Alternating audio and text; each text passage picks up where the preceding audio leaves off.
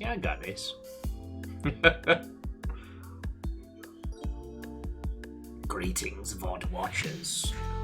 Has finally come Maidnless Awareness Day. I'll try and think of cool things you all can throw in. Oh! Okay. First! That was quick. Alright, feckin' props to you. River, you're fine! River defended the house. Hang on a second. Chaunerus, hold that thought, I will update it. River, you're okay.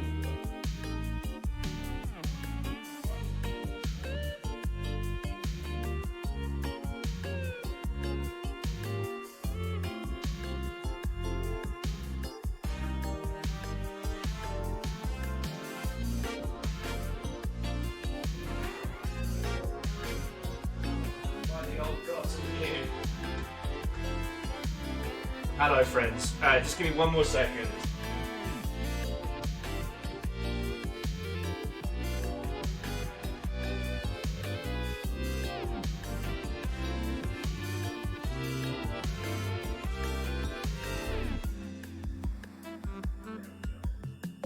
Okay.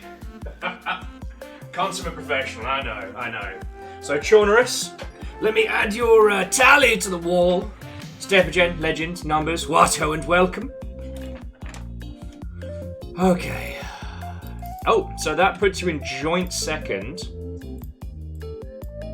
with J-Post. And one more victory puts you equidistant with the Bacon Avenger. Dice Goddess, Vanderbeest, Kimble, Varbles and Hookshot, Watto, and welcome. How are you doing, friends? I welcome you all to a Maidnless Awareness Day. 50. Oh, yeah. 50! That is a big number. That is not a small number.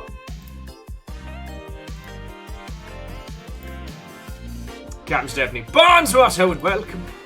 And yeah, Dinobot's actually doing its ruddy job today.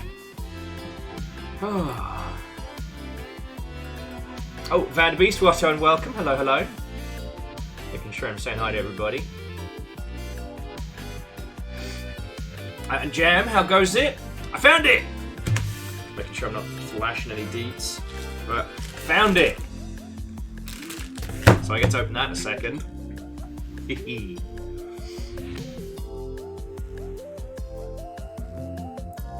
Ah, Dice, that's way cool. That's way cool. I honestly, I got no beef with today. It's just, I don't know. Fiona and I are definitely in agreement that it's very much a constructed event. But it is a very good excuse to say Maidnless Awareness Day, which will be making me laugh for the rest of the afternoon. And Vanderbeest, thank you for finally filling the pint! Sorry, I shouldn't say finally. Final pint. But yeah, Hook, I hope you are doing well. Hey! Do you know what always has a date on Valentine's Day? A calendar.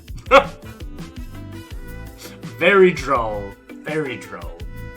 I mean, I shouldn't mock. I laughed. Oh, Varbles, thank you kindly. Yeah, thank you kindly. And Catastros, happy birthday. Watto, and welcome. Hello. Maidnless Awareness Day sounds slightly better than Singles Awareness Day.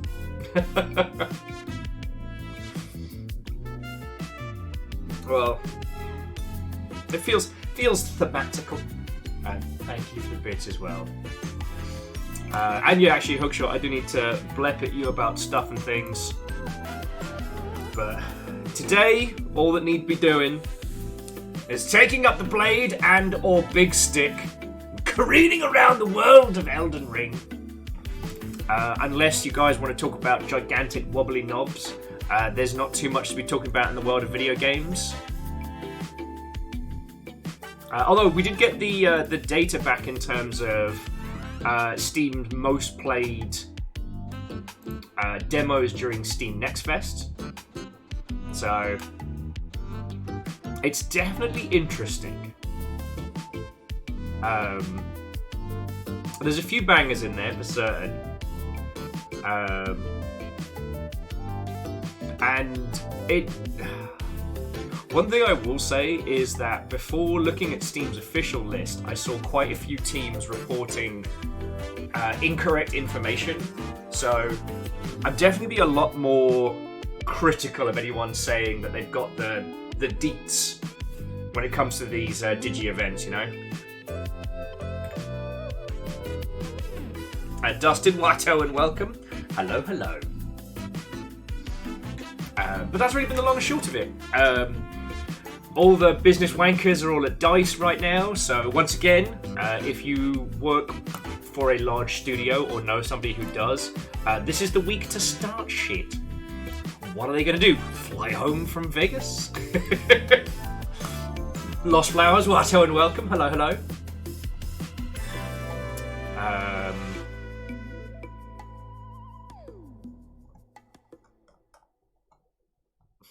Oh no, sorry. So, the thing that has been making me chortle all morning was the team behind the Sisterhood of the Wheelhouse or what have you. I always forget the name of it. It's because I always think of the Order of the Traveling Nuns, because my brain is destroyed. It is the Cosmic Wheel Sisterhood. That's it. Have released a very, very special edition, which is extremely not safe for work. Extremely. Now the thing is, the Sisterhood of the Travelling Pants. well, that's the one.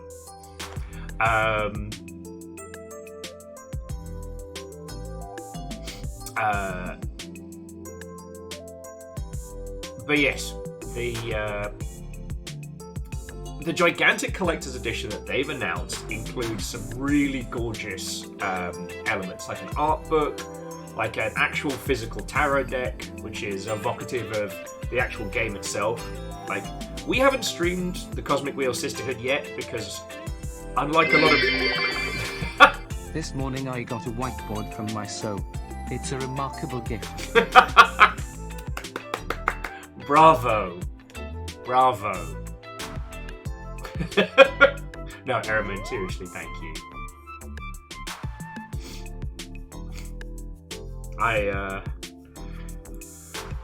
You know what, I'm just going to say I'm very grateful for everything you lot are putting in, and yeah. I don't want to think about business wankery today. I want to hang out with you lot, fight some fuckers with a great big sword, and have a bloody good time doing it. That's what I want to do today. That's a little bit selfish of me, I know. But all of you, thank you. But yeah, no. So if you have a look in human maintenance, I got the article just so that no one gets surprised gigantic wobbly knobs. But yeah, so this Cosmic Sisterhood Special Edition contains a whole bunch of lovely stuff. But the big ticket item is a giant monster wang. It's not a bit. It is actually a part of this collector's edition, which I don't even know where to start.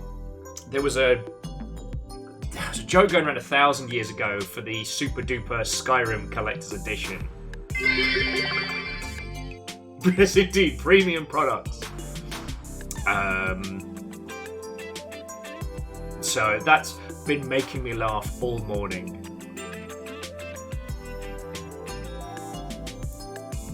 Oh yes, and Legend, that's one of the reasons I haven't streamed it yet, is we did the Red Strings Club. I know how heavy that team can get. If they want to bring the thunder, they can bring the thunder. Not in that regard, in the other regard. So, I don't know. I want to be on top of my game when we do finally stream that one. But again, it's just been making me chortle all day. But yeah, so for those of you that are interested, we do have the top 50 played demos from Steam Next Fest on screen. So Dragonborn's the big one, which honestly doesn't surprise me. Dark and Darker's disappearance left a real big hole, and the idea of I don't want to call it an extraction shooter because you're not shooting, you're stabbing, but that kind of delve into the dungeon and what you bring with you is yours. I think that's something that's really resonating with people. I think removing the pure shooty gun bang of it and making things a little bit more methodical, a little bit slower, allows more shenanigans, or at least more understanding of when shenanigans are happening. Stormgate is I think it's a bunch of ex-Blizzard people. They had the really awkward Game Awards bit with the bloke from Shang-Chi and the Five Rings. But ultimately, I mean, StarCraft's a little bit popular, you know? I don't know if you've heard of this. And Demons v Mechs is a pretty good pitch. Pacific Drive is right up there and it's making me real happy. And Homeworld 3, I think it was announced today that a bunch of people from is it Blackbird Interactive, or I have to find the right ruddy name, but they did announce that a bunch of people have been embraced out of there. So I'm still looking forward to Homeworld 3, but it's definitely soured it. Now, Backpack Battles is one we'll probably careen into when it drops proper, but I know a lot of people have been having fun with the demo. And from then on, it kind of gets a bit weird. Like, we had a quick look at Dread Dawn. It's a very easy pitch because zombies, but it was also one of the least stable, so I don't know what metric constitutes most played. So I don't know if this is gameplay hours or if this is unique downloads. Millennia didn't even cross into my feed, so, you know, blind spots are available, and I heard so many other people got consumed by Balataro. Eventually that's going to consume me too. And Sturdy Kiwi, Watto, Fred, lovely to see you. From there, again, not knowing the data gaps is interesting. Dungeon Stalkers and Soul Mask are very, very easy to understand. And there's our Lightyear Frontier Star Trucker combo. Now, what is interesting is Nevergrave, the one we deconstructed from the Palworld's internal team. It just kind of sat there, and Abiotic Factor. I cannot wait. But, and then from that point onwards, the rest you know. Again, not knowing the gaps and what the measurement of success is here means this data's a little bit wibbly-wobbly. Because, like, the difference between Children of the Sun and Incursion Red River might be 2 people, it might be 2,000 people. And the thing with Children of the Sun, I like it. I think it's fucking brilliant. This is such an acquired taste. It is a Newgrounds level, edgy, sniping puzzle art house game, and once again I'm amazed that Devolver Digital have the budget to pay for a game just for me. Like, so it is interesting because there were, you know, to my knowledge, a buttload of demos, and this only shows us like the top 50, so we'll see how it goes. But again, it's the top 5 and the top 10 are definitely the ones to watch. Stormgate's probably going to end up doing gangbusters, but it is nice to see Pacific Drive is doing real well, because, you know, we know a lot of people who have worked on that and are still working on it. Tara's gonna destroy me. That's it. That's it. Wolfgrad, Watto, and welcome. Hello, hello. And Hookshot, like, you've had loads going on. In fairness, it's only since we got, like, new fancy spangly internet that I've been able to really do Steam Next Fest proper. In the past, I'd kind of have to do, like a pre-downloaded tasting board, but for this one, it was just, oh, what strikes my fancy? And just throw my face against that.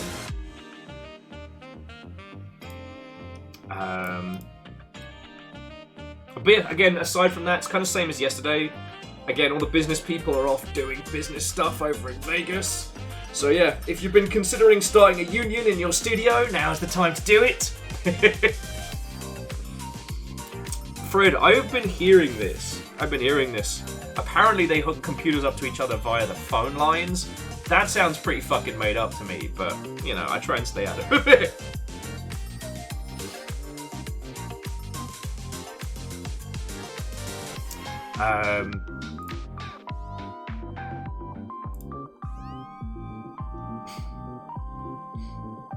We'll probably be getting in game real fast today, just because there's nothing to be talking about.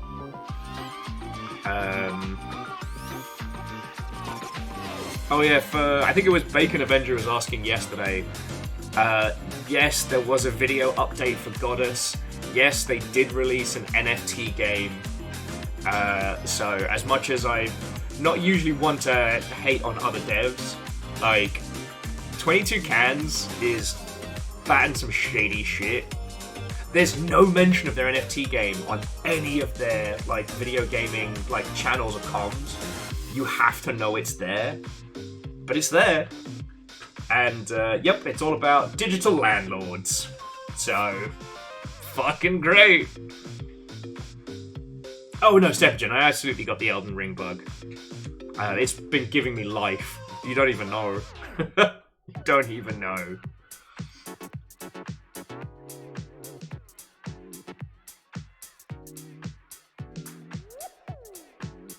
But what I will say is that, like,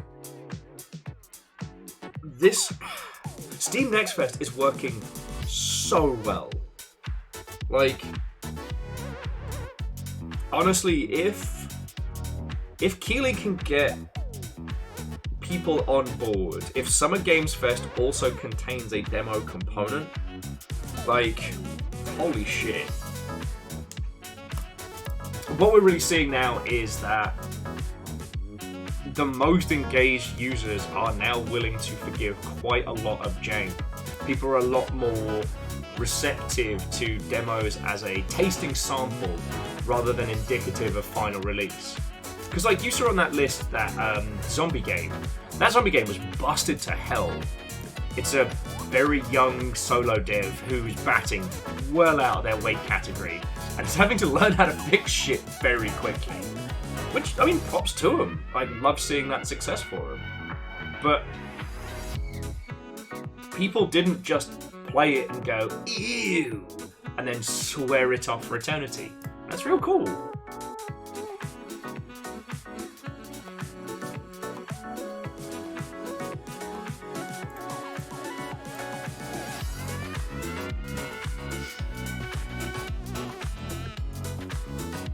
I'm Favour 6, Watto and welcome. Hello, hello. So Asari, I'm not sure what you mean by blue text. I'm just having a quick little look, but I'm not sure what you mean, but it's not... Sorry, not to say works on my screen. It's not happening over here. So, okay.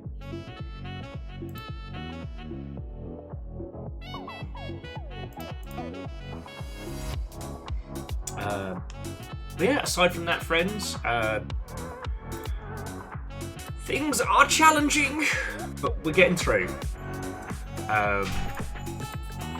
Best thing I found, no joke, I found a documentary on the TV show Nightmare, and the more I'm finding out about that show that I didn't know, the more I love it.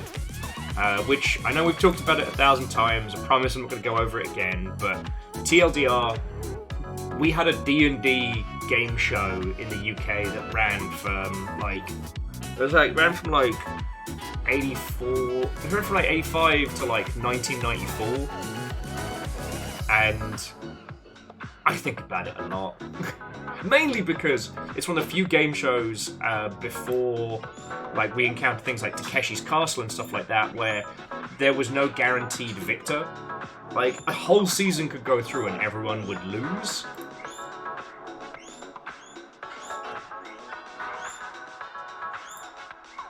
The guinea pigs also have very strong opinions on this. But if you want to know more about that one, there's a whole ass documentary on it. It's pretty feckin' good. Mainly because it goes through a few of the winning runs.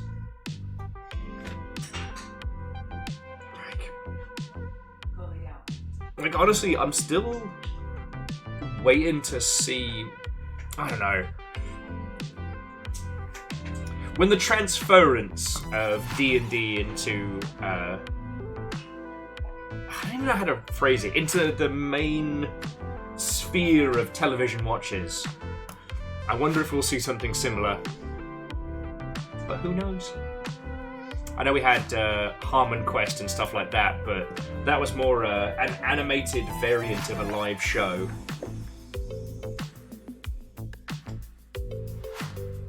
Anyway, sorry, I find these things fascinating. But aside from that, not a whole bunch going down. So yeah, we'll probably be diving into game very quickly.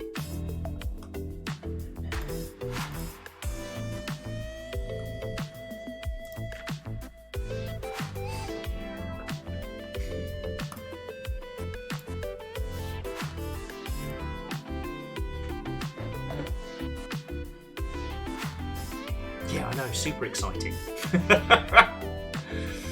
You know, honestly, friends, like, if you're looking at any of the hot sheets, everyone's kind of scraping for what they can grab news-wise.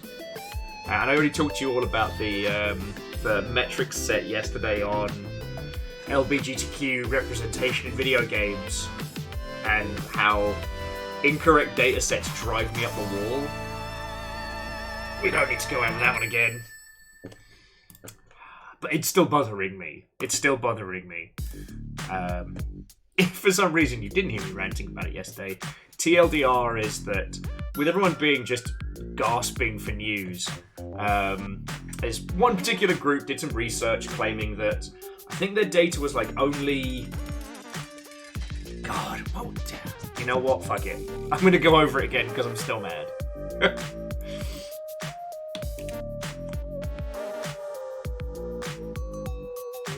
Still mad.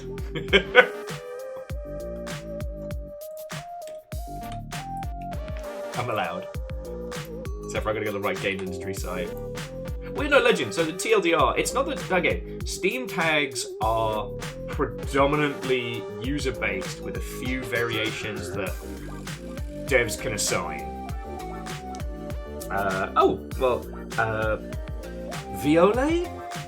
Viola Curious? I think I butchered that one, but hello. I mean, if you want to check the VODs, we got the full-on bans on it yesterday.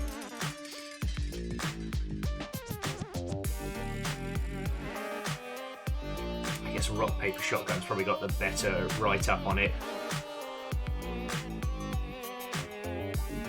Because I want to make sure I'm correctly quoting their statistical errors. Or has it? Is it just disappeared? You know what? There's no. You know what? There's no point like reheating that like leftover salad.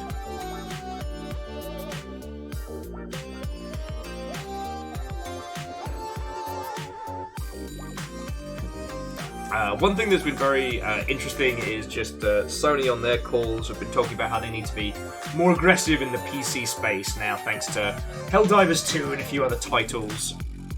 We're all sitting around waiting for bloody Bloodborne on PC, which has been the I have an uncle at Nintendo of video game discussions. Well, I will do my best. Or Vi, sorry. I will do my best. My dyslexic ass, I have like a little divide by zero sometimes when reading usernames. It just happens. But lovely to make your acquaintance.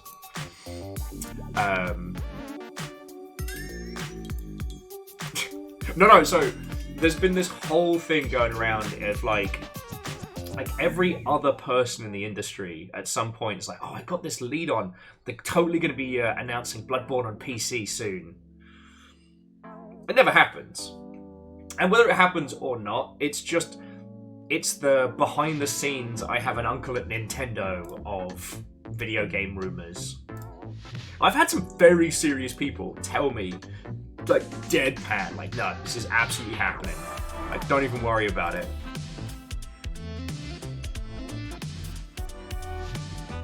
Does it happen? No.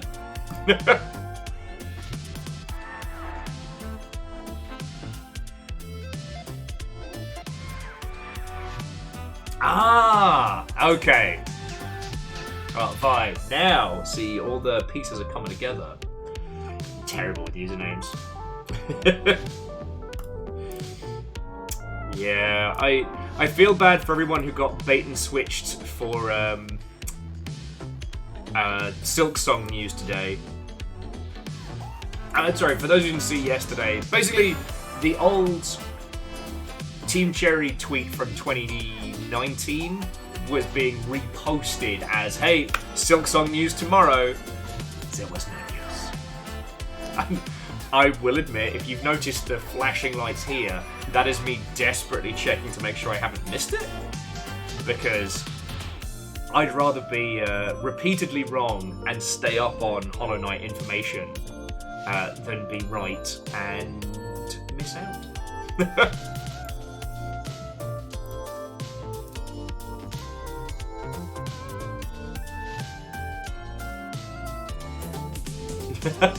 Hamslater says, just assume they've lost the source code.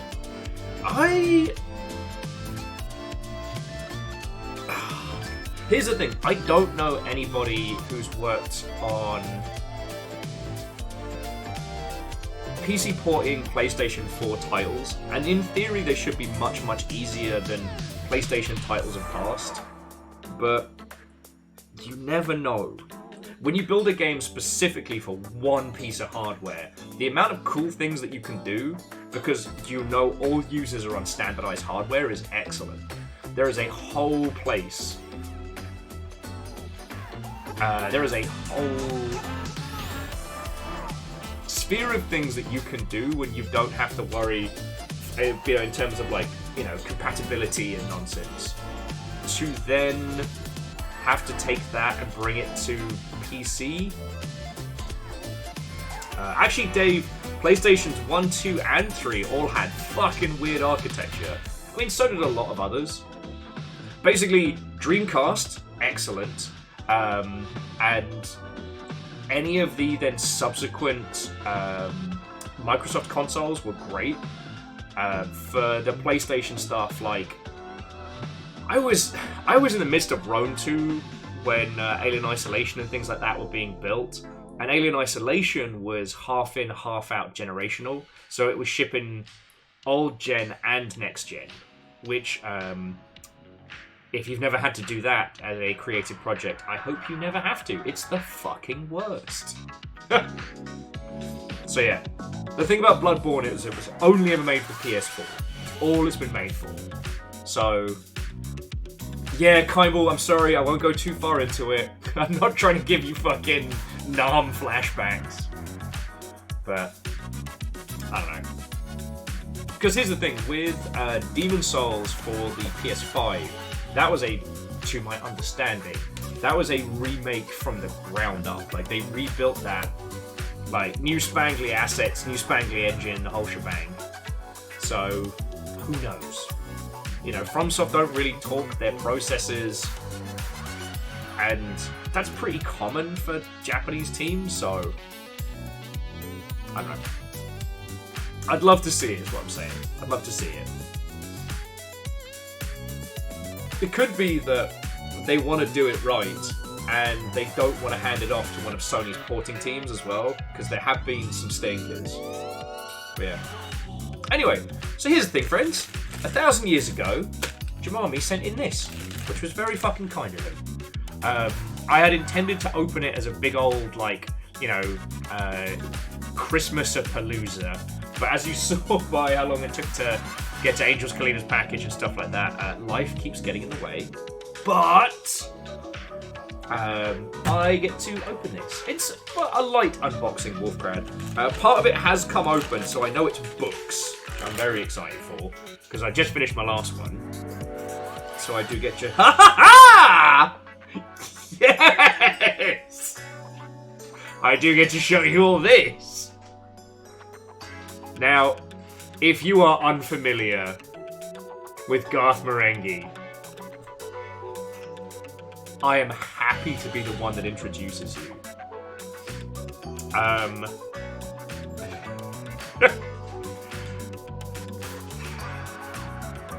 Garth Marenghi's Dark Place is something that you deserve in your life. Clearly we need you to port this game from one platform to another. The engine will need to change and we lost the source code. Easy, right? Well, no, so Favor 6. For that, you hire a porting company. Maybe it looks bad, maybe it looks good. The real hell is if you have to develop a video game that is released on 2 different generations. So anytime a game has been released where it sits in between the console generations of your, because you have to deal with the worst of both, and you can take advantage of very few things, depending on budget. Okay, so, Garth Marenghi is a fictional horror author, known for the TV show Garth Marenghi's Dark Place, which is a mockumentary about a TV show that he wrote, directed, and starred in. And it's brilliant. It's genuinely brilliant. It's Matt Berry, it's What's-His-Face from the IT Crowd, there's a bunch of other comedians that you would know immediately. And I don't know how to do it justice. It's the perfect example of to do something intentionally badly, you have to master it. Ezekiel, no! Do not hurt the programmers. Sorry, Ezekiel was just saying, I get why game devs do everything the hard way. All you do is rename the .exe to .ps5, tick MMORPG, and you're done. Oh yeah, don't forget to put the shaders to AAA quality. To switch it from indie to AAA. Oh, for those of you that pre-ordered, the quadruple A package that Ubisoft have been using.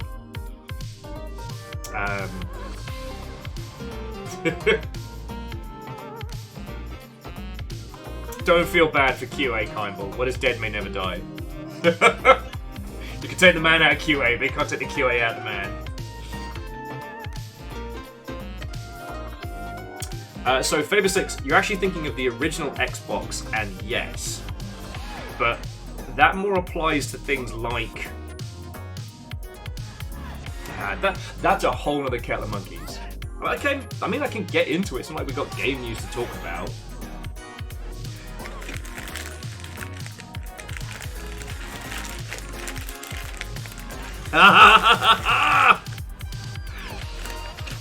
Oh, Jam, you fucking legend. Alright, so it might just be me and Jamami that know Garth Marenghi, but also Garth Marenghi's Incinerat.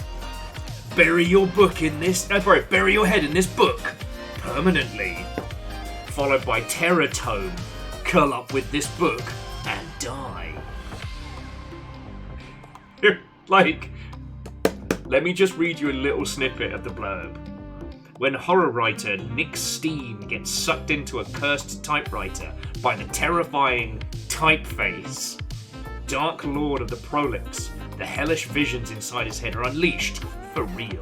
Forced to fight his escaping imagination, now leaking out of his own brain. This is basically like... if Alan Wake stopped taking himself so fucking seriously. You know what, friends? I will spoil nothing. Just if you get the chance, watch Garth Marenghi's Dark Place. It is feckin' glorious. Jam, this is fucking lovely of you. Thank you.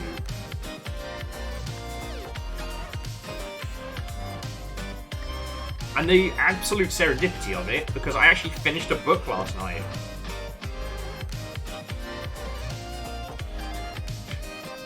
Jam is so funny.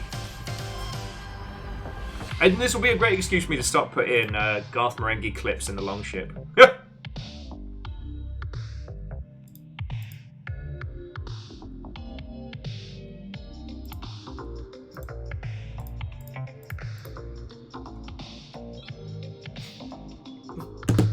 Jam, seriously. Thank you kindly, alright?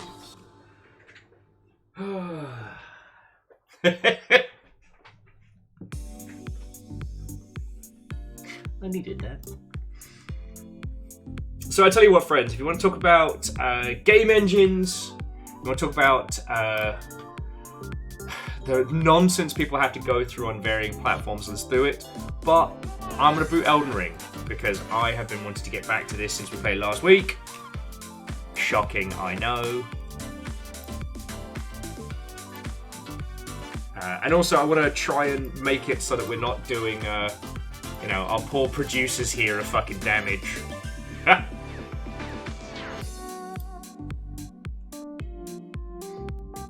still want to go through Alan Wake 2 with you all, but I haven't got it to play nice with streaming software and whatnot.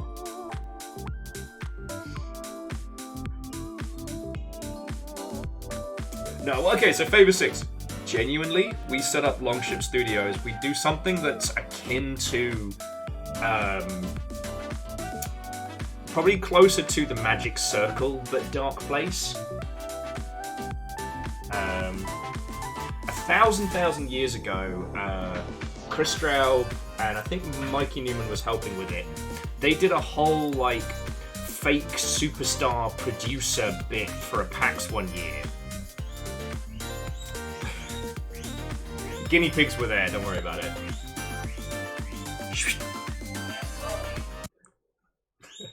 It's usually me getting bullied. This is a nice change.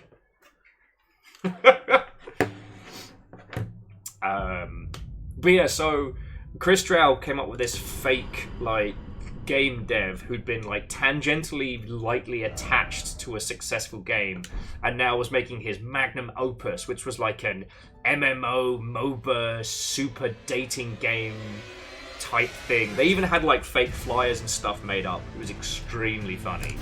But I'm like, I want to take that bit a step further. I love the idea of using an unreliable narrator to create fun. So, I don't know. In my downtime, I've been going through Tiny Tina's Wonderland, and, like, if you twin that with the Magic Circle and with... Oh, what were the other ones I really, really liked? Do Not Play This Game, stuff like that. I'd love to do something like that. Recently, a team put out this game which was like the making of Karateka, which was a really heartfelt, like, playable documentary on one of, like, the earliest rotoscope games. Hey, Zeph, what and welcome. What is happening here? Oh, don't like that. Sorry, bear with me just a second, friends. Hopefully this will be alright.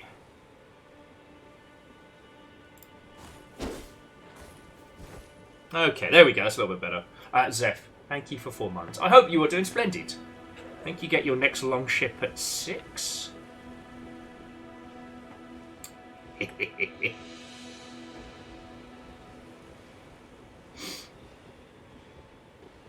And Zeph, if you want to do another playthrough, go for it. We will be opening up the pit to hunt Will if it amuses you.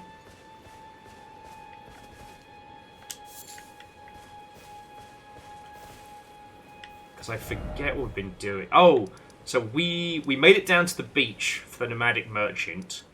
And we've done a little bit of exploration. What we haven't done is gone up around here through the spooky bits.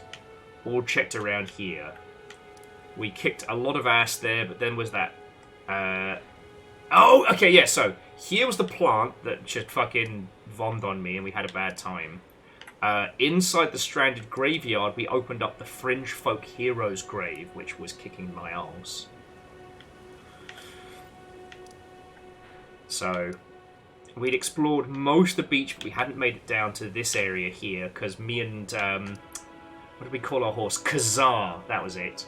Because it should be Torrent. We call it Kazar. It was very funny at the time. Super funny. Don't even worry about it.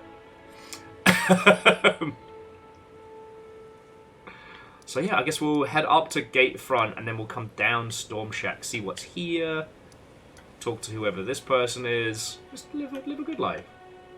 Okay. But yeah, so Karateka is a fascinating little title.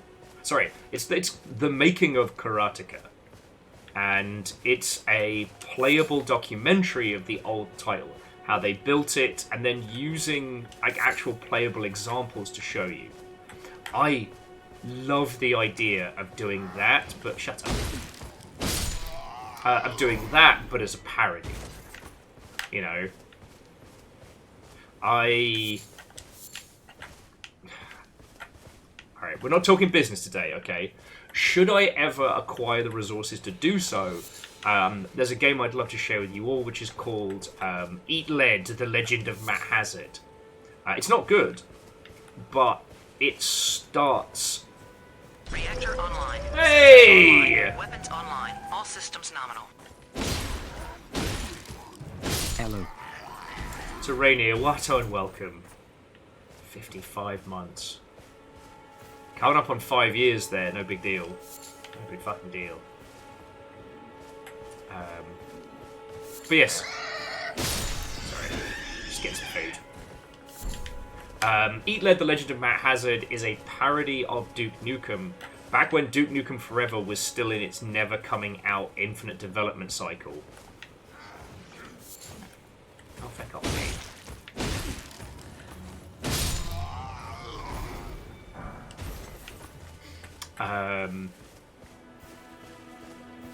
It kind of went a little bit too meta, in that it was simultaneously a joke about video games, but it was the idea that video game characters are like actors. They're people that actually exist, and these are jobs they work. And it was like...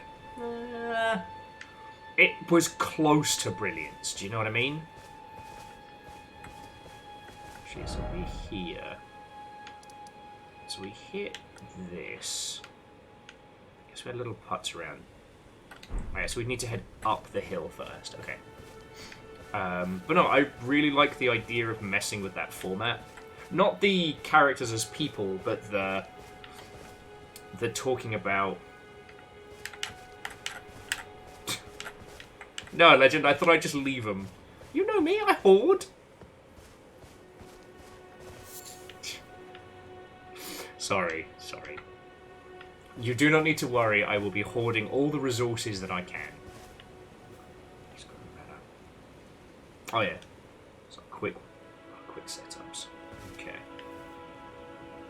But no, I love the idea of playing with the idea of game development as a way to do an unreliable narrator. You know. Tiny Tina's Wonderland is excellent, and I honestly wish that a team who weren't under the same budgetary constraints and didn't have the Borderlands IP behind them could have a feff around with it, because the initial conceits are very funny, but unfortunately, by the very nature of being a Borderlands game with Andy Samberg in, I completely fucking forgot he was in it, but because of that, it ends up having to be a lot more. Oh, I've got to go back to that fucking dungeon if I want my stuff back, don't I?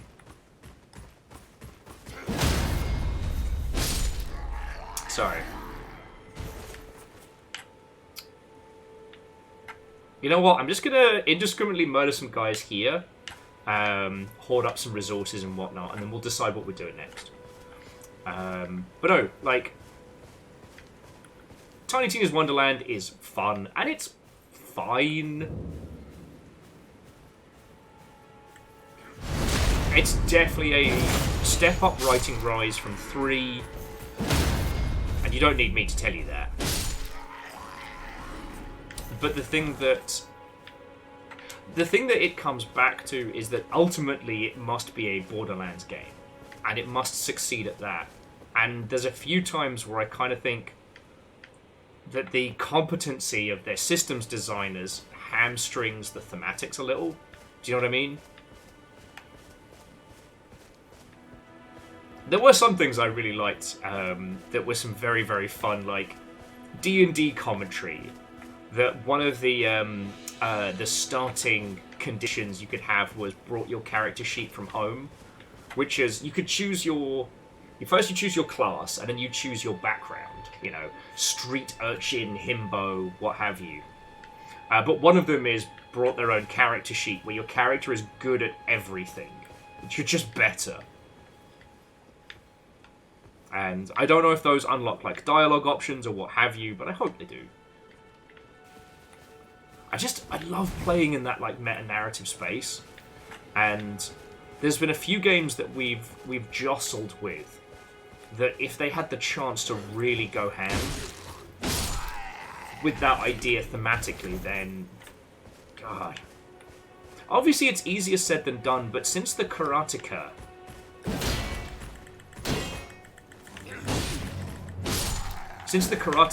like playable documentary, I realized that you could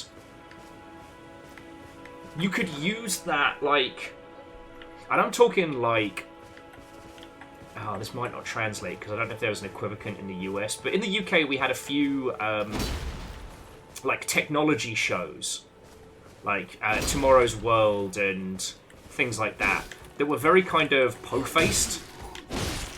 And using that format to interview, air quotes, alter game designers and whatnot could be very, very funny.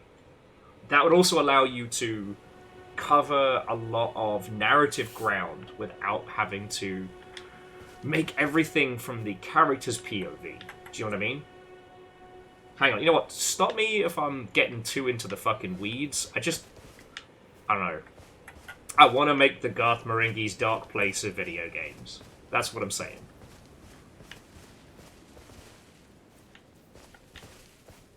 I do. You can also hide in them. It's great.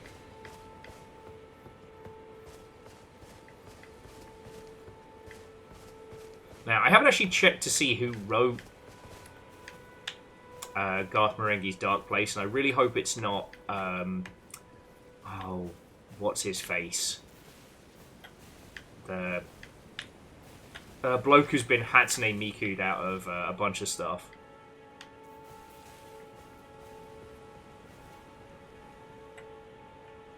Ha! Mythbusters is dead, Jackie. Mythbusters is dead.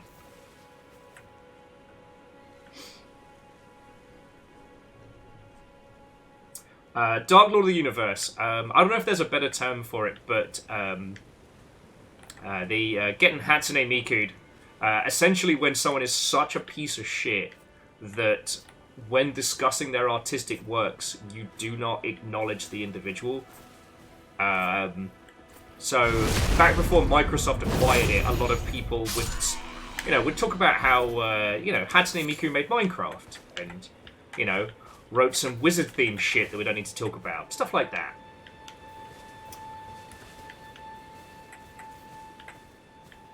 Because I know the IT crowd had to be Hatsune Miku'd.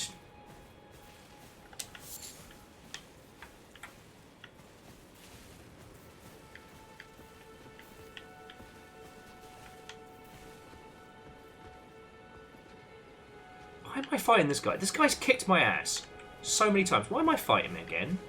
Is it because I want to feel good about this? Yeah. Could be.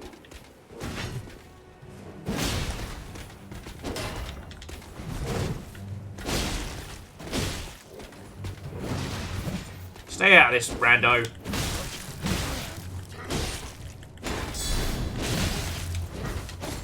Man, it's nice not dying instantly. I could get used to this.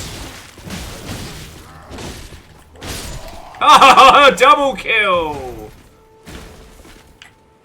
They fell on each other.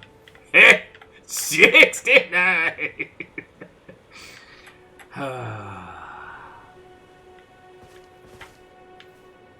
Psh, didn't get dicey. I knew what I was doing.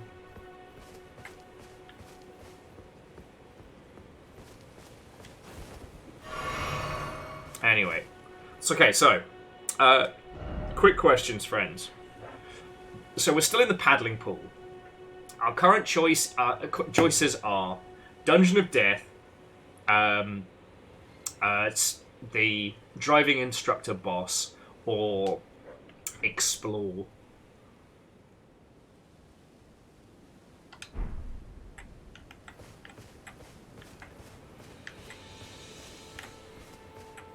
Oh, get up through all this nonsense.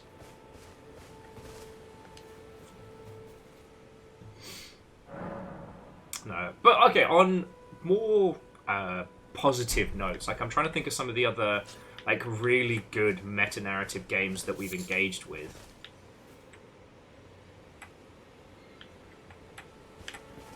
You mean the one with the gigantic dragon in, Jackie? I think I'm good. I think I made a lot of choice words when we were on that last time. Because the thing is, like, meta-narrative in games is hard. You have to have a command of not systems, but systems as people understand them. Unreliable narrators.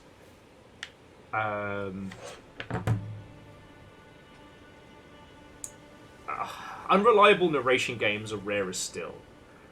However, when done, they allow you to do a lot of creative hand-wavian. You know, if you didn't see the stream of it, if you aren't aware of it, like one of the gold standards is Call of Juarez Gunslinger. A fascinating game.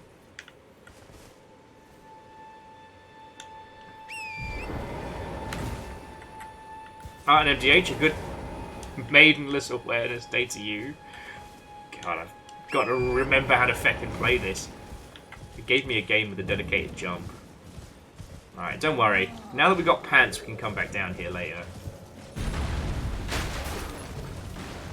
Maybe I'll do that. Maybe I'll just head to the top, turn around, and just start fucking murdering some people. It's always fun.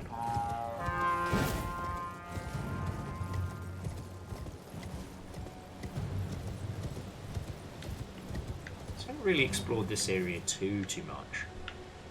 Oh, actually no, we found some cool shit over there. Oh man, this guy just wants fucking employee of the month, don't you?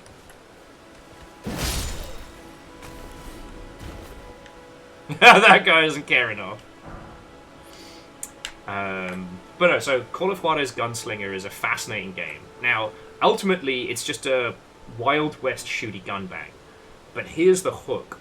You're not playing a Wild West shooter. You're playing the story being told across the whiskey table, you know? You're being told the largest fish story. And I think that's a fascinating place to start. If you wanted to do something like a Garth Marenghi's Dark Place, the idea of someone going full Molyneux during gameplay. Oh, it's the fucking Hammer Brothers! Bolts. Yeah, huh, there were 5 of them, and then 15 more showed up. Wait, you said they was Indians, but weren't you in the mountains? Oh, did I say that? I meant this. And then actually flipping out the environment and who you're fighting. Like, the Call of Juarez does that so fucking well. And it... God darn it. My brain immediately reverting back to Dark Souls 3.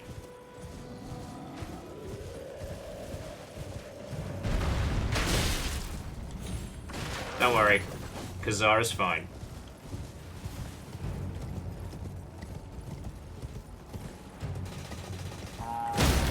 Oh! Not so funny now I've got armor, is it?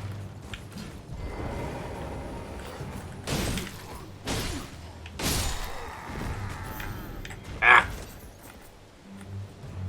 Sun's out. Guns out!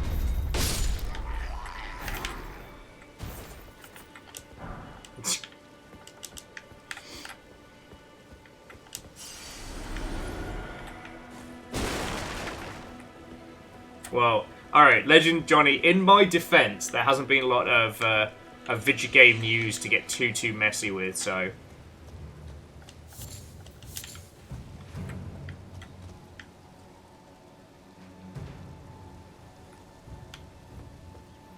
But there's one thing that I thought that the Magic Circle did very well was how... Sorry, yeah. The Magic Circle would do these things where, based on, like, Ish's comments, everything would drastically change. Observing Maidnless/Mateless Day feels like a real slap on the wrist. Hashtag not sorry. Puns, how are you holding up, friend? That's not how you do it. You do it like this, mate! I keep forgetting this isn't Bloodborne and I can't just murder people hard. So Dave, what you need to do, hook up that F5 key. Get those, get your APMs where they should be. And both of us there deserved. Whee!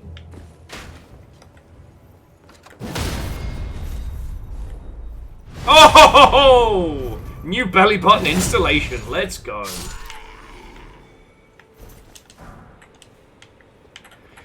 I don't think I'm quite ready to fight Big Man over here. I'm working towards it, you know. Oh wait, no, I've got dags!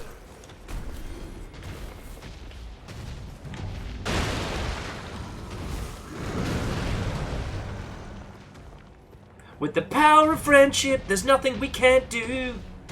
Puppies! Oh, puppies, help me!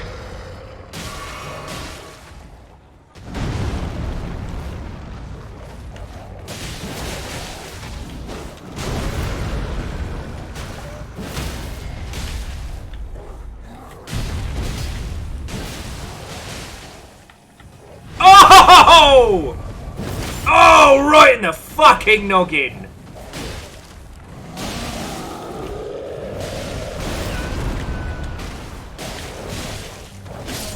I win! Who's bullying who? You gigantic stretched ballsack. Right. Listen, Archerman, how do you think this is gonna go? How do you fancy your chances, mate? Bam! Bam!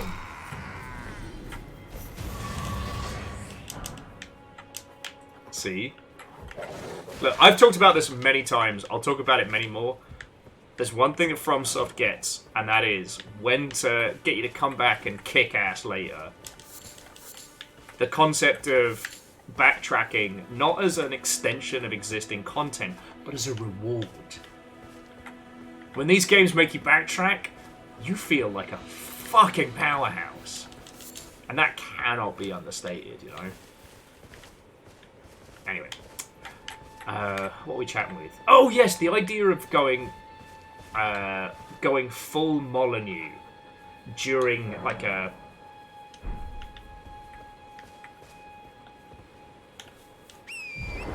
cutscene of a game and taking a very similar stance of Ish from the Magic Circle and then having the game change drastically. You could do some really fun things with that. I love the idea of a back and forth interview where the argument between the Steve Jobs wannabe creative lead and the actual programmers creates this argument of feature implementation.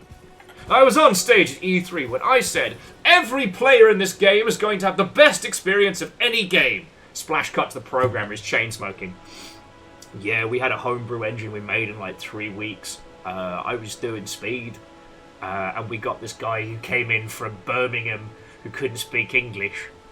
We didn't actually know what he spoke, and he was from Birmingham. Every player is going to have a meaningful story. Every tree will grow in real time, and everyone will have a dog. Splash cut to the programmer. So then he started talking about the dog. Like, there's a wonderful parody to do here. But, I don't know. The secret to Garth Marenghi's Dark Place is that they never break character. The books that Jamami just gave me, again, fucking thank you. I've been watching the book tours of it. That's how into this shit I am. And on those tours, like, he doesn't break character. He is always goth. There's no admittance that it is a parody. He never admits the joke. And that's part of its brilliance.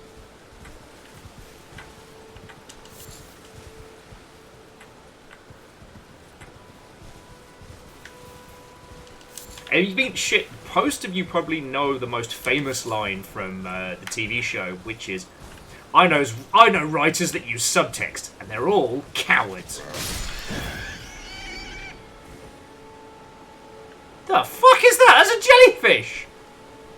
Why is there a jellyfish? And Kestrel should be. I kind of went to, like,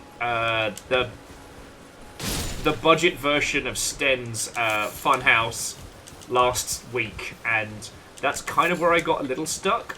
So right now I'm just, I'm flexing. I'm feeling it. We just fought what could be best described as a ball bag the size of a small giant. And I won, so I'm feeling very good about myself. You know what, Legend? You're right. Why wouldn't there be a jellyfish? That's on me. You seem important.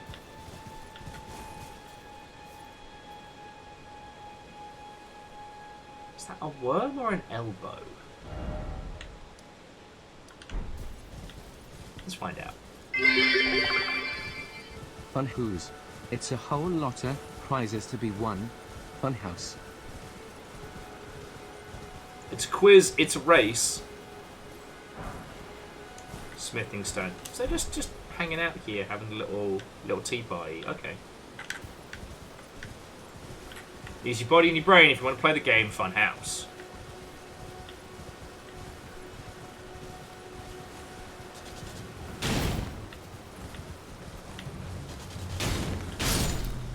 Haha.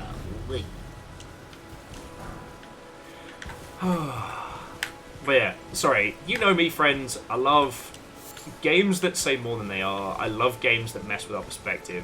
Meta-narrative's fucking great. And meta-narrative comedy, like, let's fucking go.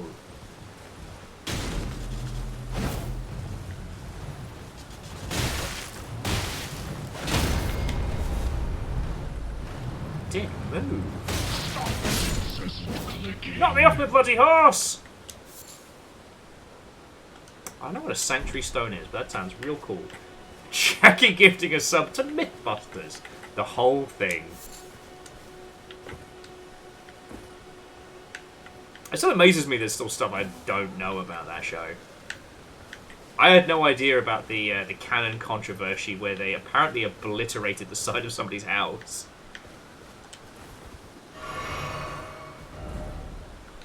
Yeah, I forget. I keep forgetting we have a map. Absolutely spoiled.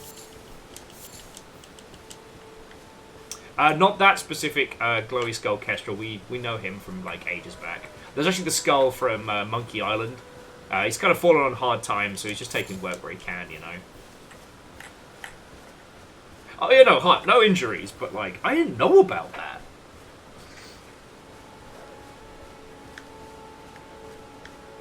Okay, is Jellyfish Coward still here?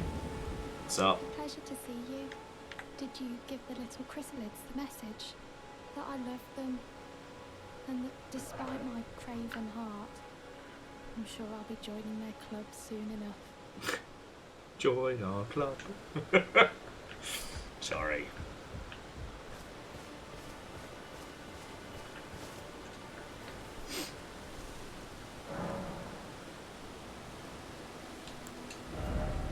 Oh wow. Actually got almost exactly enough. All you can upgrade is strength.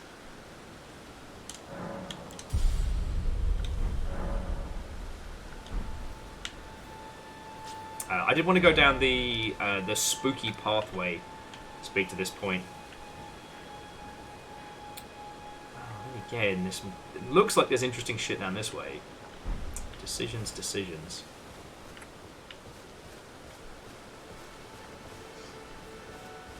But yeah, sorry. Again, like I'm just riffing at this point, you know. Theoretical game design is always a ton of fun because you never have to do the hard work and everything plays out exactly as you imagined. So Kestrel, apparently I made it to the castle a lot earlier than most, so I was advised to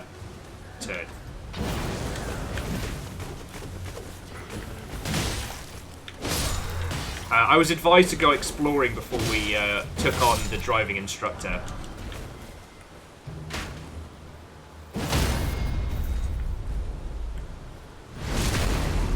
Woof.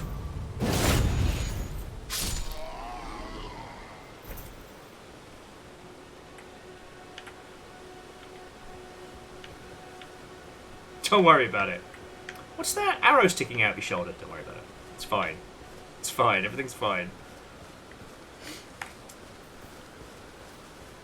Right. We haven't done it in a long time, and maybe we should like start like shaking the cobwebs off. But one thing we've done in the past is like theoretical game design, where we try and work out how we would develop a concept if we got the chance. And honestly, it became less useful as like the games industry has progressed because like right now it's more about whether you do or do not. A lot of the information on how to create games is now widely available, and what happens more often than not is not a case of like you had all the resources but you just didn't have the knowledge. These days it's like, what can you get done on your budget? We're not going back to Habbo Hotel.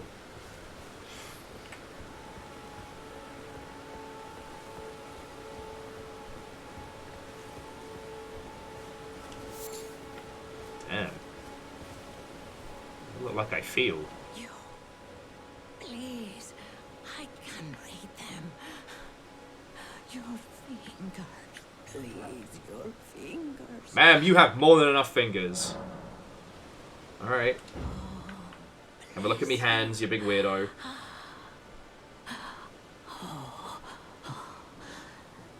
Head to the foundation of gold tarnished.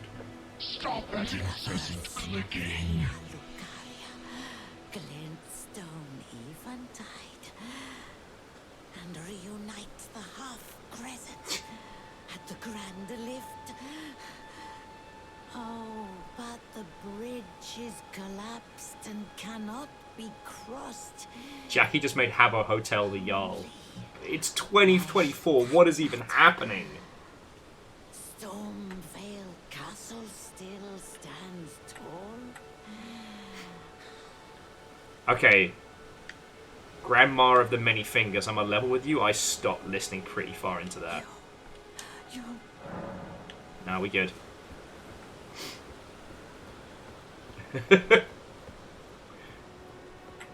Okay, so if you want to take a mildly serious moment, so, like, Habbo Hotel and Club Penguin couldn't exist. I mean, sure, you could make them, but they would not be successful. Right now, between digital tribalism and social media, all of the elements that those games offered that nobody else does are now available and drastically better. I mean, I think aside from Puzzle Pirates, and even that's not played by kids. Like,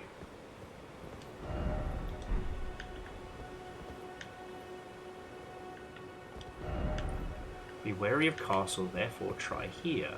There's a lot of bloodstains down there, I am not gonna lie.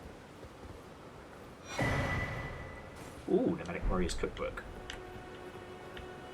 Yeah, so Jackie, Roblox has definitely won out. It's a 3D environment that contains, I say kid-friendly in the loosest terms, but it contains kid-friendly remakes of, oh god, like a gajillion different existing PC games. Hardware-wise, yeah, it runs on a potato. And because of its decentralized nature, like the variety of stuff that you can get is far more increased.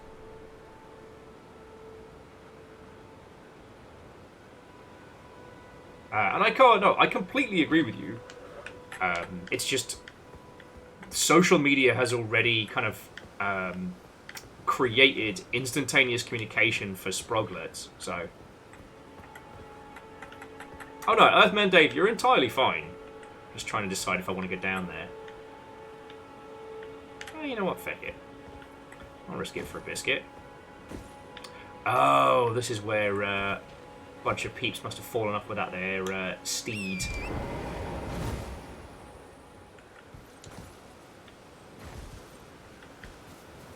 Oh yeah, and yeah, like Kestrel, there's been a gajillion improvements to the format. Oh, they're bushes. I was freaking out at these.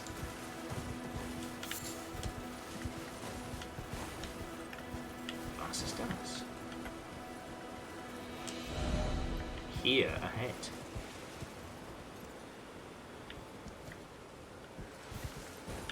Let me guess. Oh, the brink! The brink!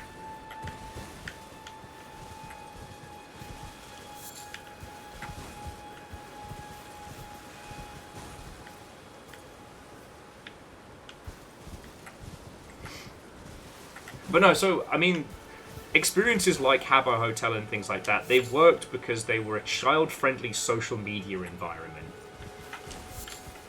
And they had a light game component that ran on anything. Now you can get that experience in vastly more, I don't say improved ways, but ways that kids are going to enjoy a whole bunch more.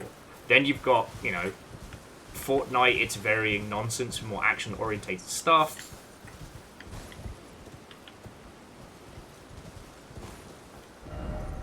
Cave ahead? Nah. Nah. Always fall for it. Always fall for it. Man, those birds have eaten a lot of people. Firstly, Kestrel, his name is Kazar. Please, Torrent was my father. Okay.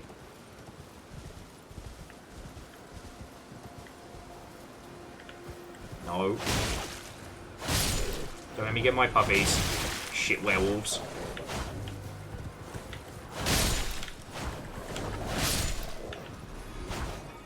And remember, friends, they're not dogs, they're shit werewolves.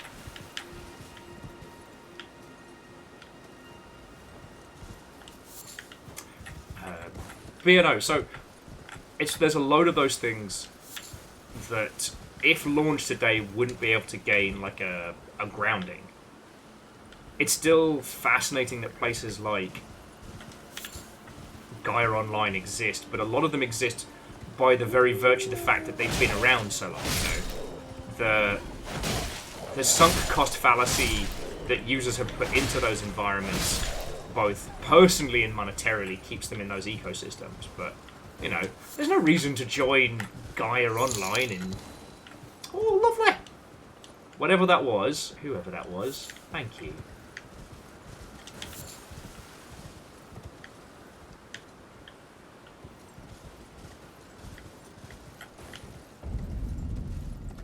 Rihanna of the Lakes. Urana. Uranu. Uvavu. Yeah. Oh, sorry, Castor was saying that it's always interesting to see what Roblox games that Little Bear is playing, because you can tell a lot about what's popular in the main sphere by what's being recreated in Roblox. Yes. Because, like, you know, there are COD clones, Overwatch clones, Mario Kart clones. I'm sure there's at least one or two big old Zelda clones and stuff like that. Like,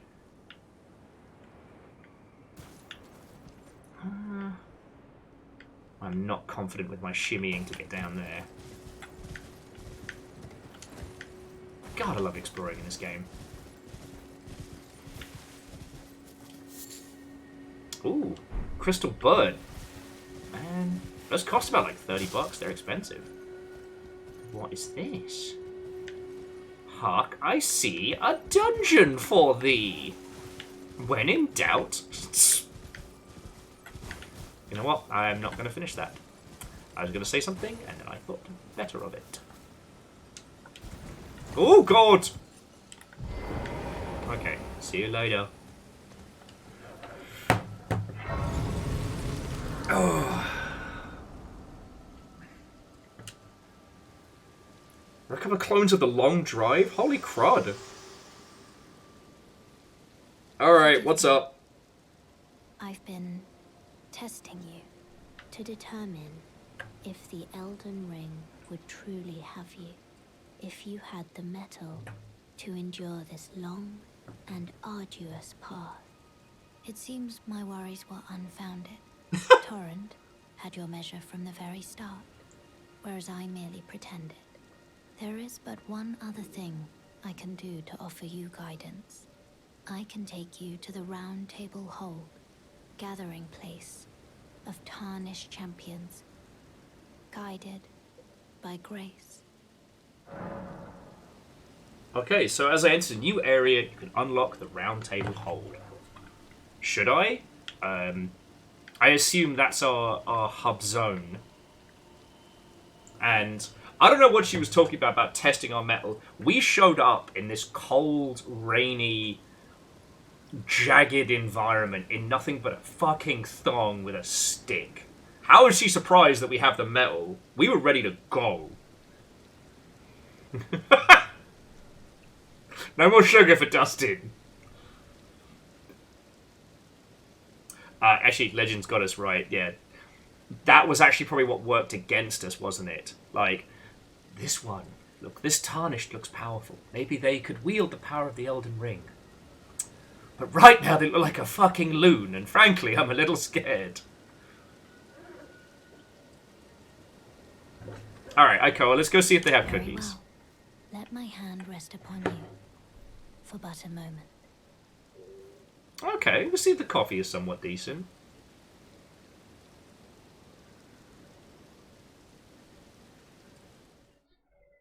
Whee! See, I thought I was going to have to fight, okay, Round Table Hold is where the tarnished gather, guided by grace. Combat is prohibited in these premises. This rule is in effect when a round table icon is displayed. Okay.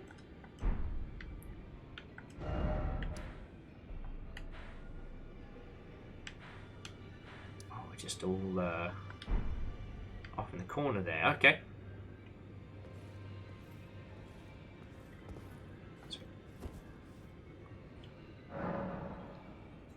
Okay, this is pretty cool.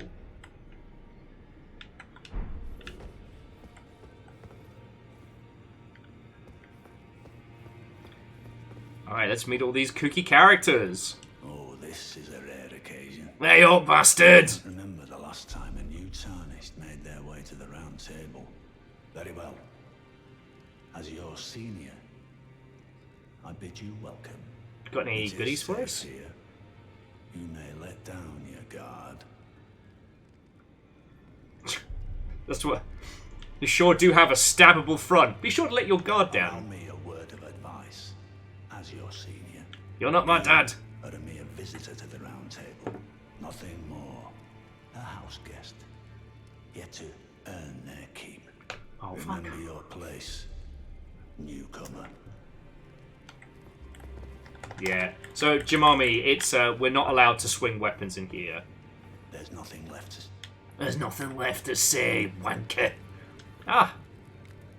So you're not part of a gigantic blob of unknowing mass. How's that going? Greetings. Nice to see you again. My name is Roderica. I should have told you sooner. Isn't this place impressive though? Her name is Roderica and she couldn't be meeker. I'm struggling to hear her. Please talk loudly. This rhyme's done. Champions who vie to become Elden Lord. I never knew the guidance bestowed upon us tarnished had such fantastic roots. Although it's all a bit much for me, in truth. I'm still looking for my own purpose. Zeph says, "Oh yeah, 2 fingers. Damn right." Start my own covenant with the two fingers. It's all a bit much for me. I'm still looking. Ah, you'll be fine. Alright. Ah! Sabulbag! Ah, hello. You must be new here. And you're a vampire, let me guess. Just call me Dialos. I will The not. honor of one's house holds little import in these lands. By the way, have you met a young woman named Lanya on your travels? She's my servant, but fickle as the wind. Take your eyes off her for but a moment and she's good as gone. If you find her, please be sure to tell me. God, I'd stab you if I could. Look at this ostentatious twat. Oh, I can't find my servant. Oh, it's so hard being me. Fucking bellend. Be sure to tell me if you meet a young woman. She's a servant to mine. She's been my companion. Yeah, She's counted a number, honestly. Alright. Okay. Oh, I see you've just arrived. Welcome to the Round Table Hold. I'm Corin, a man of the cloth. I have so many teach questions. Incantations, the strength granted us by the two fingers, and explore the secrets of the Golden Order, so that one day, if a tarnished of the Round Table Hold should become Elden Lord, I might counsel them. Oh, you seem pretty Ensure cool. the Order regains its proper form, righting rule over men. By the way, do you still see it? The guidance of grace. And Kestrel, I assume you mean Sir Vampire farts in his armor and not the Gentleman Wheelman. The fact that we're not allowed to just straight up murder him and take his shit is smart, but gonna be honest, kind of feel like I should be allowed to just stab him in the front. I don't know what he's talking about. Wait, no, the grace is like the little golden glow. It's that shit. It's the guiding light, right? I mean, Kestrel, the priest guy's been good to us, but if you want his stuff, like, I can just rob him. Like, what's he gonna do? Look at me sad? Alright. You do. Wonderful news. Most tarnished are blind to it these days. You are something of a rare breed. What do you say? Care to learn an incantation of the two fingers? Every time they say that now, I just want to go... Yeah, I'll learn some. Alright, what have you got for me? Ooh, pyromancy. So I take it pyromancy in this is similar to previous games in that we don't need too much in the way of like faith and intellect, but we have to put a bunch of souls into it. Oh man, why am I fucking stiff today? Scales with faith. That's for nerds. Pyromancy is just straight miracles. Okay. I mean, fair. It did... Pyromancy was awesome in previous games, don't get me wrong, but it did kind of mean that faith got kind of put on the back scale in terms of, I cast Fireball. Oh, Fearless, way cool. Yeah, I'll be your tiny pub mate. May the Golden Order shine through you. Woohoo! Alright. There's loads of fucking people here. Ooh. That's a lot of blood! What happened down there? Let me guess. People went for a jump. Teacher ahead.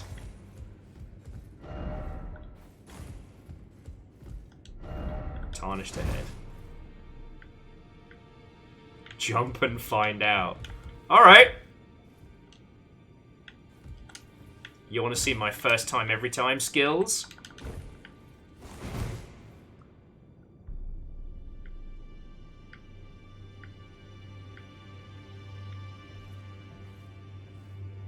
Mad Tongue Average.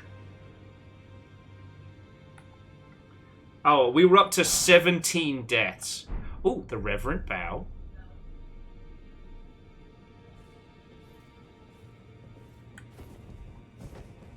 No puppies, eh?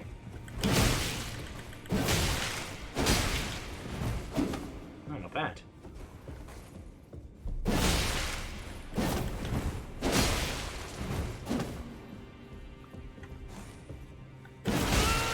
Oh, very clever.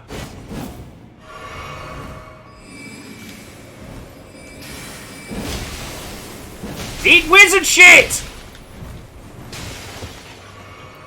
Oh, you bastard.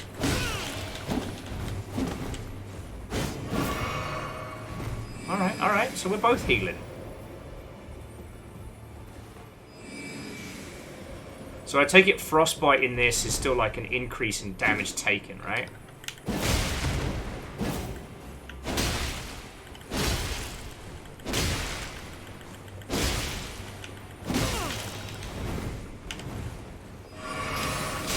Shit! Shit! Ah, beans!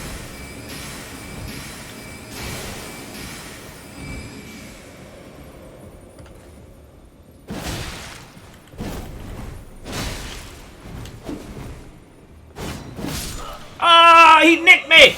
He nicked me in me toes! Fucking wizard!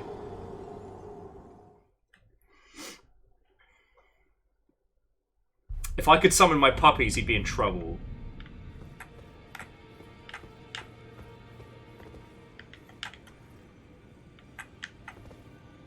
Hamster said if you got in your first try, I'd be so upset.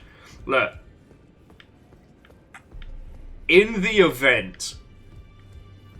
Like, I still think I could take it. But... Oh, what's up with this guy? Damn, dude. What do you want?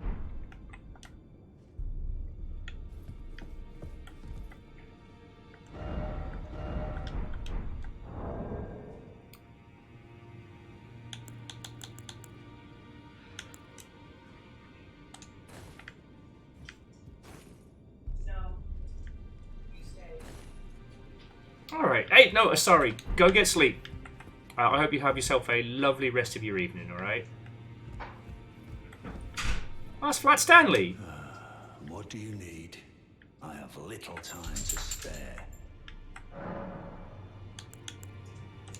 What do you mean, house guest? Are you aggrieved at the notion you are but a visitant here? Then you would do well to remember the first words of grace given to you. Urge to smash table. Rising! And become the Elden Lord. Hello, Amos. You want to come say hi? You want to come be the Elden Lord? Follow the guidance of grace. Amos has no interest in being the Elden Lord. And claim for yourself a great rune. Do so, and the doors to the round table's inner chamber will open, and you will receive the wisdom of the two fingers. Alright, so I've still got to murder Big Red and Ugly, but this place is fucking massive. I love it.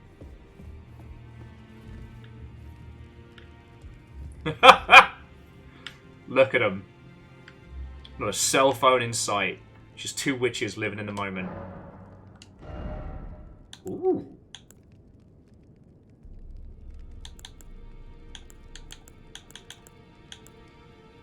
Furled Fingers Trick Mirror. Take on the appearance of the host of fingers. And the appearance of a cooperator. All very handy.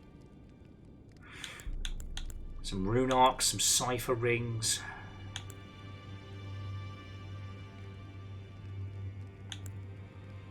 Okay. And whatever that ends up becoming.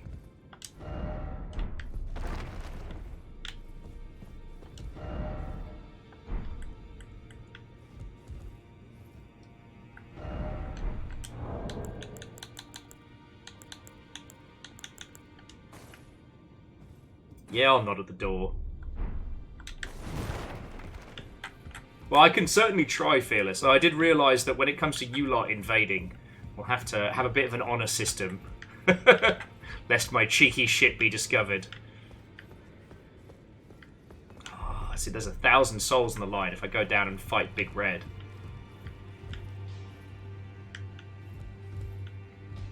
Hey! It's Mr. the Blacksmith, famous from Dark Souls' Sekiro demon. You're a new face. You're an old face. Hey, see what I did there? Turned it back at you. Lay out your arms. Let's get smithing.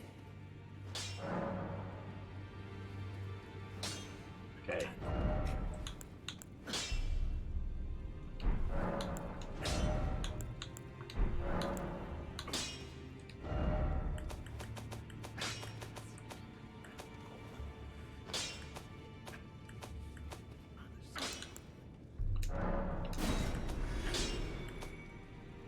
Got so many hands.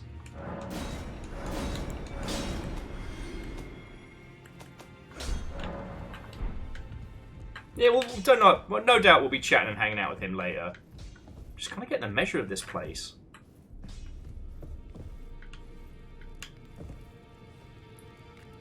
Wanna say hello, but your painting creeps me out.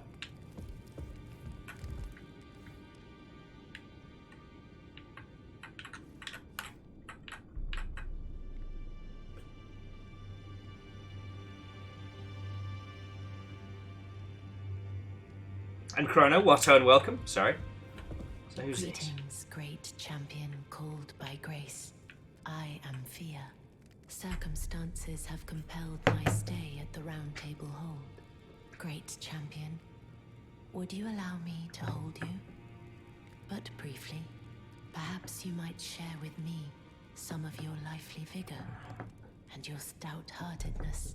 Doing so will grant me the warmth of a champion, and you, I am sure, will bear a Baldakin's blessing. Do you think it vulgar, perhaps? Where I come from, a hug? It is a sacred... How lewd! I mean, thank you for asking permission first. Yeah, let's get some fucking hugs on. And to Asterail, and again, Zeph, if you want to start new characters, we will be opening the pit so that you can just hunt my dumbass. You know, this run is called Goodwill Hunters. I'm Will. You hunters. We're just... As I'm kind of, I guess, still in the paddling pool to an extent, I wanted to kind of explore the early area, and I ended up using a bunch of our stone keys, so... Ah, my thanks, great champion.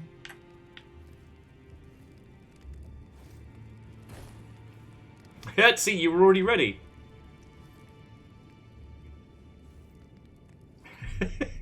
From 0 to... You are very warm. Baldakin's blessing. What you felt light up inside you was a Baldakin's blessing. Though it is but a fleeting thing, I am afraid. Come back to me, should you require another. I will take you in my arms as often as you need. Get some fucking cuddles in this place? Fuck yeah. So Zeph, to my understanding, there's no cross-play, but there is cross-region.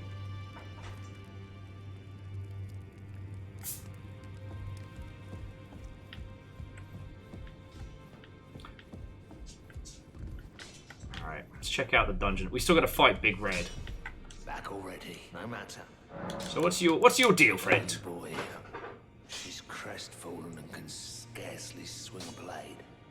But she has a gift for spirit tuning. I saw another one like her long ago. Their eyes share the same hue. Okay. I'm hoping we get some proper accents in this, because someone was saying that a few of these accents are very addictive.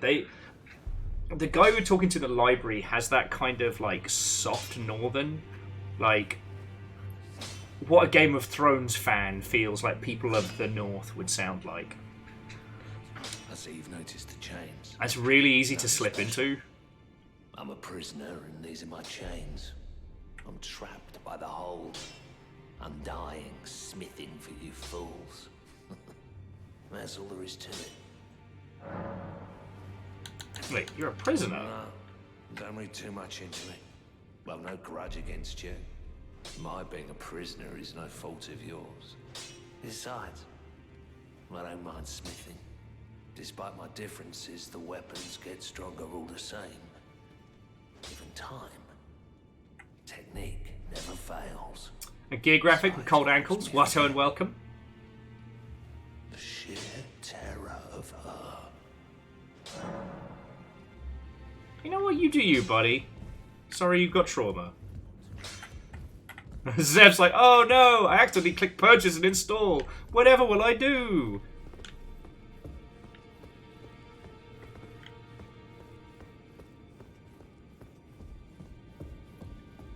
Why is there a gate into the dining room?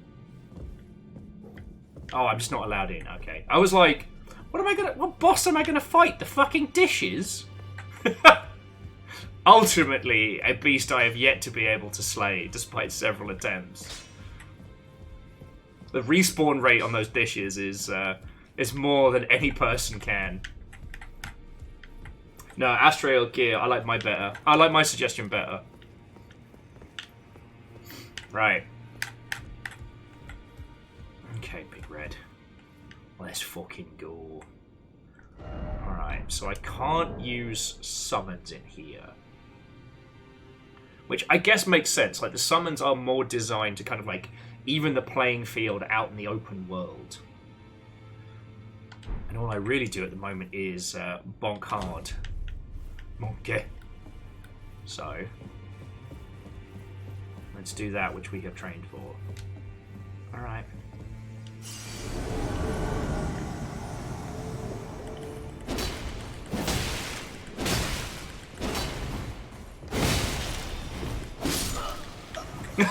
Dies immediately!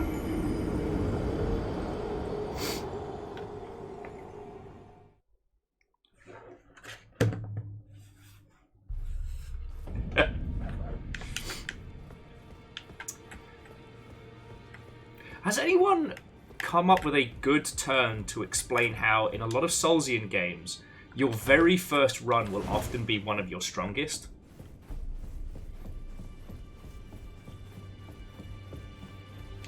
What gear graphic? What did you think I was trying to do? Pat him on his back?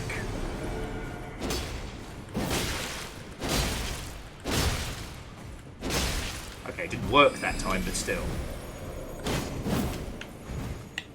I just like having iframes again, it's great.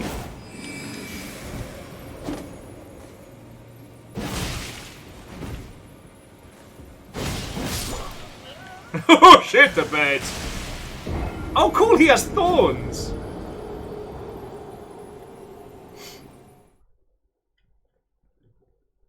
No, it's something I've observed with a lot of Soulsian type games, and it's usually due to spawn location.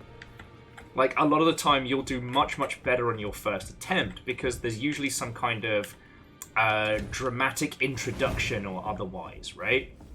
But with this, like, Matey Boy's been spawning in the same place.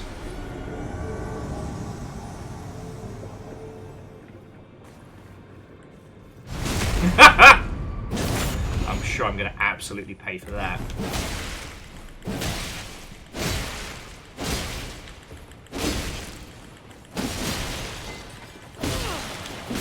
Ah! Couldn't keep it up. Oh.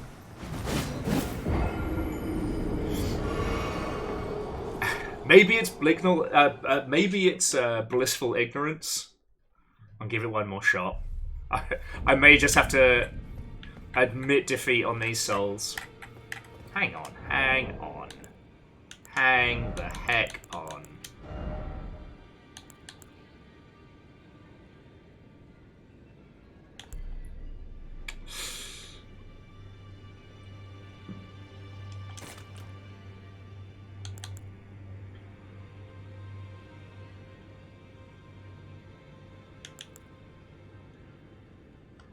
I got that good fucking strength scaling.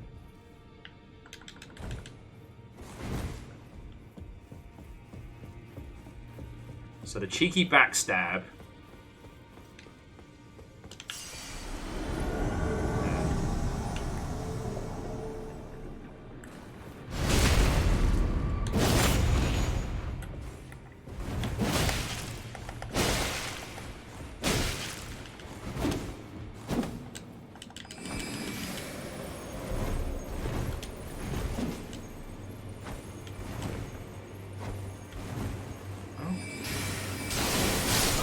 piss.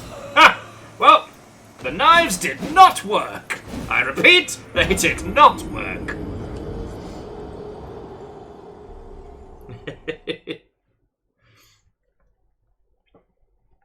No, I might have to start looking into that one, because it does seem to be a recurring theme where users will do better in their early attempts. Now, some people have called it like the bell curve of skill and things like that, but with a lot of bosses in Dark Souls, there's also the... Sorry, we use Dark Souls as the shorthand for all of them.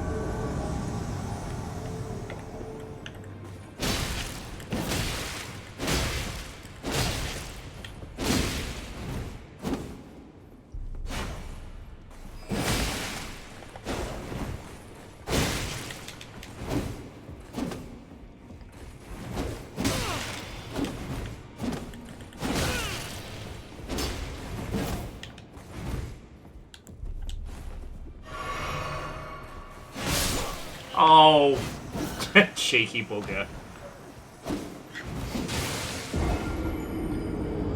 And so, I think you're onto something, that there is a level between just reacting and attempting to learn patterns where one is more likely to make mistakes. But again, I think there's something to it. And I know this isn't something new, I know loads of people have analysed this, but I guess I was wondering if anyone's come up with a good shorthand for that initial first attempt. Okay.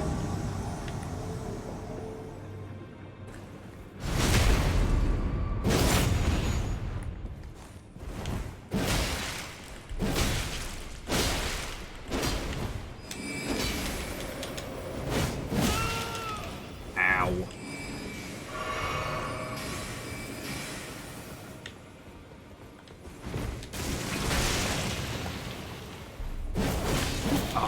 Good weight on his part, though.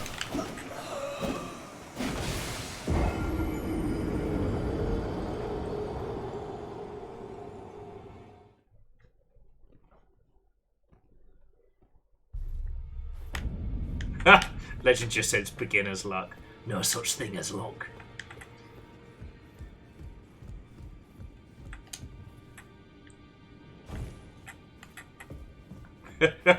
This, my friends, is stubborn determination.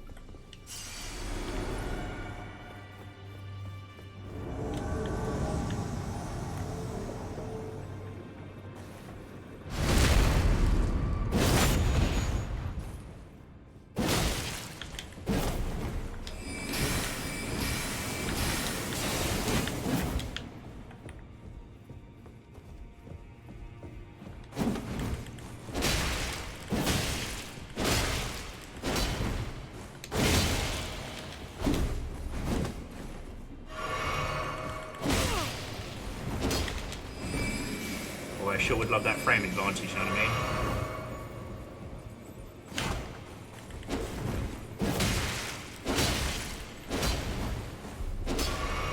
Oh, you bastard snore!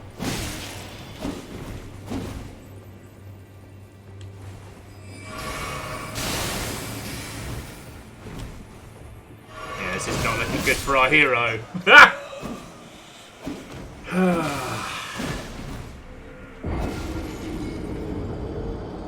To let him fucking have this. For now! We'll be coming back. We'll be coming back. Okay. We're knights of the round table. We dance whenever we're able. We do routines, chorus scenes, footwork impeccable. We dine well here in Camelot. We eat ham and jam and spam a lot. Obviously, I'm not the first person to make that joke, nor will I be the last.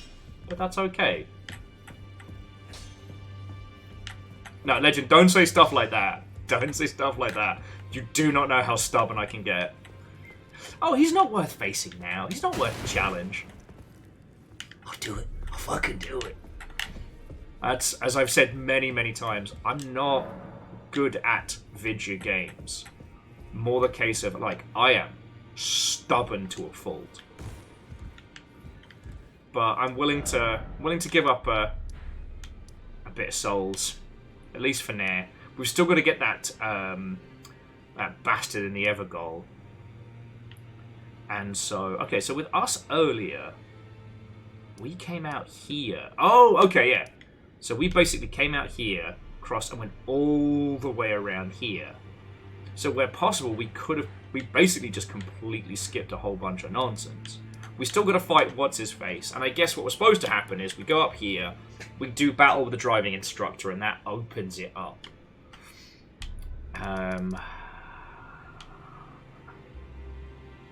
Right. So here are our choices, friends. Here are our choices. We can go back to the Mr. Bubbleworks of Sten's Funhouse.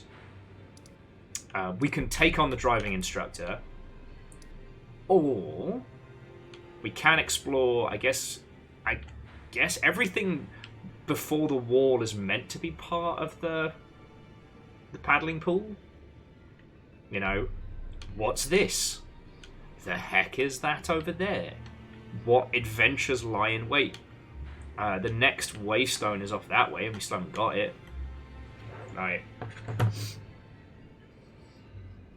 Yes, you know what, J-Post, that should be on, like, a fucking poster behind me. It's like, do not challenge the stubbornness of a person who has voluntarily played the Ichi zone.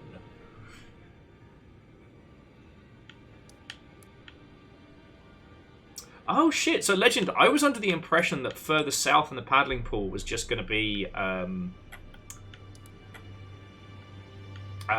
like a wall that we come back to later. And again, I do want to apologise, like, the paddling pool is a pretty reductive way of describing the early area.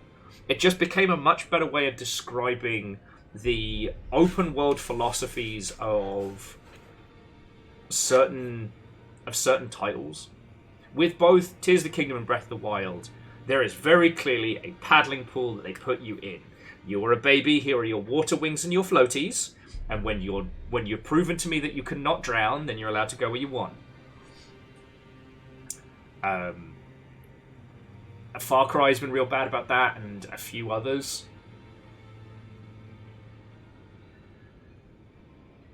With this, I should really lean into the thematics and the discussion more, because here's the other thing about this, friends. And we're gonna... you know what, we'll go this way, but we'll explore through...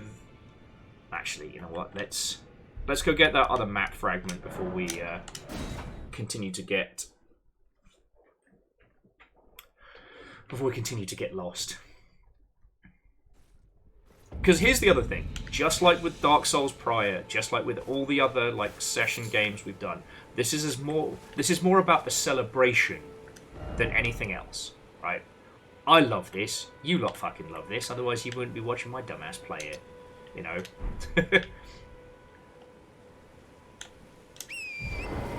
These games are something special. It's a really big part of their success, and it's an important thing to acknowledge. I don't want to get to the point where anything that I'm saying about this as a game becomes redacted. You know what I mean? Because sometimes when you start only looking at mechanics, when you stop seeing the thematics for what they are. Hehe. Ow. That's 2 owls. Not appreciating that, mate.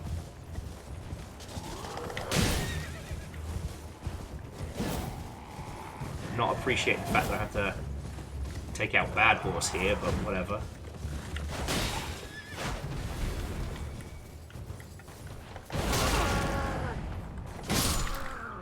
Shut up, mate.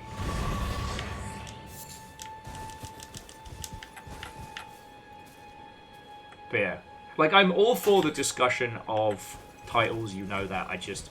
I want to make sure I'm not doing it in a way that, I don't know, removes the heart of these things and boils them down only to their mechanics. You know? If it were so easy, everyone would be pumping out FromSoft titles like there's no tomorrow. And boy, have some teams tried. But ultimately, that is much, much easier said than done. Oh, we're going to head to the bridge down here, okay. You know, it's worth noting that, you know, this is the first truly open world, at least as we've come to describe it, title that FromSoft have done. The others all feel like it for sure, but like this one actually has it. Is he gonna get stuck in, or is he gonna make these lot fight for him? And Crowbeak, how you doing, friend? Watto and welcome.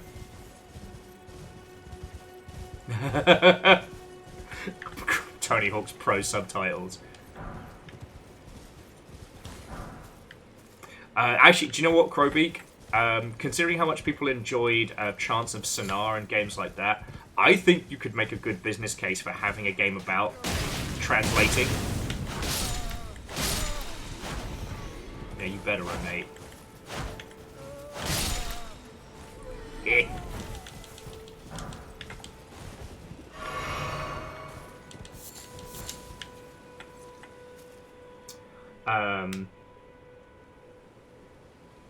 Okay, well then, Crowbeak, I'm more than happy to be your background radio while you get stuff done. Akawa was saying that they do like the term paddling pool as it's pretty and serene. FromSoft games can be very overwhelming, and as an open world especially, it's nice to have a place for getting this calm. Yes, more so that it isn't outside of the scope of their concept. It's... oh, this is some fucking cool kid samurai duel shit. But more... the way in which this is put together gives us enough chances to learn quickly and then make educated decisions. Like Mr. Gold Armor Horse Bloke at the very beginning is brilliant. Right? Because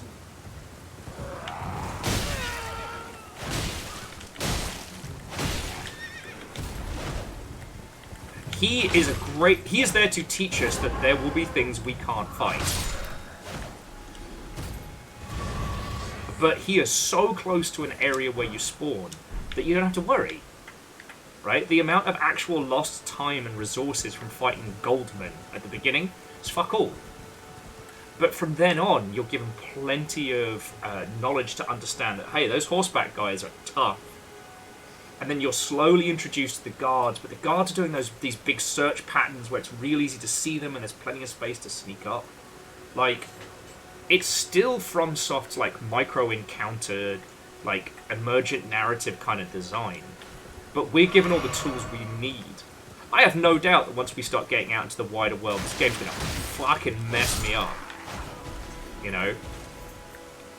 We talked so much about this last time, but just for reference, the one of FromSoft's favourite tricks is where it makes you come through an area one way, and then you easily encounter NPCs and foes and what have you in a way that you can understand them. Then it turns you around and makes you go back through a different way, and then it's like, oh shit, when I can't see when they're gonna show up, when I don't have the advantage of surprise, they fuck me up.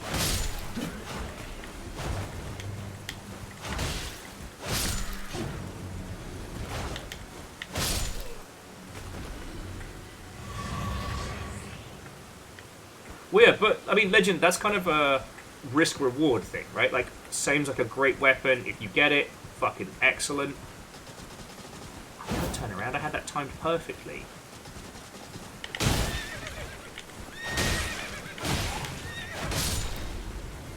Now, these guys are fascinating because they're very scary until you know how they move.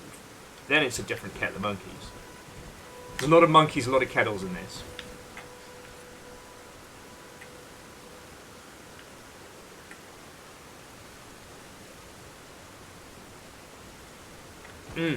Fearless, massively hard agree that it pushes you towards the Storm Castle, but it rewards you for exploring.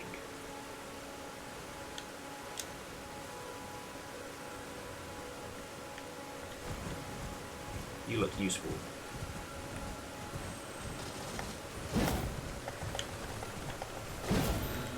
Come back here! There we go. That's what I was after.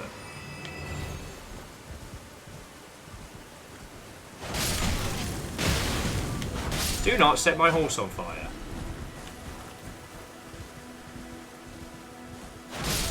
Okay, so the other place that's going to give us some more map segment is in a dense dark forest. Gil, I don't think it gave me anything. I don't think it liked me very much. Probably because I ran it the fuck over with my horse.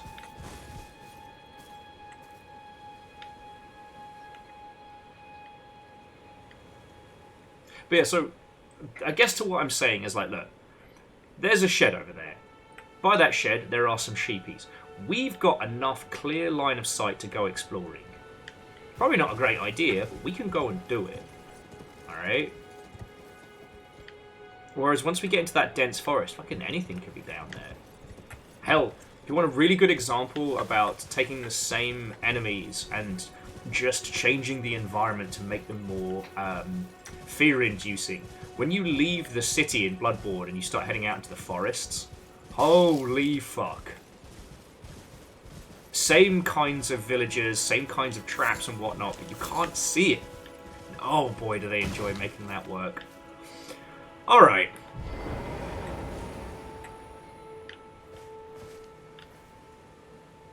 I've played enough Dark Souls to know that a glowing painting is a really fucking dumb idea.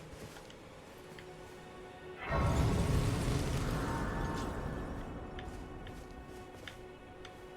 gonna sit down first. See if I got enough.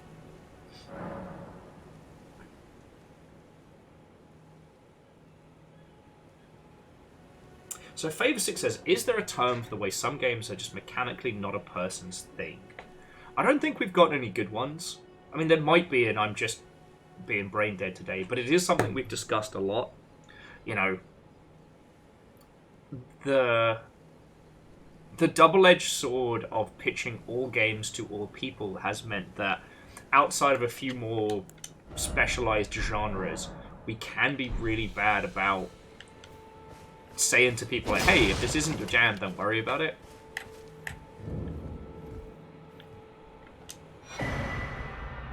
Homing instinct painting.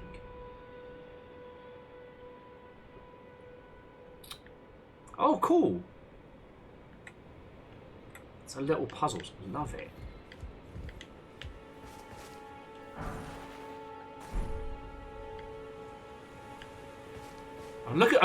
Look at this little path. Admittedly, people have put first off dung, and this is no doubt says like this way for something cool. The fact that the fucking poo is leading us up this way. Does the bear shit in the woods? What's the point? Can the bear kick my ass?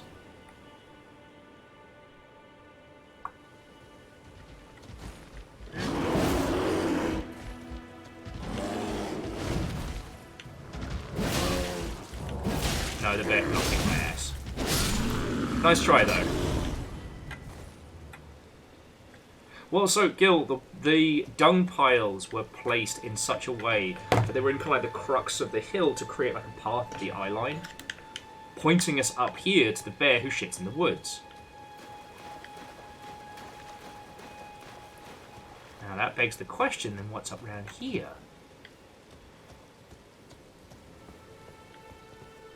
Gonna cut more bears? There's 3 of them.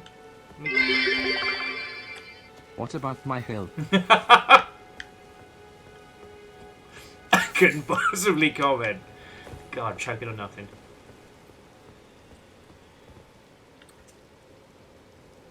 Anyway. I'm not bringing this up to teach you all how to suck eggs or to be like, oh, look at these things that no one else could have possibly said. The reason I'm bringing this up is because, you know, we're discussing, you know, the early area, the paddling pool of swords, and I want you all to know that I'm not saying that as a derogatory thing. Oh.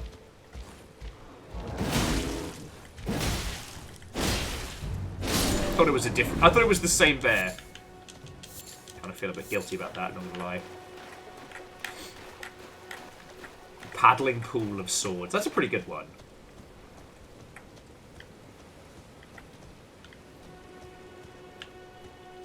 I guess it's one of those things of like I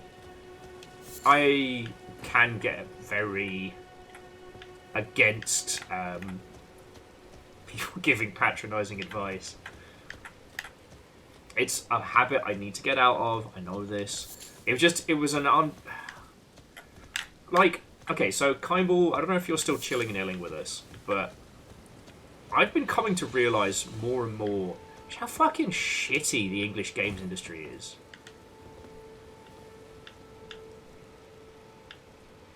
I guess we're going this way. And, okay, so what I mean by that is not people in the British games industry, but the long-established studios in the UK are really shit to people. Doesn't look like I can jump down here. This feels like how I get my little leggies broken again. See if there's a way down for Kazal. Anyway, so the reason I've been thinking about this is because Nick brought it up either during Sea of Thieves Friday or another time about how shite the pay is in the UK for games industry workers. It's very true. Hopefully it's gotten better while I've been gone, but at least while I was there, it was garbage. Get the horse.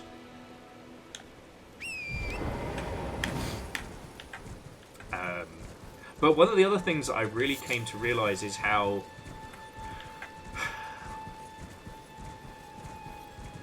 a lot of the big British games industry operations really do make you feel like, you know, your knowledge and your contributions are very worthless, and especially if you came up through QA and stuff like that. And I've come to realise that my combativeness when it comes to game knowledge and games literacy comes from that. And I need to get out of that habit, right? Like, if I'm talking with you lot, you aren't pointing stuff out to me because you think I'm, you know, stupid. And I gotta stop reacting like that sometimes. It still happens to me sometimes when someone will say like, oh, Will, do you know this game?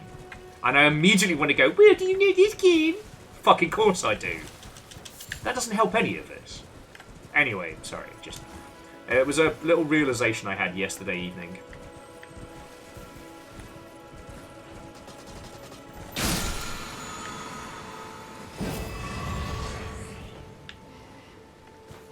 Oh, thank God.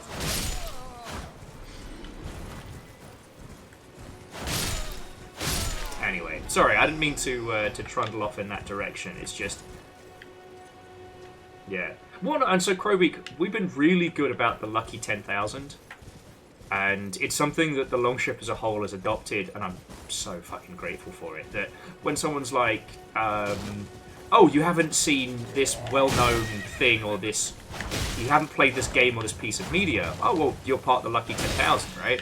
Like, really shifting the... like, shifting the conversation to... shifting the conversation to being like, oh, well, you have this really cool thing that you now get to experience, and I'm happy for you, rather than, oh, well, you don't know. And...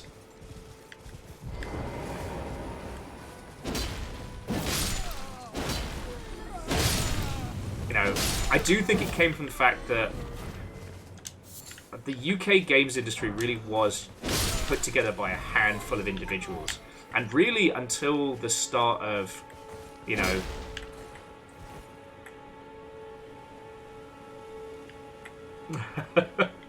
so Gmod, very quickly, it's not shame. This is a FromSoft game. There's no such thing as cheese. So long as you had fun and you won, good on you.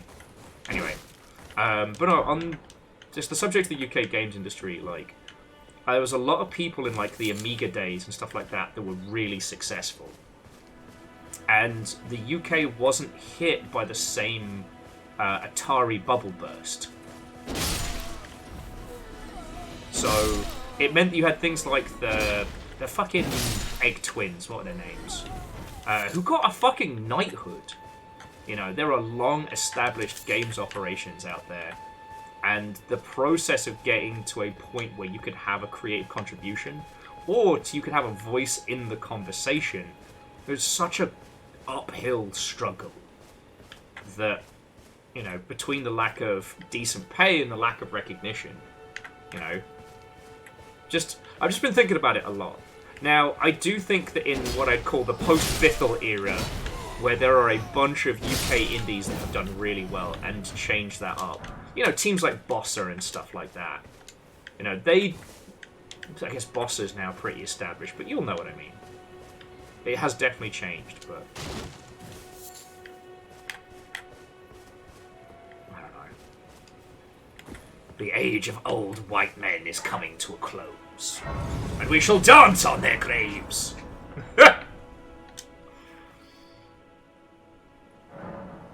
I just need to get less combative about my knowledge.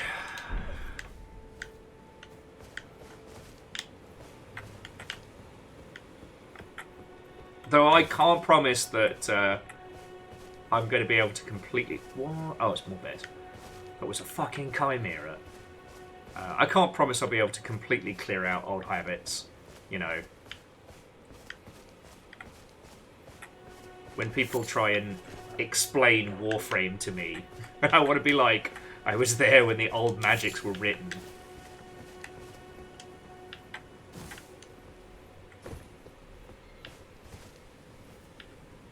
Reach out and stab bears.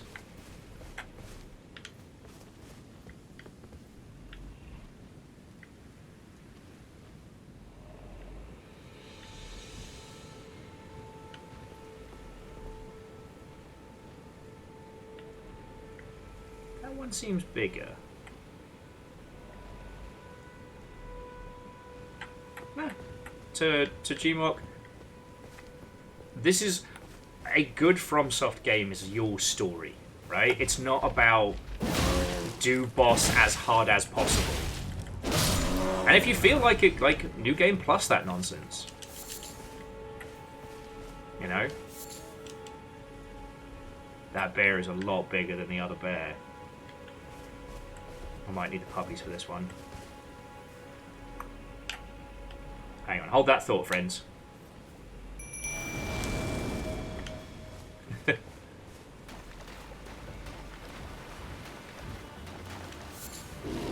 What's up, big man? Not gonna lie, I'm definitely the bad guy here.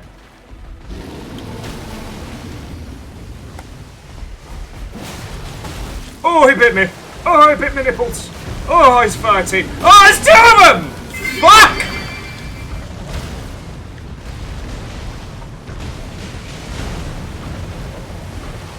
Oh, but in the noggin!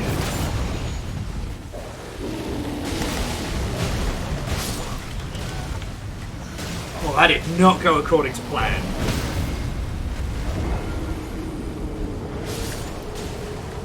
You know, we could have done that. We could have done that. Just two fucking bears. This situation is unbearable. Hardy haw. Hardy ruddy haw. Hang on, let me just unequip the knives, because those throwing knives are awesome later on.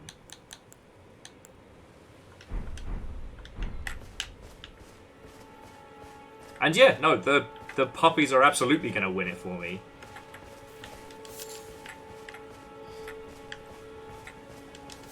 I know this. That's why I'm keeping the dogs. Alright. Difference is we've just got to not get jumped by Bastard Bear the Second. Puppies, you know what's up.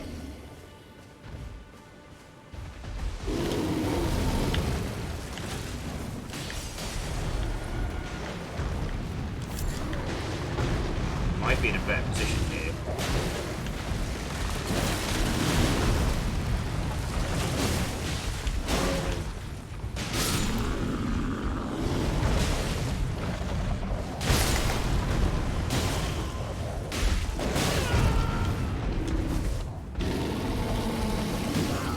Oh no! Don't hurt me! No! No, my people bones! I fucking need those! Ah! Though I will be laughing about the fact that we have lone wolves. How do you have lone wolves? Wouldn't it be a lone wolf? Anyway, Arturius sends his regards! Ha ha! Ow! My feeties! And Tekken's gone fucking OP.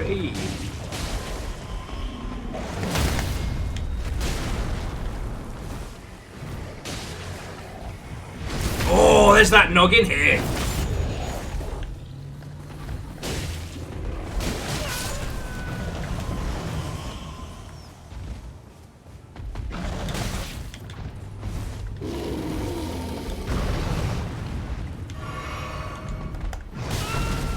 Ow. Ow!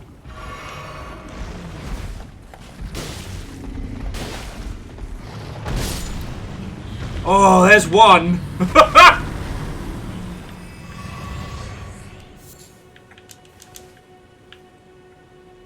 Everything hurts and I'm dying. Oh. Fucking hell. Needs a fucking balance patch, I tell thee.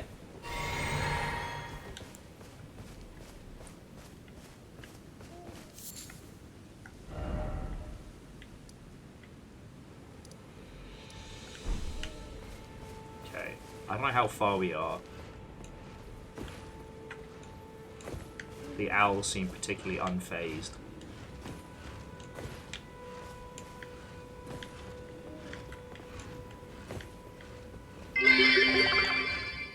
I didn't think we'll getting destroyed by 2 days was okay under Twitch toes, but I'm here for it. Welcome to the Saturday night special. I'm not even charging. Okay.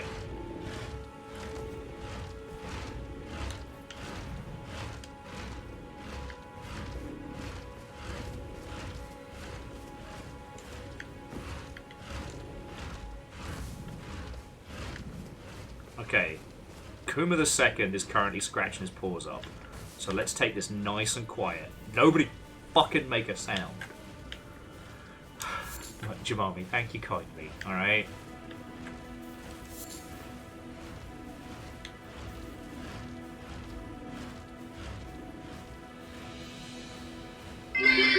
Shh! Distraction bits and sounds.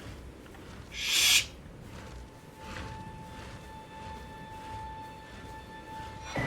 There we go! Don't start a train! That's the opposite of quiet! Okay, bear versus train. Train versus bear. Who will win and who will die? Always up for a jog, dog. Be quiet, everyone. That's what I'm saying! Okay.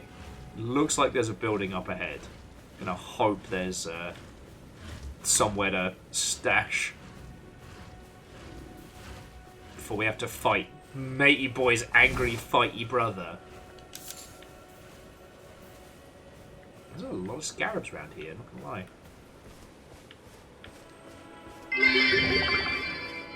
What? Did you say something? I couldn't hear you.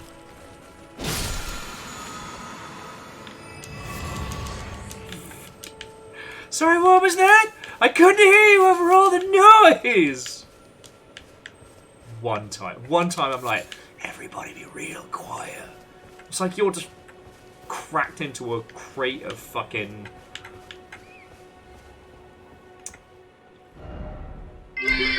Are you ready? No. No, I'm not ready.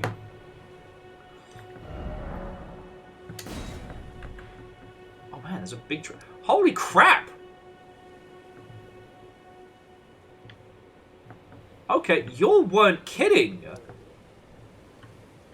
There's a finger reading cove. What is a finger reading cove? Minor entry. Big tree. This train has been cancelled. Please board the rail replacement bay. The rail replacement bear service. Alright, bravo. Who was that?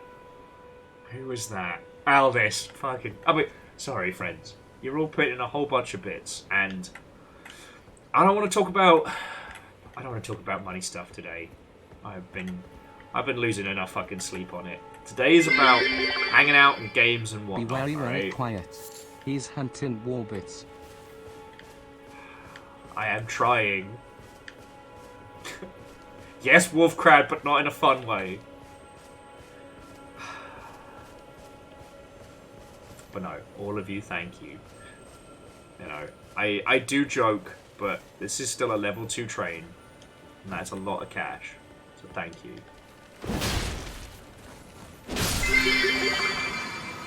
Distraction, I mean quiet train.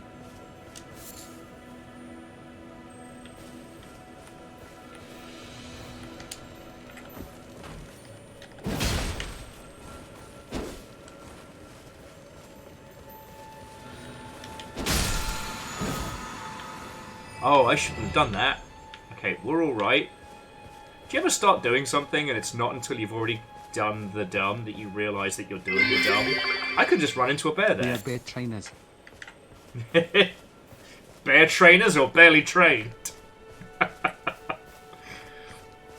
Anyway, thank you all, alright?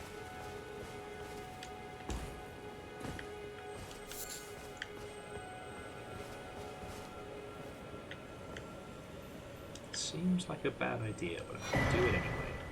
A spiked, cracked tear. A green crystal tear. Will, you should know by now that we're very, very contrary.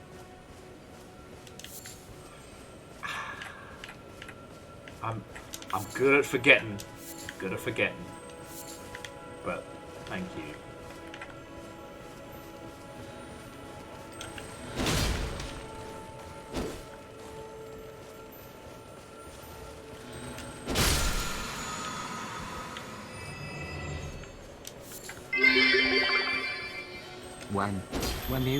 When he, you, when, you, Elden Ring, when you win, he, you, they won.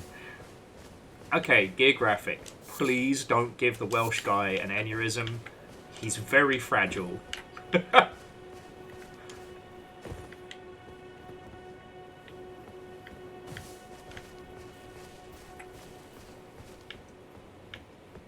He's not equipped for this. But thank you, alright? Thank you all.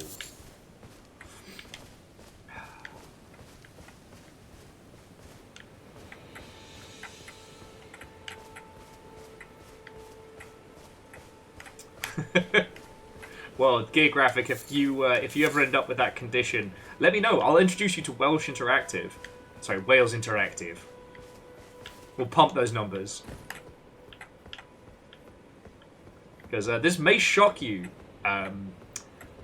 We didn't make up Wales. I know it looks like that, but no. The British did not make up Wales as a way to create an inapproachable part of the United Kingdom.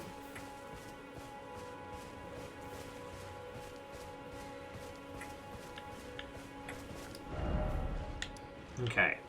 So there's like a little Goldilocks hut out in the woods. And there's something down the forest path. So let's check to see where the forest path was. So friends, thank you kindly for throwing in a hype train, alright? I really, really appreciate it. I don't want to talk about money stuff today, like I said. So just please accept my thanks.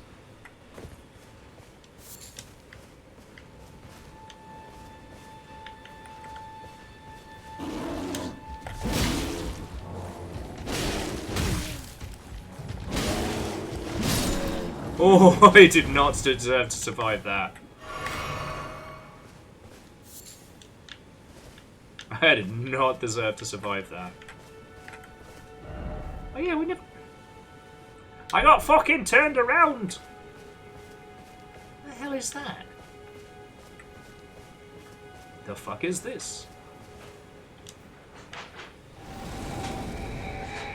The fuck is you?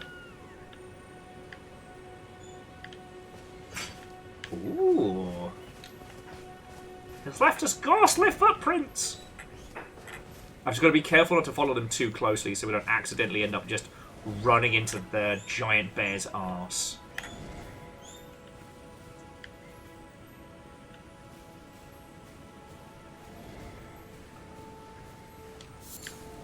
On the plus side, if anybody needs bear shit for anything, I now have so much of it.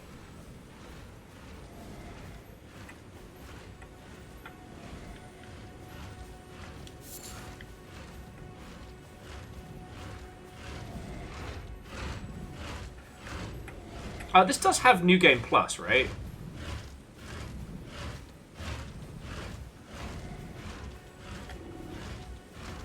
Like, I'm not going completely doolally tap when I suggest it.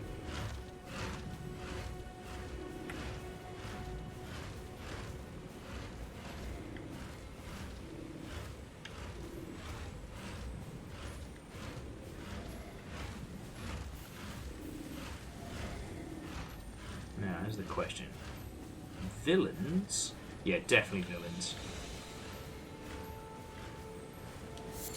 Because it looked like that person might be a merchant or a conversationalist.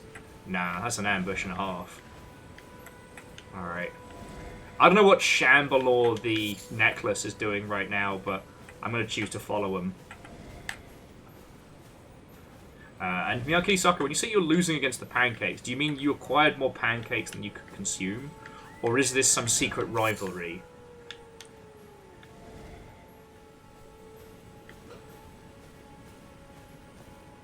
Oh, I forgot about the, deer! What? Venison's delicious, don't judge me. I forgot about these little Maria statues that you pop back up at. Oh, this is cute. Got ourselves like a Beyond the Garden Wall situation going on here. Sneak up, then merchant.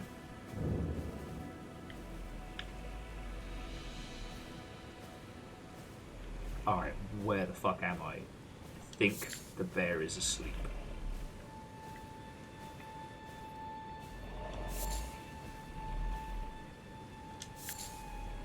Look up.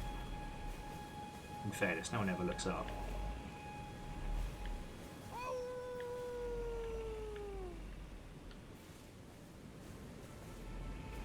That's a person saying howl, isn't it?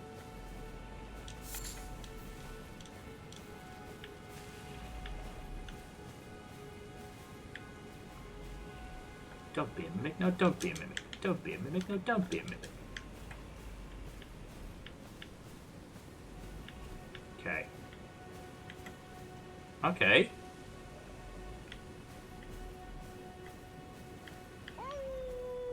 Ow! So what's the play here, friends? Do I have to fight Bastard Bear to make friends with this guy, or what?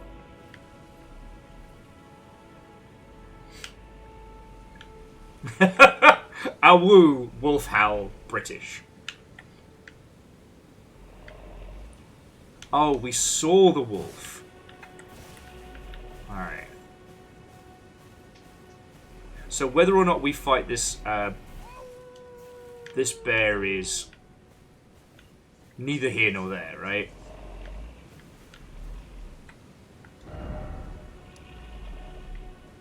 Oh, however, he needs a way to get the howl's attention, so we have to learn how to awoo. Awoo! Alright, puppies. You're up.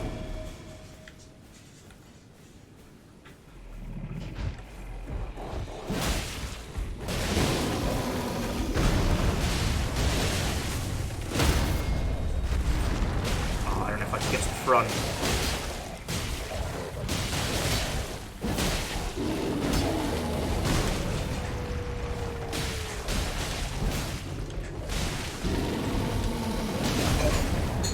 Oh no! Huggins! Oh! Oh, that's coming up! My opponent bones came out of my mouth. Oh, bullshit! He stepped on my bloody toes. Oh shit, we lost track of deaths. Fuck. How many times did Red Guy kill us? Because I've died once to the bear. Sorry, that's the second bear death. How many times did we fight the Red Guy? Damn it. So, without fighting the Red Guy, that puts us up to 19. We fought the Red Guy, was it 3 times? Okay, how many times did he murder me?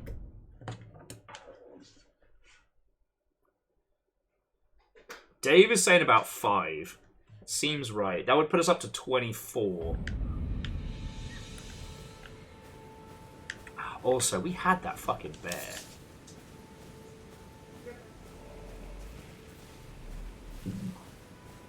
Okay, so we just say a nice round 5. That would put us up to 24. I did want to get an on-screen counter going where I could just push a button and add to it. I know I can do that. Life's not been kind. I haven't had the chance to sort that.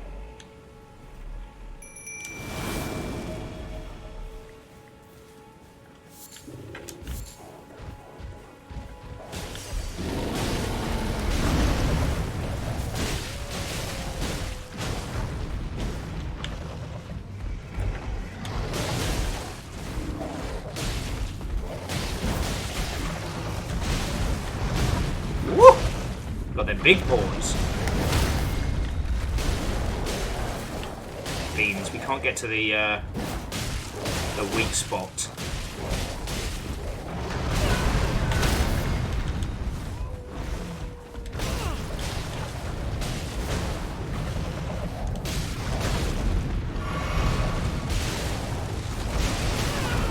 Once again, the dogs are doing a lot of heavy lifting here, I'm not gonna lie.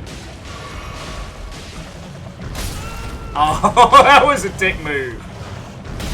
Oh, come on, again? How's he keep getting me with that?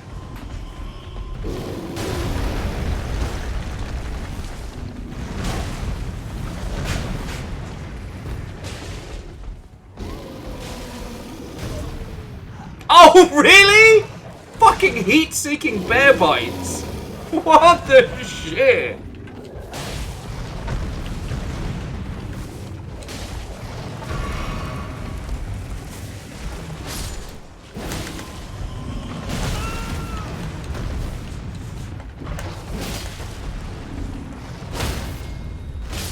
That's for my puppies! Back of the fucking net. Ow. I like our woo guy. I hope we get to be friends.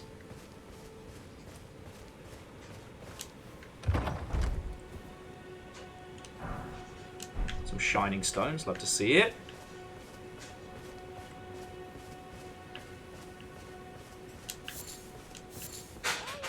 Ow! It's just such a soft ow as well. No. No, a Wooga is a different character.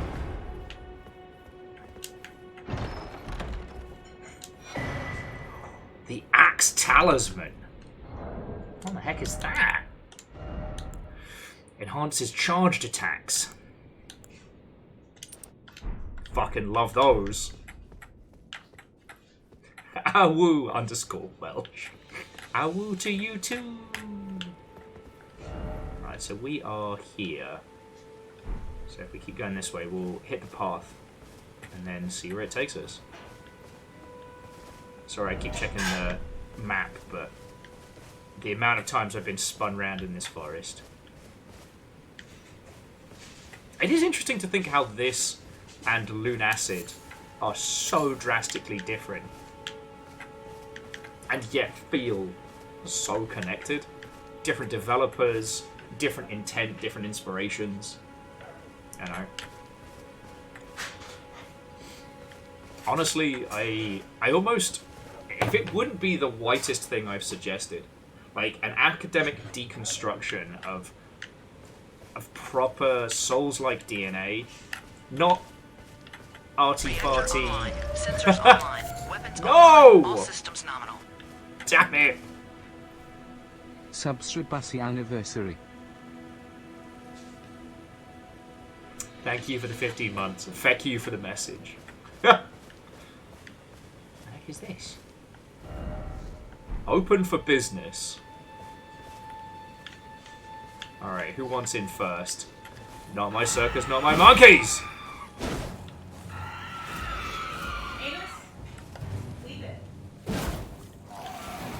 Buffers are ready for 8 fighting.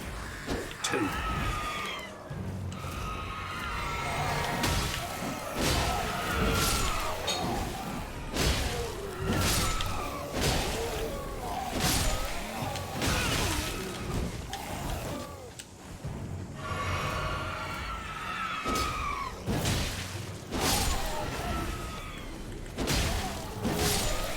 Wait! Oh, you're a big boy. Come on, give me the swing. Or I could just install a new PP hole. That's also fair.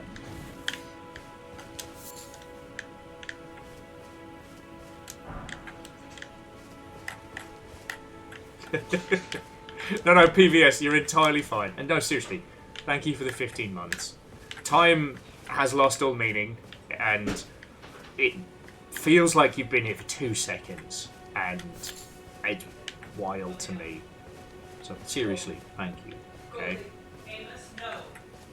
No. Come here. Dear customer. Hello! Right this way.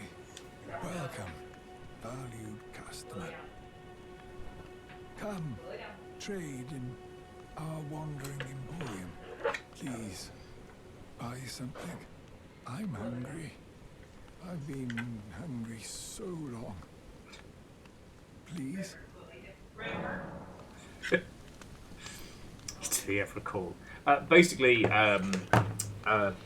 both to help us out financially and to help the dogs with their dietary restrictions, Fiona has been literally cooking the dogs food, which means they eat like royalty. There are days when they eat better than Fiona and I, but they have to be fed in their special areas so they don't steal each other's food and stuff like that. So the chorus of Amos no and River leave it is due to Fiona trying to wrangle mealtime for the dogs. Okay, Nomadic Warriors Cookbook, Hand Axe, Centrinian's Arrow.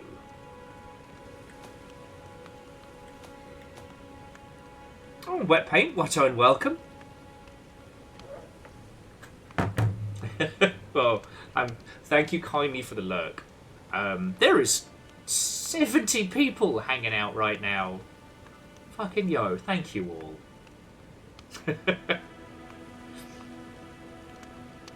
Just thank you.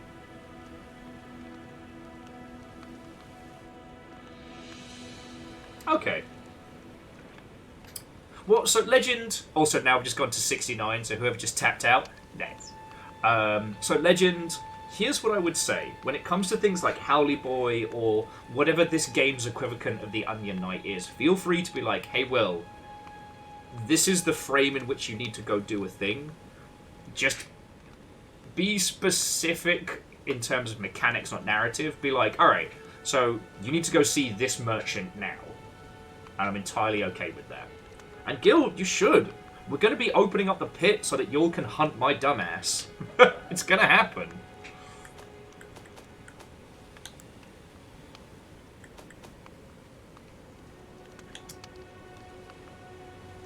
Honestly, though, I think I'm gonna keep hoarding crafting stuff.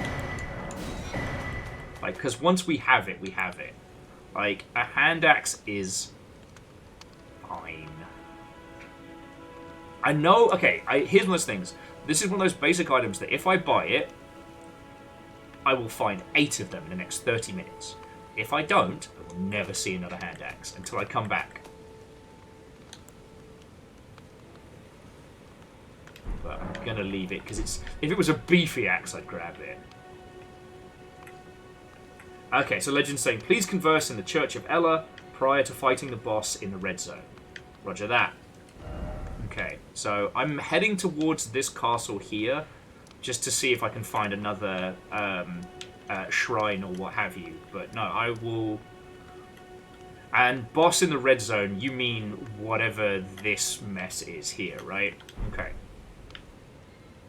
Ah, how nice of you, Lise.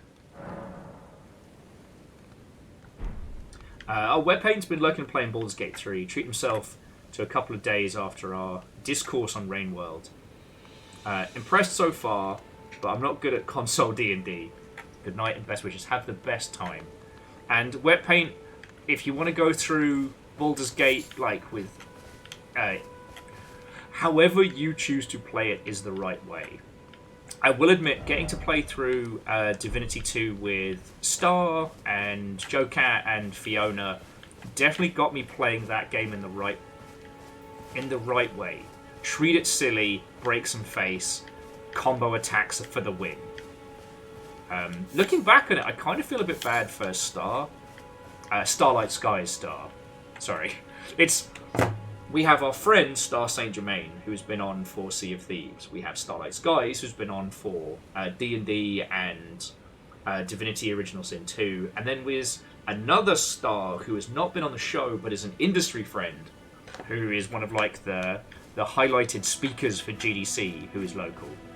Got a lot of stars.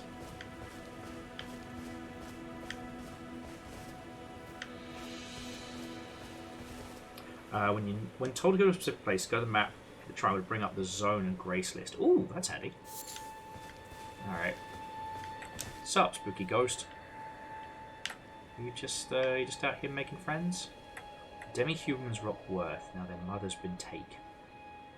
Where are you, Lord Kenneth? Fucking Kenneth! I fucking knew it was fucking Kenneth again! Tell thee. Fucking Kenneth. Fucking Bellend. It's getting the loss of us into right trouble, I tell thee. Fucking Kenneth. Haven't seen a spawn point for a while. That's kind of what I was looking for. Ah, it's Ken's brother. Ken and Kenneth. Their dad was a bit of a jackass, I'll be honest with you. Oh, that's what we were going to talk about earlier. Someone mentioned Sean Bean's accent, and I was like, Sean Bean's greatest skill was crafting this, like... Sean Bean made for the Northern British accent what Edinburgh made for the Scottish accent. Like, this incredibly accessible, palatable variant. And I always respect that. Because he's from fucking Yorkshire, isn't he?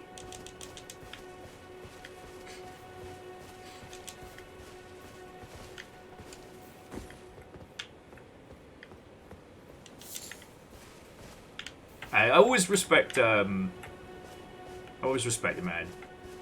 It's what we would call in the business a working actor. Also the fact that he also has an accent that jumps all over the place when he's off camera. Mine jumps all over the place all the time. Actually, we had somebody stop us in the fucking supermarket today and went, Are you British? And I was like, oh, thank fuck. Most people guess Australian, and oh, don't like that. Sorry, nothing against Australians. I meant that's a fucking ballista.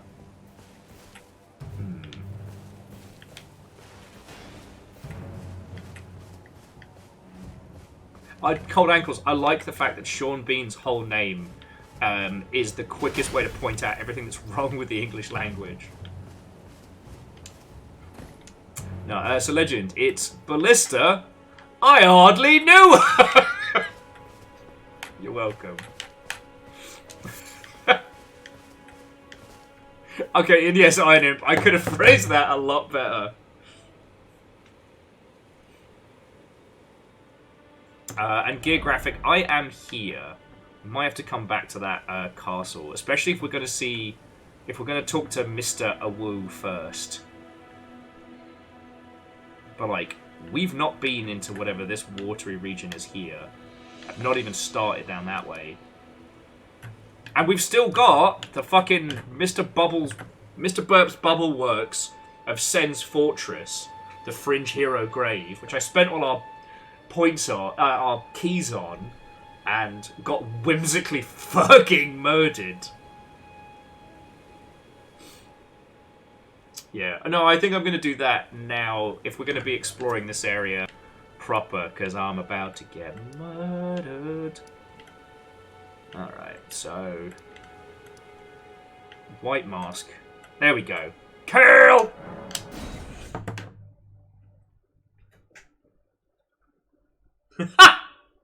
Sorry, Favour 6 says, I want to go see Macbeth perform live. Sean Bean was Macbeth. Talk about spoilers. And Macbeth used to be my favourite. Alright, Gia, do you think I don't have the crafting kit? Went on a rant earlier about how I'm still prickly about some stuff. Do you think I don't have the crafting kit? Alright, we can do bone bolts, fire bolts. I'd like to know, mate. I do oh no, there's still fire bone arrows. I can do bone darts.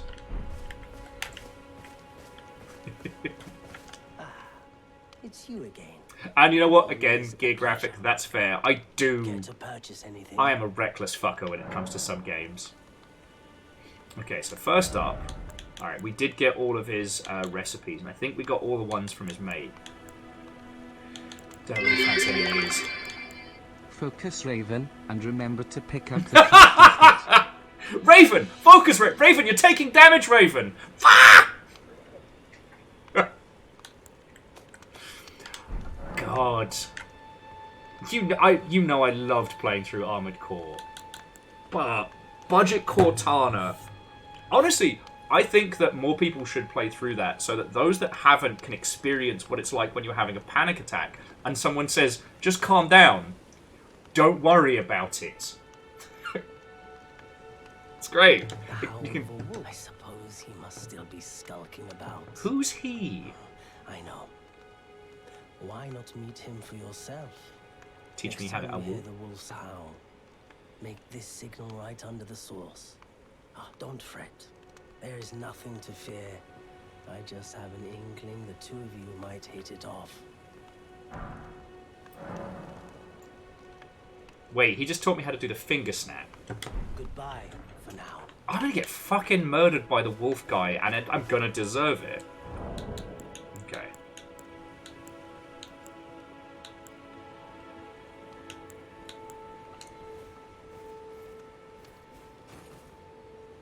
Okay, so we're switching that one out for... Alright, so we need...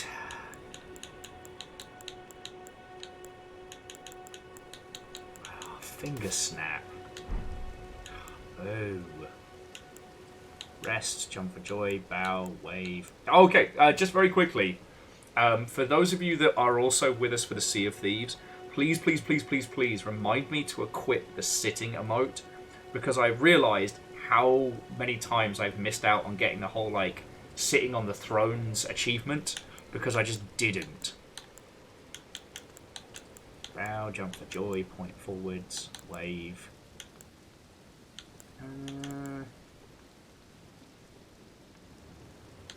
You know what? We're not the waving saw. Pilot.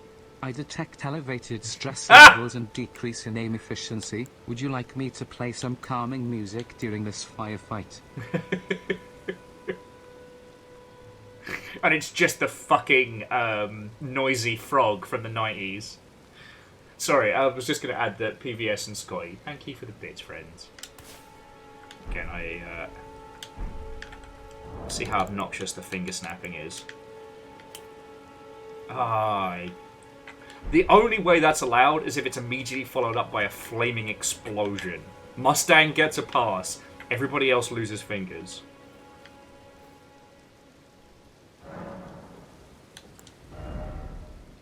Alright. Forget what Walter Garments is. Oh, I guess that's going to be our... feckin'... whatchamacallit. Oh! That's going to be our transmog stuff for later. Okay, so friends, I need to nip to the loo.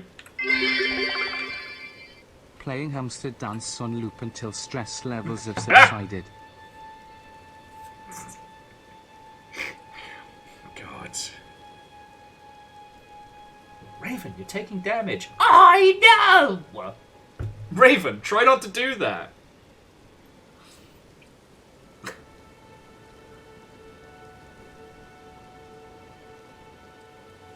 And Inib, what roguelike have you been putzing about on? Sorry, before I nip to the loo.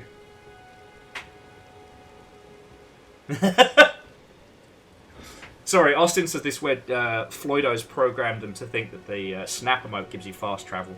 I wonder if that works. Oh, sorry, not the fast travel. So, here's a little tip.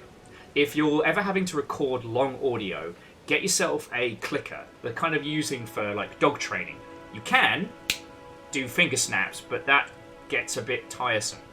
And what it does is along a timeline, you can just look at the waveform and you can see where you hit the clicker or where you snap your fingers.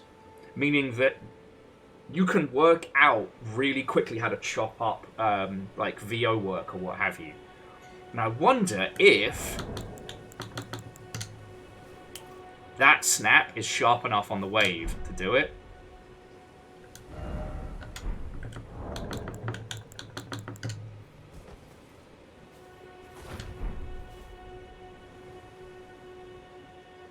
Anyway, you lovely Mother Hubbards, I'm desperate for the loo, so I'll be back with you all in just a sec. Please don't go anywhere. And now we'll go talk to, Howly Wolfface and see if we can make a friend. Or, if due to my finger snapping he breaks my hand, at least we know. Alright, friends. I will be back in just a second.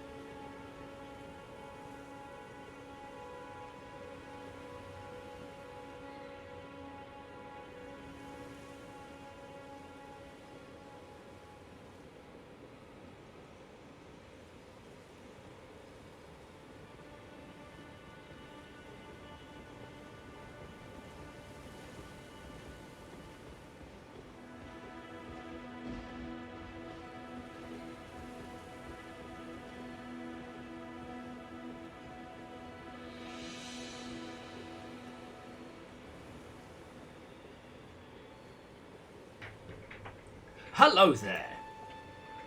My camera got real blurry for a second. Alright.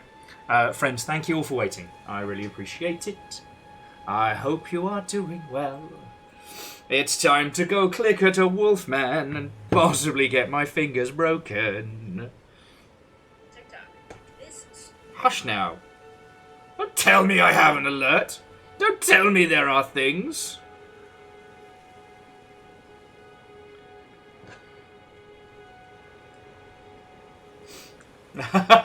You've made your character, Zeph. Do you know roughly what you're going for in this? When we've done these things in the past, I've tried to encourage people that have either played them or have played a lot, do something that's outside of your comfort zone. Now, I'm a great big fat hypocrite because I'm playing Beefcake McSwordhands, and yeah, sure, I'm not using a shield this time around, but the last thing we played was fucking Bloodborne, and every time you're blocking is a time you should either be dodging or stabbing. I should probably get a shield, shouldn't I? Yeah, and Gil, that's also the other element, is being able to murder me may require some rejigging. Okay. Sights of Grace. Oh, that's cool. Tells us all the names. That's right, handy.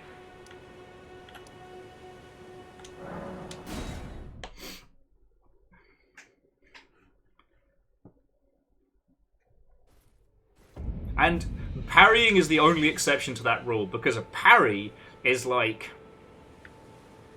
It's like opening the chest. Like, yes, it is time when you could be doing more attacking, but it sets up. And Flair, how are you doing, friends? Watto and welcome. Honest, and Flair, like, thank you for the offer. I'm so chocked with games at the moment. I'm just living in fear of Balataro, the poker roguelike. So, like... Yeah, Alnus, parry is a two-stage attack that's even bigger and flashier. So, like, if we're following the rule of Mordaka, that does actually... That actually comes under the Mordaka rule. But Flair, like, how have you been finding it? You know? Sorry, just as a quick FYI, friends, if you are not, please, please, please, my good friend S5 Flair in chat is a lovely individual, knows a ton of people in the games industry, and is a genuine font of knowledge. I have been accused of knowing everyone in the games industry. That is not true. Flair, however, might actually have earned that title. So, please, please, please, give him a follow! Sorry. Got bat problems. It's simple. We, kill the bat.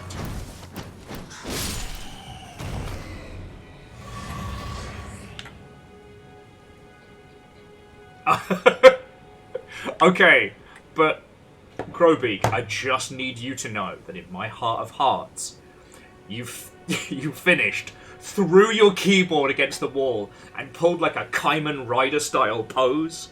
It's quilting time! Form of crochet hook!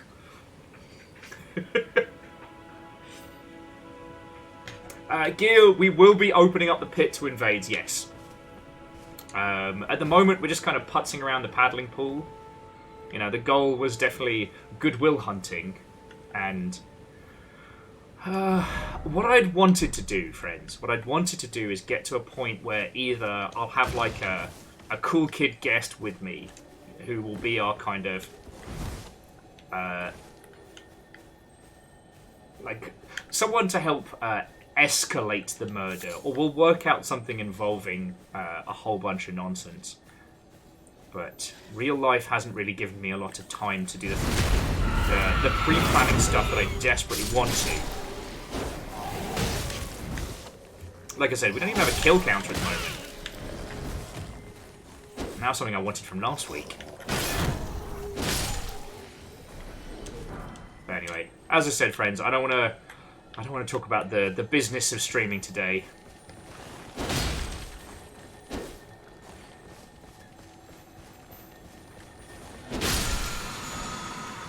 Ooh, ground slam. Although that icon does look like our character is violently shitting one out.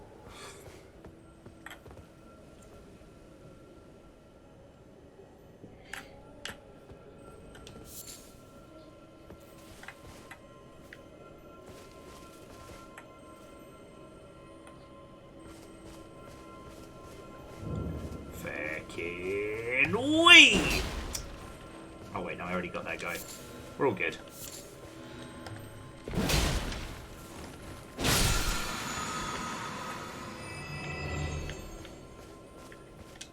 Well, with this one, do we need to take out all of the bugs to be able to get the goodies? I wonder. Anyway, that's something for later. Right now, I'm going to go click at a wolf. But yeah.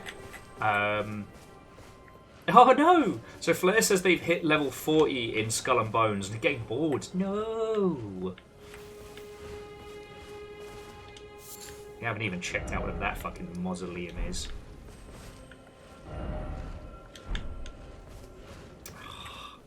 Somehow I managed to get myself entirely spun around in the woods.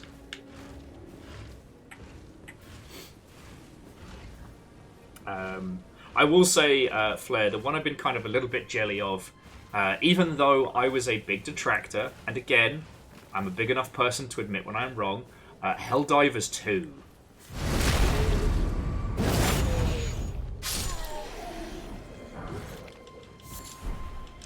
Right, Helldivers 2 is batting for the fences and winning. PBS says, is there a target level we should shoot for? Alright, I am currently 21. It's drinking time! I am actually going to be drinking later tonight, so if you see me in Discord, know that I'll be drunk. The last couple of evenings I've chosen sobriety over sleep, and now I'm going to flip the script. And Hindle Watto and welcome. Hello, hello. No, we're up to 24 deaths at the moment. No, so the thing I wanted to do last week that I haven't had a chance to sort is that basically, using my Stream Deck, I can have a little murder counter where I just push a button to add to it. Or I can do something with Stream Elements, where if any of the mods are hanging out on the regular, they can add to the total. Ugh, overshot. It's because he didn't awoo.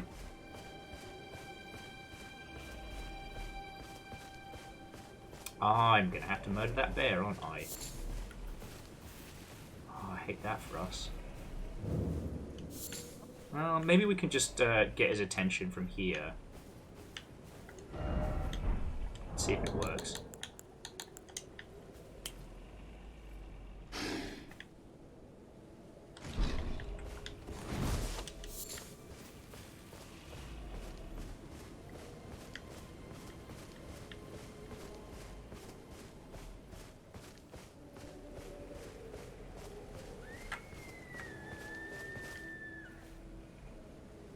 Not sure if elk or person screaming. Father? Is that you? Berserk Altaurus? Dad? Carly sent you, did he? Ever the bloody busybody. Big Dad? Maybe to him you don't seem so strange. The name's Blythe. I'm looking for a man who goes by Darrowell. He fled somewhere nearby. Or so I've heard. Come tell me if you find him before I do. I can offer you ample reward.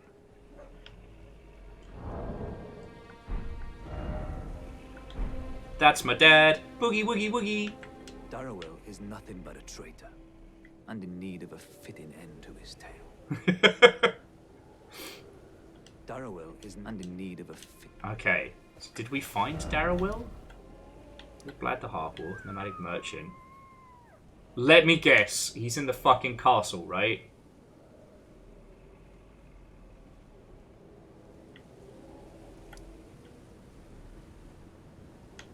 Yeah, no, he's like...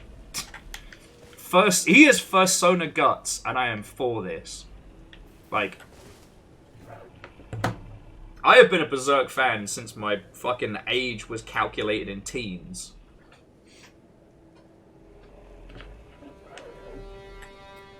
Wait, so Forlorn Howl Evergall. Is that who he's... Is that Darrowil?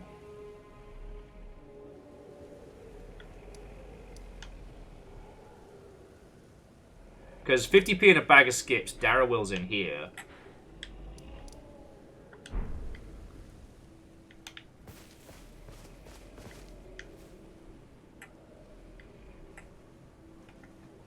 Wait, so Scampery Boy is Darrowil.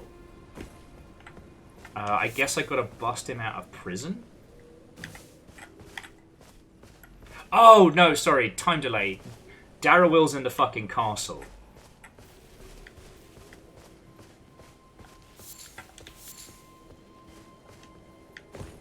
Very south of the current map.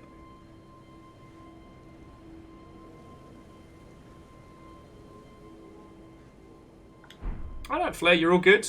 Just good to have you hanging out, you know? I've been kind of saying to people is, with everything that's been going down, I have been quite a busybody. And outside of stream, I haven't really had a chance to, like, chat and catch up with people. So, how are you doing, friend? I guess, and Crowbeak as well, like, are you all doing, GDC or PAX? As I am definitely doing GDC, and I currently have, I am currently, so far as I know, working PAX, but I need to get that all locked in and confirmed. Okay. I mean, Crowbeak, I completely understand. If I wasn't working the shows this year, then... I mean, maybe GDC, because I've been lucky enough to stay with a friend. Wait a second. Why am I a dingus? Torrent! I mean, sorry, Kazar! Kazar the horse.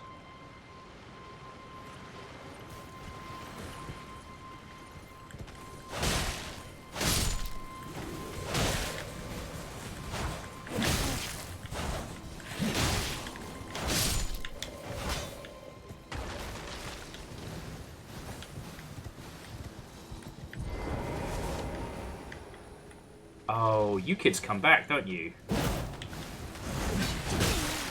Oh, you are just mean. Ain't that for us. Sir! I'm usually the first one to say it's better to be a Skelecan than a Skelecan. But I need some fucking room here, mate. Oh, yeah, no, you kids are coming back! This place is bad! This place is bad! Yeah, and Hookshot, we will chat up and catch on both GDC and PAX. I've just I've had a bad few days, friends, and all I want to do is hang out with you lot, stream, and not talk about business stuff and what have you. So that's me being selfish today. Plus, it's Elden Ring. And it's Elden Ring in a graveyard at that point, which is a bad time. Okay. So just quickly, to recap, Darrowil, the evil will, is that the Hound of Evergall, or is that Castle Bastard? Because at the moment, I'm just trying to see if I can find us another little spawn point around there. Is it Puppy Prison, or is it Castle Bastard? In fairness, the title of Castle Bastard will change as we move through. Ooh. Okay, so Puppy Prison is where we'll need to go if we want to handle...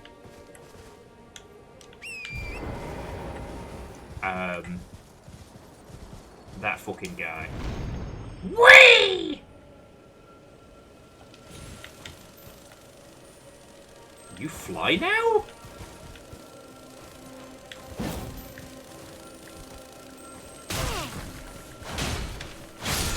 Sick move! Can't believe you dropped that on me.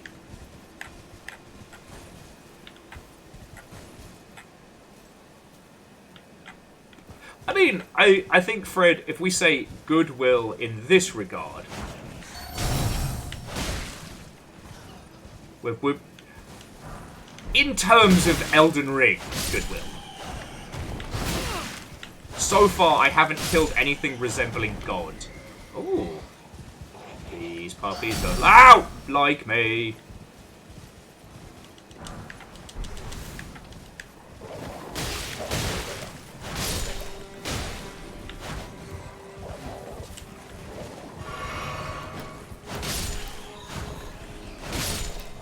Remember, friends, they're not dogs, they're shit werewolves.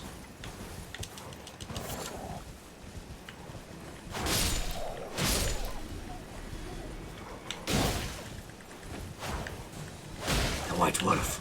Oh no. Sorry, the white shit werewolf, I should say.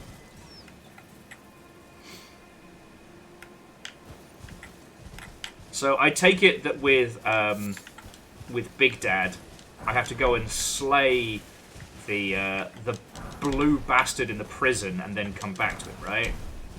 Like that's the play. Because of course, ironically, we're on our route to him now.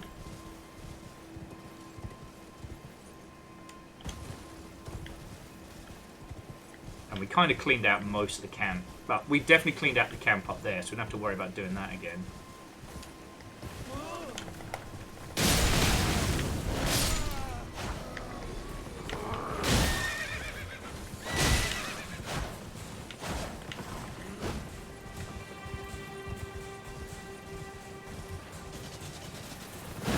I missed! On the bridge. Oh no! Found some maidens yet? No, it's nothing. Like we got 0 maidens. Mia Shadow, thank you kindly.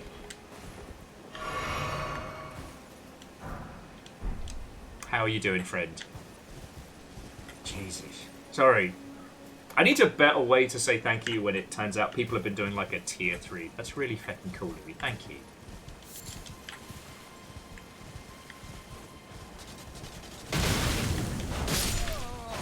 So Hindle, we haven't got a password yet. Honestly, I think after our last little round of nonsense, we should have a stop and a plan. Because the thing I was talking about earlier, before I was kind of starting to give you all the 1,000-yard stare a little, was that I don't know the best course of action right now. See, I hadn't seen much of the Dans and their adventures. I did see the Dan Hunters and stuff like that, and that is real cool, you know. But one of the things I come to realise is that the reason that people were able to do like continuous invasions is because they were always working as a team, right? And if they're always doing co-op, there's always the option to invade, which is heckin' rad. But it's like, how do we do that here? Because, you know, I want to be able to spend time in this world faffing about. You know, you'll know me.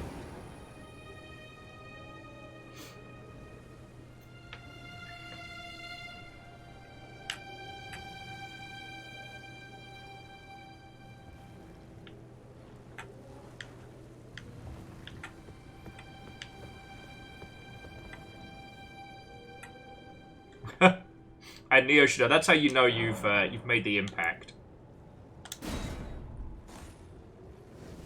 So now I've got to beat this guy.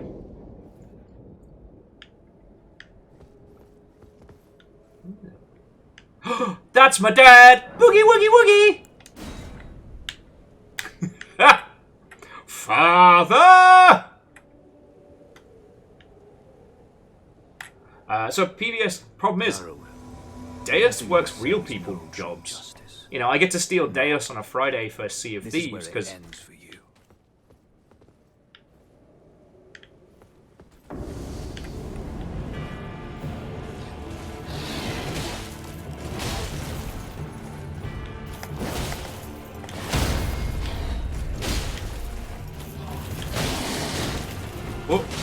the stagger on him, but I paid for it.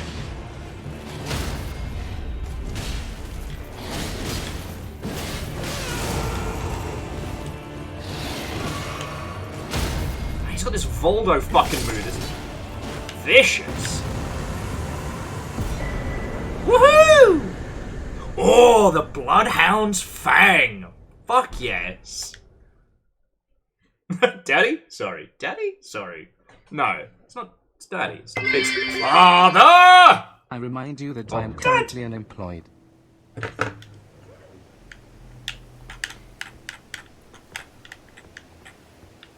Well, I don't know. I haven't had a lot of time to put to it, and let's see what we got.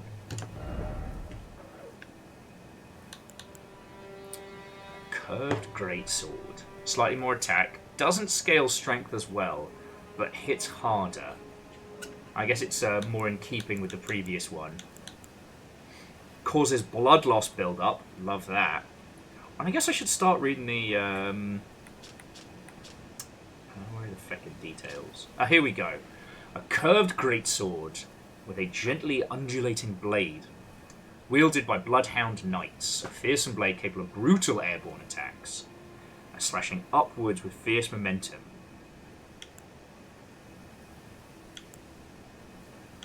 Because, like, the Lord's greatsword's been fun, but this feels more us. So, got some big swings. All right, like it, like it. Oh, big swing. Ooh,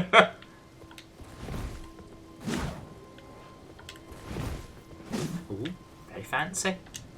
Now let's get two-handing with it. Big swings. Love to see it. Love to see it. Oh, someone's gonna have a bad time with that one.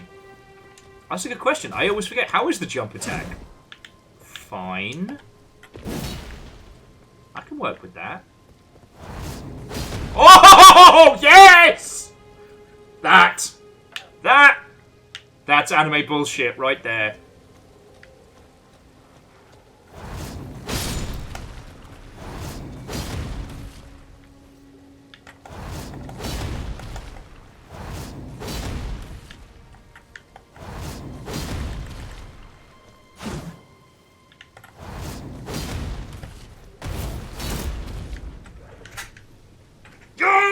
Did you see that shit? So they do the cool flip, and then shazoom! And the thing is, it does it without the magic. It just loses the blink step.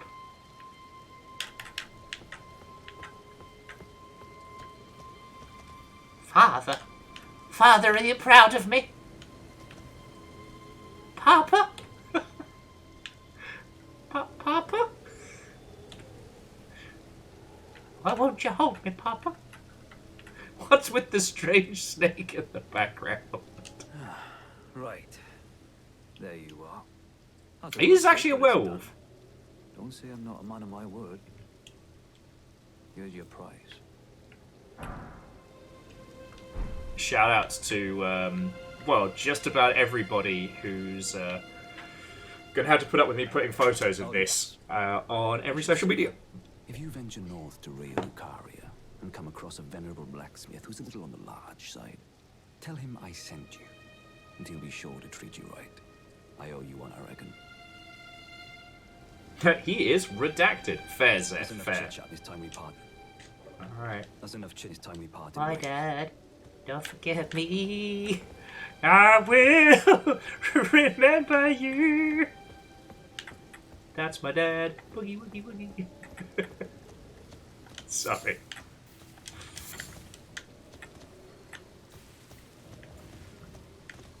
I've been at this Elden Ring for some time. The madness has begun to set in. Okay, so to review, we're still in the paddling pool. Here's what we haven't done yet. So we haven't explored the underbridge. We've still got the driving instructor. I'm kind of impressed we did this. We could continue to go south from here. Maybe that's the play. See if we find like a little place to rest up, get our XP.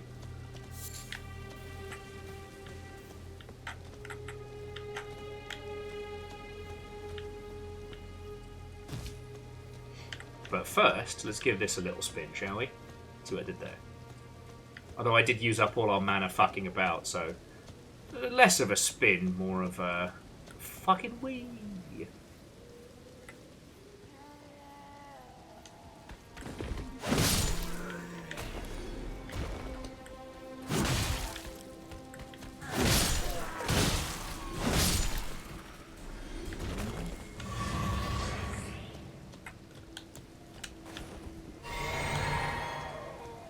We get those little recharges from murdering groups.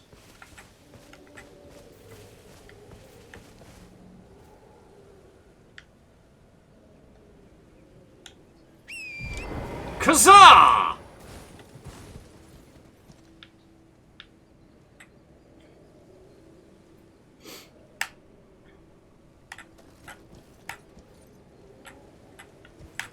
Legend. Abso-fucking-lutely. He gave me some cool smithing stones and then said I need to go... He said there's a guy I can go check out.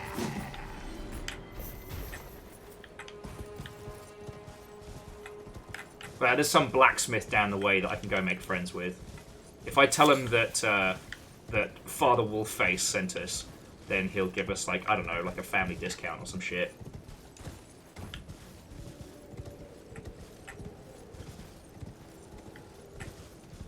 Whoa, whoa, whoa, whoa. Legend, let's not get judgmental. You know, someone can be a waifu and a blacksmith.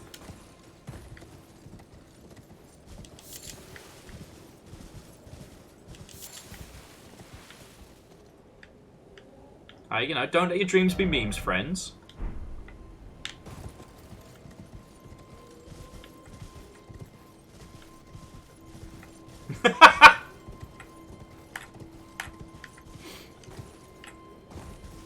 I just thought you were agreeing with me, Gil.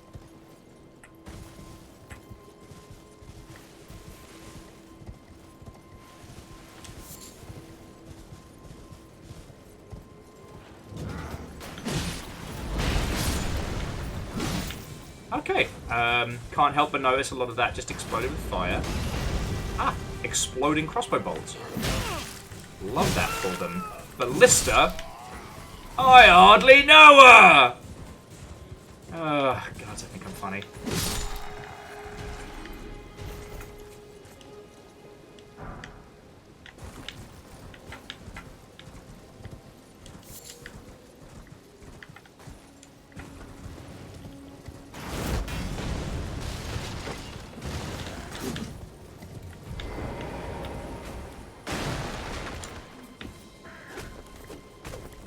Right, let's try out our new shit, shall we? Oh!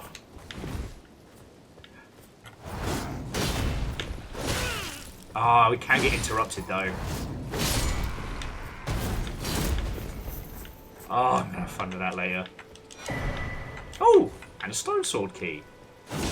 Mate, what are you going to do? I can blink through space and time now.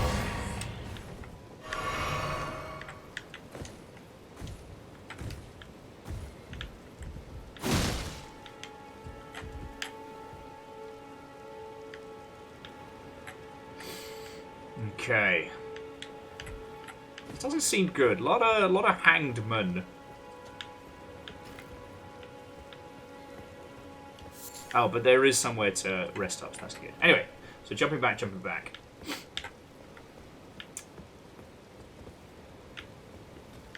Sorry, I made that...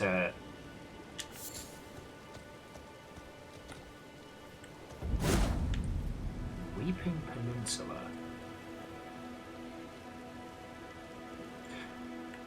In this, a checkpoint full of heavily fortified individuals, surrounded by a sea of dead blokes. Oh!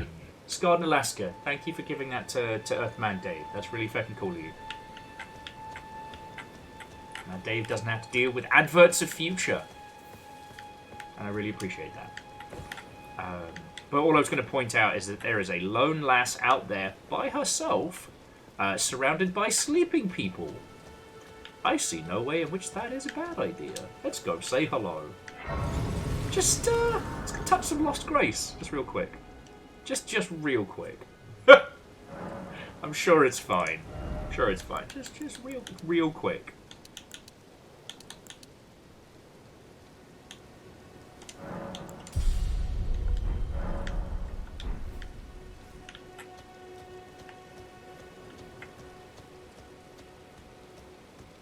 Look at all these sleeping people. That's a joke that I stole. At some point I'll start putting points into health. Like a nerd. So many dead people around. I'm sure it's fine. I'm not even going to read. I'm so sure it's fine. Is somebody there? Might I bend your ear for a moment, please?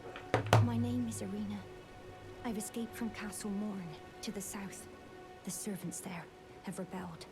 I can't be sure what it is. My eyesight's been weak since birth, you see. But I swear I heard frightful howling from all over. My good father secreted me out the castle, but decided himself to stay. He says it's his duty. As commander. Okay. Well, do you want to... Look, I know a bunch of cool people with a round table. You'd love it there. I fear for father's life. Father? The servants are full of wrath. Filled with hatred for every one of us. I wonder why! For every one of the companions I escaped with. They haven't spared a soul. I fear it's no different at Castle Morn. Please, I implore you, would you mind taking a letter to my father? At the castle, my sole wish is that he escape. Even if his honor should be the price. Please. I just want him to be safe. Alright, yeah, I'll deliver the letter. Thank you. I know, like, there are only two ways this character pans out, and one is heartfelt sympathy and an absolutely heartbreaking ending, and the other is she turns out to be super fucking evil. There is nothing good that happens in this.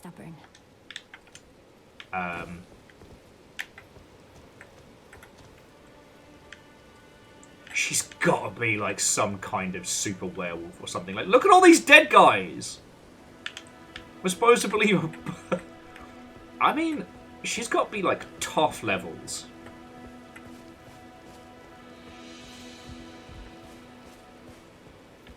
Ah, big money.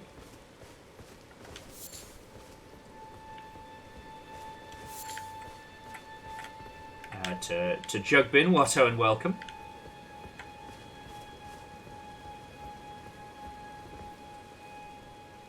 Alright, time to level the playing fields. I summon many dogs!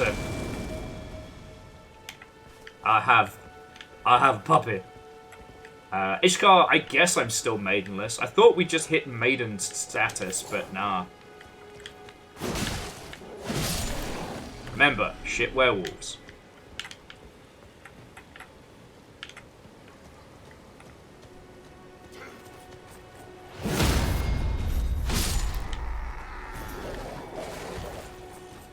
Oh wow, like they're just exhausted from the fight.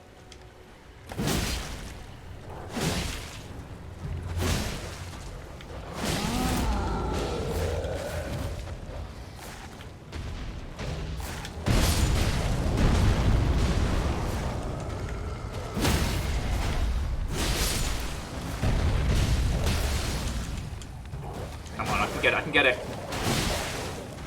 Oh, I missed it! Beans! Oh wow, yeah, we kick some serious ass now. Good puppies.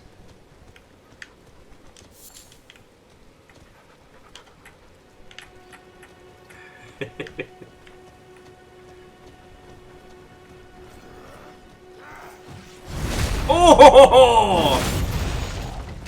I guess that's my only critique of this weapon, is that unlike the other sword, we don't get to just stab it through his back. Because let's be honest. Oh, okay. Is it that the people we found dead are supposed to be the loyalists?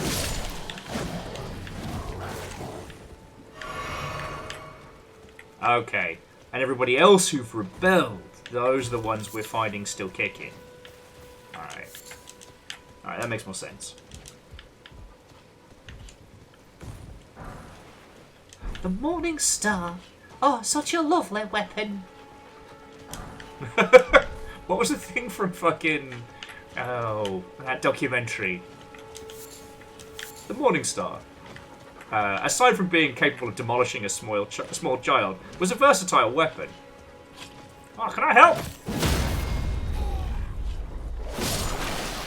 What the fuck are you? Jesus Christ!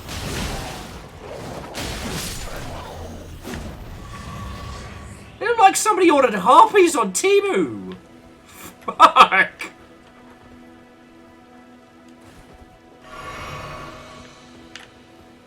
Christ!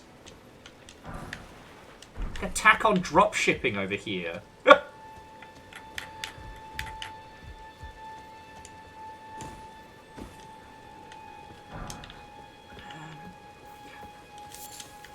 There is a point at where any kind of humanoid creature has too many teeth, and that's it. That's too many teeth. They're just normal men.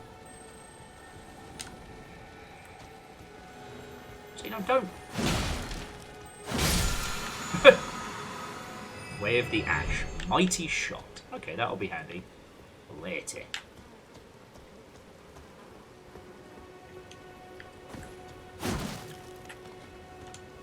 How many teeth spoils the broth? Exactly that many teeth. That is mathematically how many.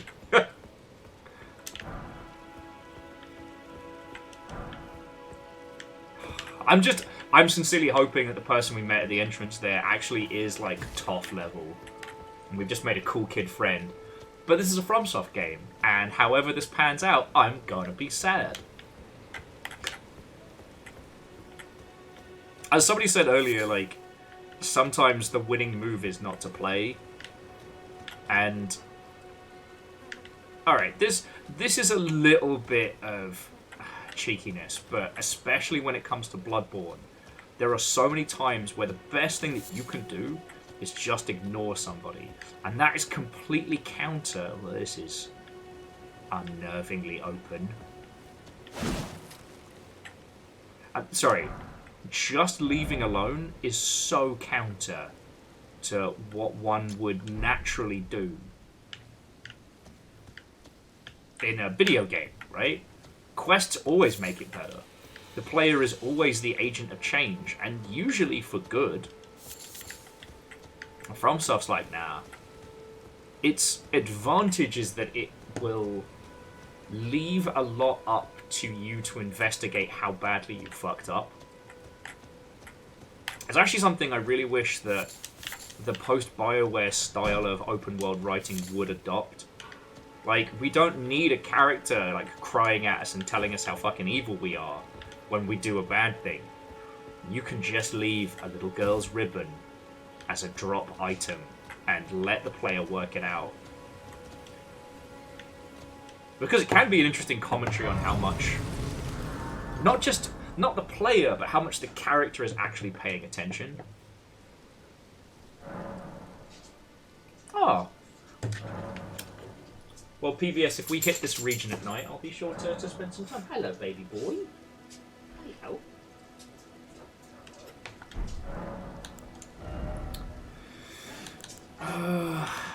Fine. Put a little bit of points into health. Don't judge me.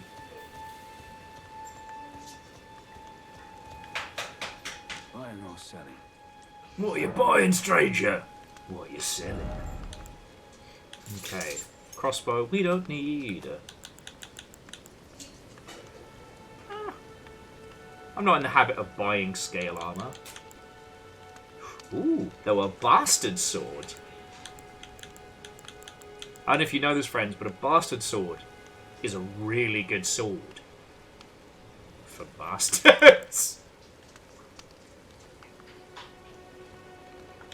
And yeah, no, Gil, this will be my first proper run-through.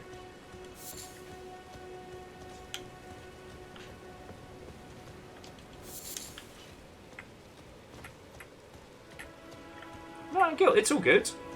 Look, I mean, I've talked about this a lot. As I said, I don't want to get too much into business talk today, unless you're desperately wanna. But you know, Elden Ring was always going to command the public attention, right? Everyone streamed it all at the same time, and I knew that I wouldn't be able to I wouldn't be able to make a justification because most of you would want to play through it yourselves without me talking and without spoilers, or you're watching people far more famous than I. And I was like, you know what? I'm going to be the alternative. I'm going to be the place you go if you don't want spoilers. And that's what I did, and it was definitely the right call. What the fuck?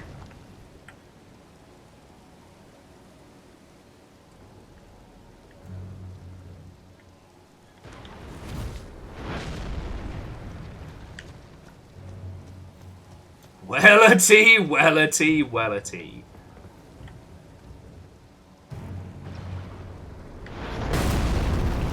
Gonna take that real fucking personal.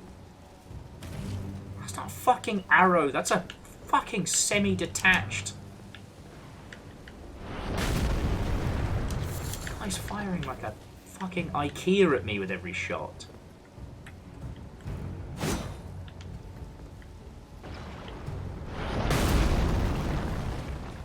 Grab Matt, grab Matt, grab Matt.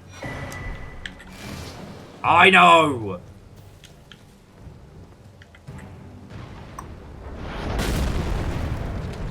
Okay. I can't bring up the map because we're under attack.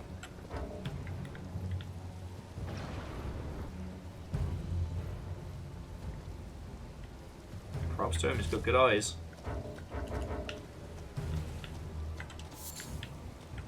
Okay. So what do you reckon, friends? Should we try and because I think we can sneak past him with cover.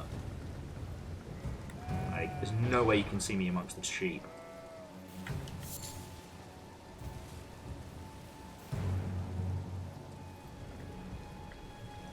Okay, here we go. The map has been found. So we don't need that. So he's got to be like, what, here?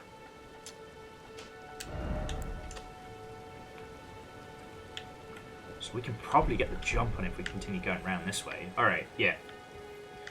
Alright, we've got a plan.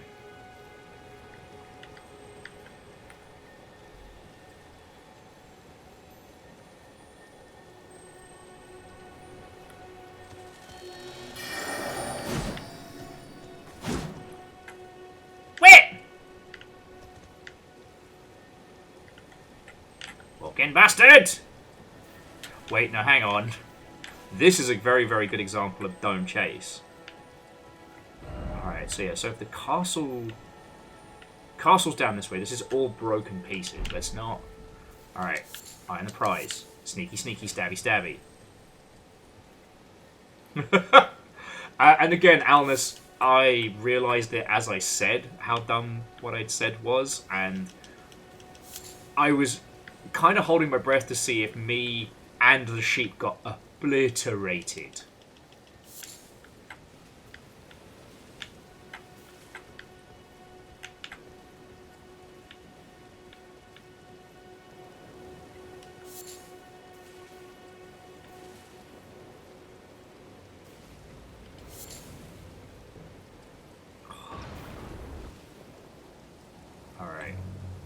You can see me from here, but we've got cover.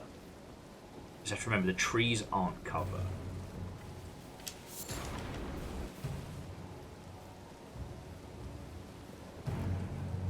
That looks real stanky.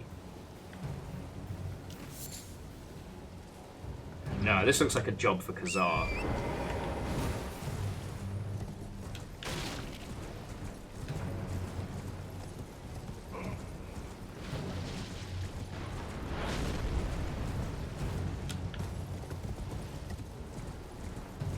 Oh shit. Oh shit. Oh shit.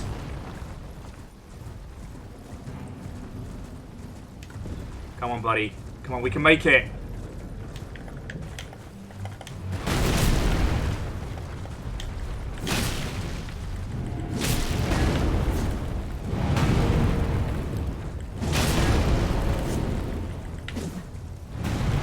It's alright. You've got this, Kazar. We don't have this. We do not have this. Oh, no! You crispy bastard! Ah, you absolute Kentucky Fried Twat! Yeah, no, you're right, numbers. He was fucking firing permits at me! I love the idea that this guy watches us respawn and I'm just cursing. Okay, but I think I've got a clear path. Okay. What I need to do is dismount and bring in the dogs.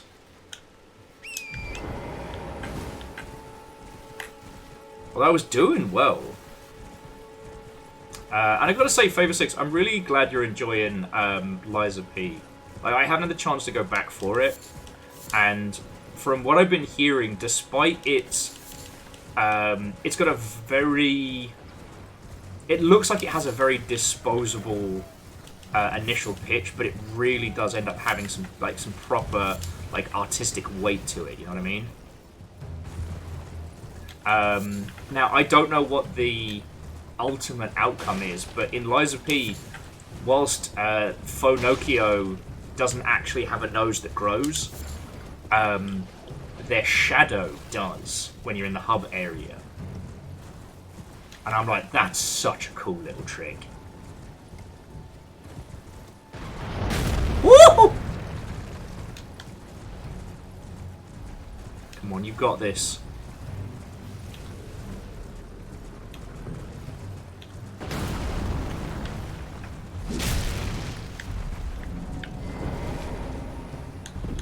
Oh, I can't summon the dogs.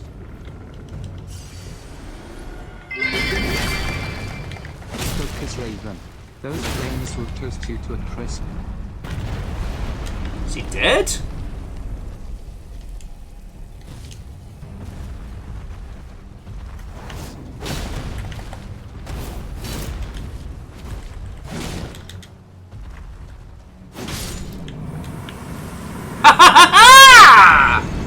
First time, every time! Totally! Back of the net. A quick question, is he coming back? Am I gonna have to worry about him? Also, there's another one of those sword graveyards. Is it this? Welcome back, Willimus. Fuck. Alright, I guess I am a creature of habit. It doesn't respawn. Oh, yeah.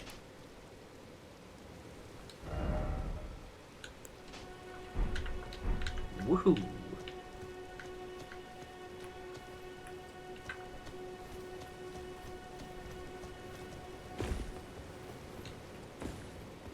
Okay. This is definitely the second, little sword graveyard. I'm not seeing any bloodstains or anything, so... Siege of Castle Moray. A lone hero fights for vengeance, only to fall at the hand of Lord Godfrey! Oh, it's fucking Godfrey! It's not as bad as Kenneth. Fucking Kenneth. But I guess we're getting a castle now? But sorry, PVS in numbers. Even though messing with me in different ways. Thank you kindly, alright?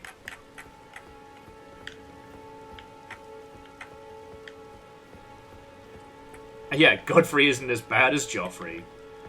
Old fucking Joffers.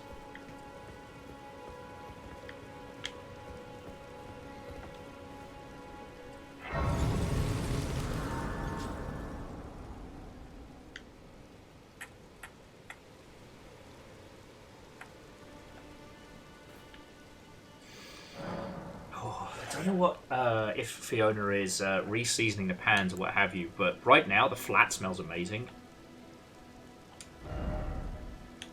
Alright, not too much. Okay.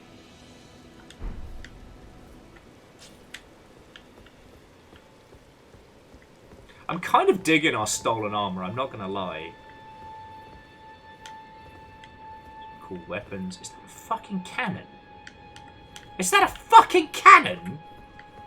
Oh, if I get a cannon like in Bloodborne, I am going to be insufferable.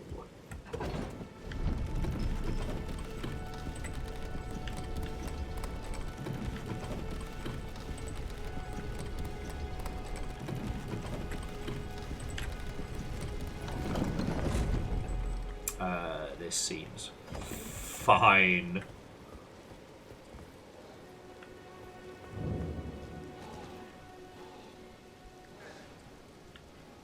Hey, puppies, you want in on this? Let's go make some friends.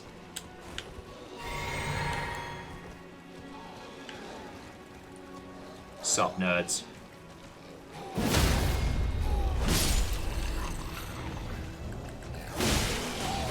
So wait, is it implied that basically these poor creatures were the workers in the castle?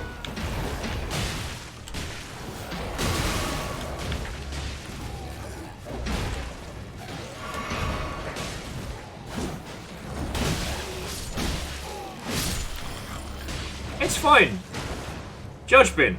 I got me dag. Oh, they can do that. Hate that for us. Where are the rest of the puppies?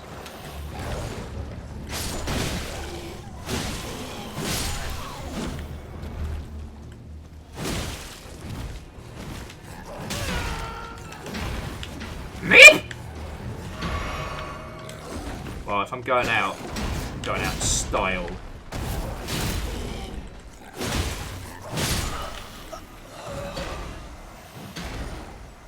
They're gone, my lord. So basically, we are the fucking bad guys here. Can't wait to jingle his bell. You know what I'm saying? Sorry, I think I had to say that. All right, it's okay. We can do this. There are no good guys here. That is very true.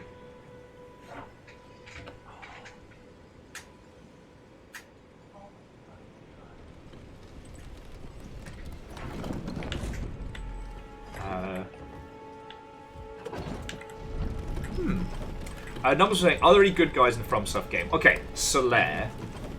And that's about it. Solaire and Onion.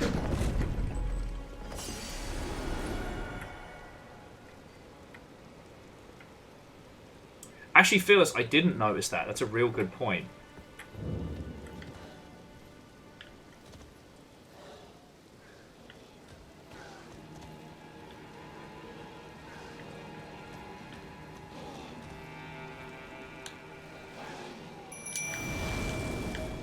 At some point, I will have to learn how to upgrade our wolf friends, because they're going to need a little bit more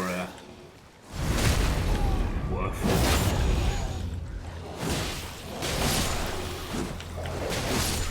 I definitely got to push the advantage. Take it back! I take it back! I pushed and I lost. Yeah, Andre the Giant. There's a few. But I will say, like, Bloodborne's always a weird one, because, like, technically, you're the closest to a good guy? Technically. Reactor online. Hey! Online. Weapons online. All systems nominal. Wolves on Wall Street. A.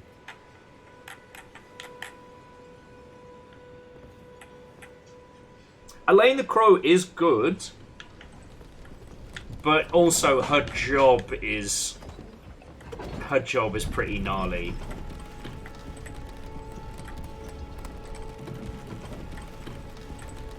Oh, okay. So for pup grades, we need to chat to the lady in red and white back at the round table. do routines, chorus scenes, footwork impeccable. We dine well here in Camelot, we eat ham and jam and spam-a-lot. At this point, it's like the soup song, it's almost like a...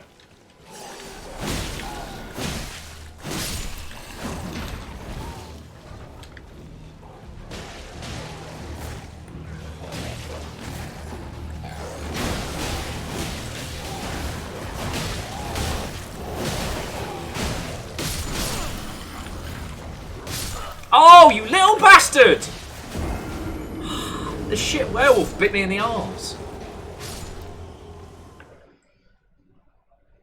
Yeah, Ishkar, that's a good point. In Bloodborne, you just walked into the wrong fucking neighborhood. And in fairness, your character doesn't really get a choice. Like, you know, you walked in because you had a fucking toothache or some shit. And now, due to situations outside of your control, you're working for a creepy bloke in a wheelchair inside of a dream.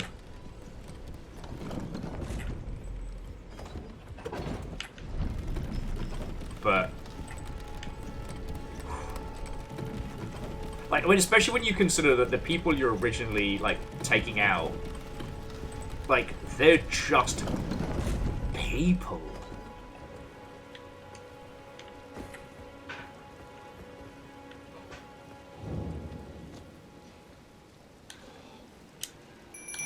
By which I mean, like, yes, they've been affected by the beastly curse, but that's not their choice. Like, they're out in the night to stop more beasts from killing.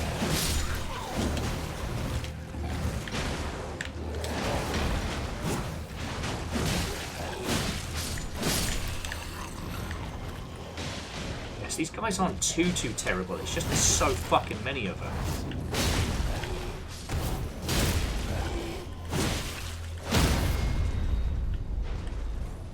There we go!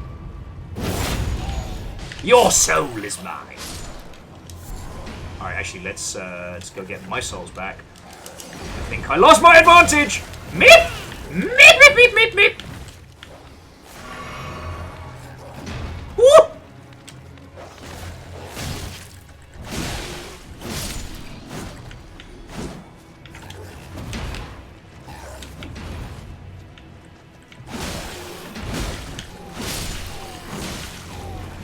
Honours for what blokes have it to spare.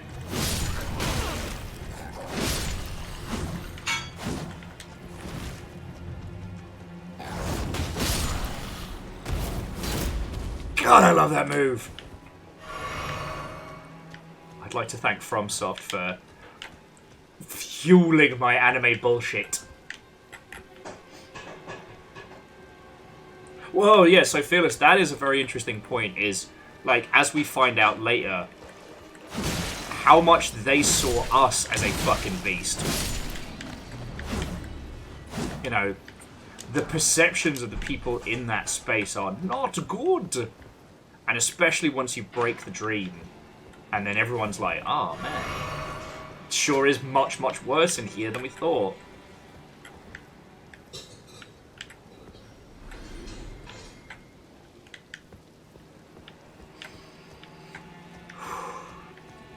Oh, sorry, friends. That long drawn out, like, whatever Fiona is cooking up, this entire flat smells amazing. And I've got to be honest, it's creating this weird divide by zero, because, like... I'm cooking the dog's food. It smells so good. It's just turkey. This... Okay, so Fiona. What? So you're cooking the dog's food, like, it's... I guess it's the potatoes that are smelling real good. No, it's just turkey right now. What's that steaming dish? Turkey. Okay, that smell, and I'm looking at this burnt battlefield, like, that's what's fucking me up right now. It is a little burnt. Some juicy's got on the bottom of the oven. Okay, so that's what's giving it that steak smell. It's not a bad smell. It's a good smell. It's just when you're looking at a pile of corpses and all you can think is, that smells pretty good. Like...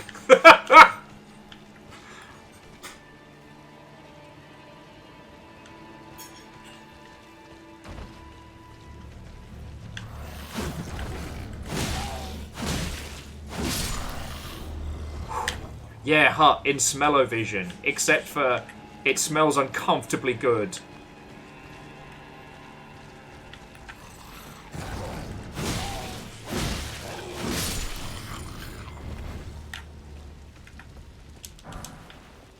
Mmm, fire grease. Why does that smell delicious?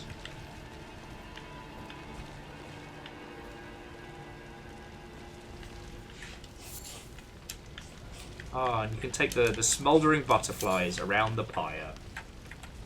Junkman with, you're a cannibal. Look, it is not my fault if people are delicious. Also, I know I'm woefully underprepared for this area. But it does make it feel a lot like classic FromSoft. A claymore.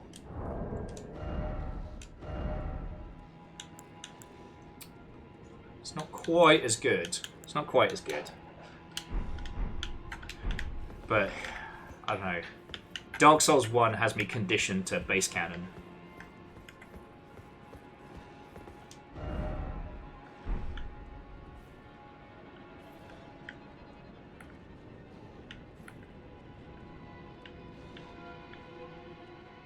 It says, look very carefully. Okay, yes, Scarred, I could have phrased that better.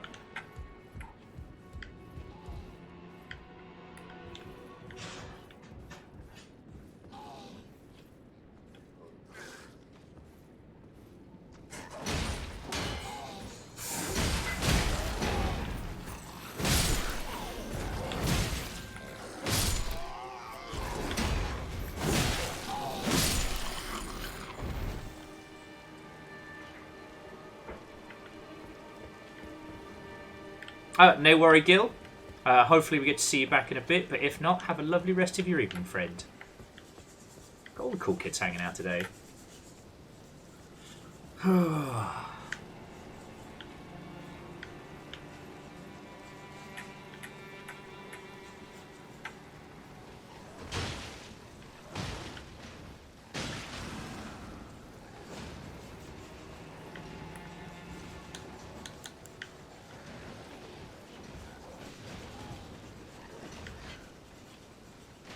I get the feeling that nobody here is happy to see me, right? And considering we have no more heals, I guess I've just kind of pot committed. I'm gonna let you all live that best life.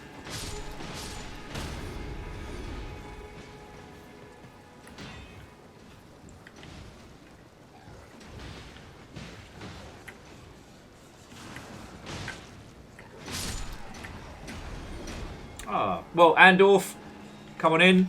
Settle, friend. You have won.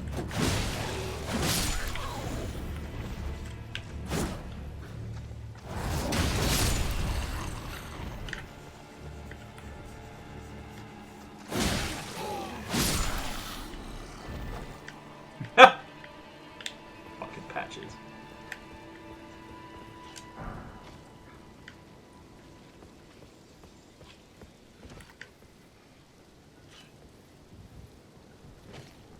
Woo. Come and get me. Get me. There we go. I was just thinking about the whole there's no good people in a FromSoft game, and I'm like, well, I guess there's... You know, Patches is always a questionable one. I was like, oh yeah, did he turn into a fucking spider? Oh, they have so many teeth!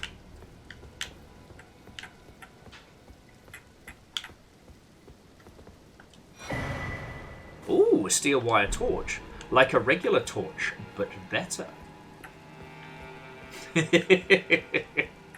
Sorry, I was just having a little flashback to Lunacid when we just beat Ghost to death with a fucking torch. Because we had no weapons that could physically harm them. But we just repeatedly beat them to death. Alright. Alright, so I've got an idea, friends. So this is a traditional Soulsian dungeon, right? Now, I could continue, but I'm definitely well out of my league here, right? What if we open up the first round of the Goodwill Hunters? We make this our battleground. What do you say? Because I've got to invite somebody in anyway. And with this being like outside of the usual open world elements, I feel like we're not going to miss out if we get split up and if I start staring at stuff. You're not going to have a bad time.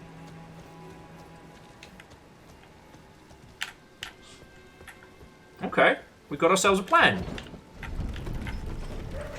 So I need the gold finger paint to summon, and then so long as you lot have the password, you can invade. Is there anything else I need, like the equivalent of like the witch's finger or anything like that?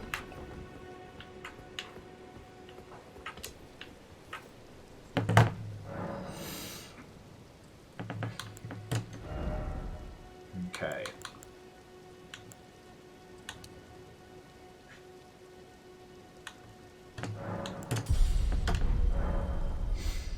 Okay.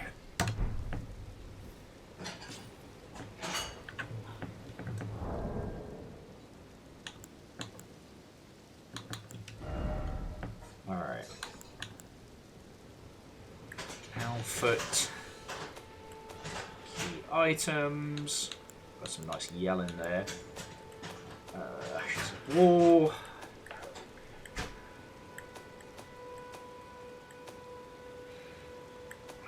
Paintings. Grace, Spectral Steed Whistles, Starlight. I know you're in here somewhere. Okay. So that's the one that... okay. So the Furlong Finger Remedy is what allows me to summon you lot. The Tarnished Finger is what puts me down for summons. Small Golden Effigy sends a co-op sign to summoning pools.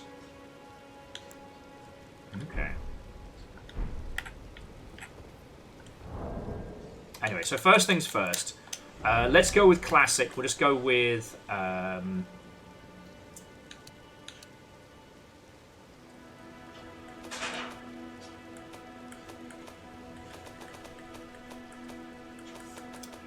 okay. We need to bring this back to the... We need to bring this back to the menu to set passwords in the ilk, don't we? That old chestnut.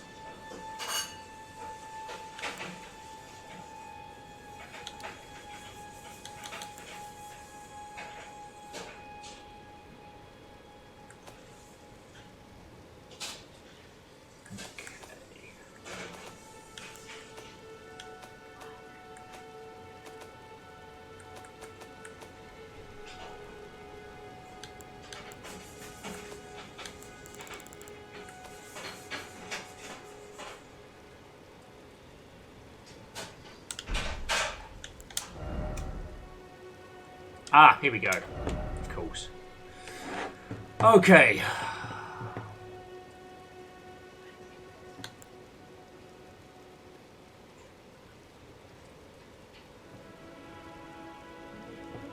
Okay, that's pretty cool. Okay, so group password's obviously going to be Longship, right? So that way I'll get to see messages and things from you lot as a priority. And then password, we'll go with the classic friendo.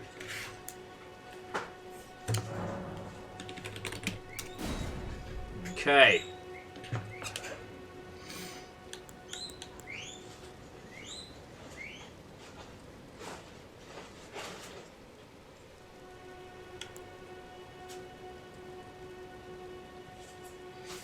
Okay.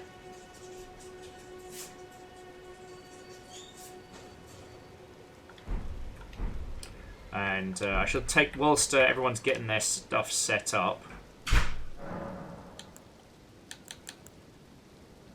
Oh, right, yeah. I already spent my stuff, and crafting's not from there, crafting's from here.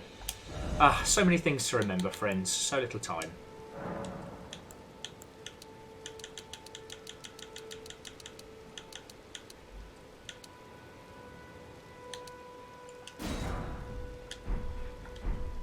Yeah, the Nuggies, they know what's up. They know what's up, right. But it does mean that for multiplayer, we can just do that nice and easy. Okay. So who is this? Really? Really?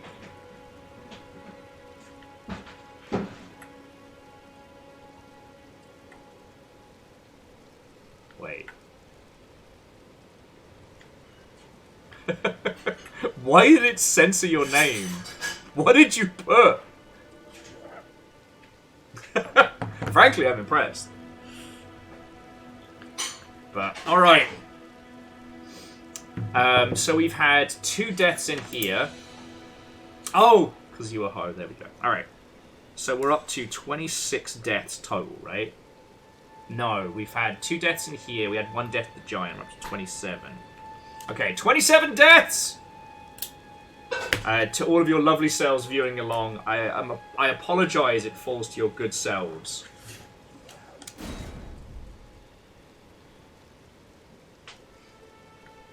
I apologise it is falling to your good selves to keep track of the death counter. But I am going to be interested to see what happens. Okay, unable to summon co-opter. What is going on? Check those system messages. Alright, summon sign. Enable. Cross-region play enable. There we go. So let's try... yeah, you might be a bit OP for this, friend. Alright. So, like, I'm rocking at 24?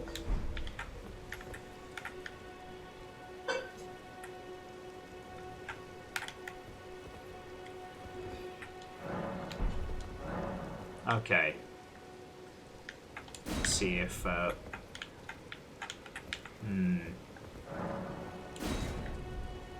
just at this point, just see if we can get anybody in. And that should open the pit up. In theory.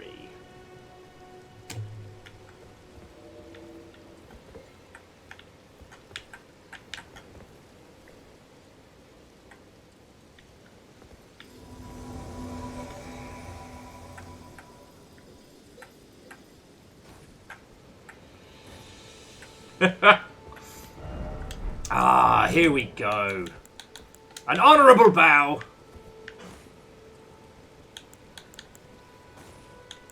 Oh, I could get rid of that finger snap. All I've got is the honourable bow. Okay. So I take it the more we summon, the more we increase the amount of nonsense. Okay.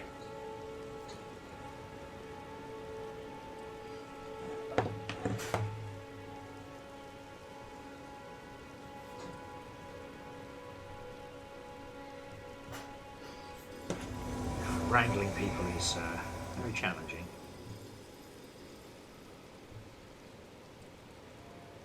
Bear with me just a second, friends.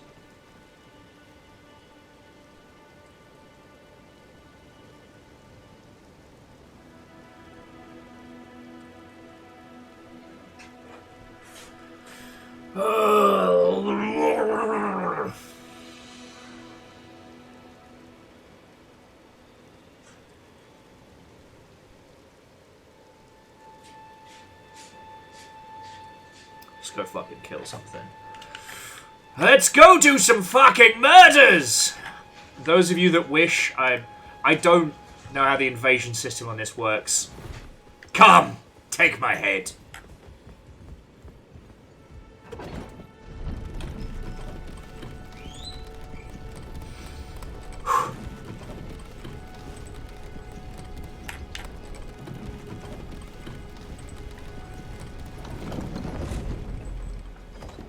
Okay. And yeah, as suspected, we don't also get to summon puppies at the same time. Okay.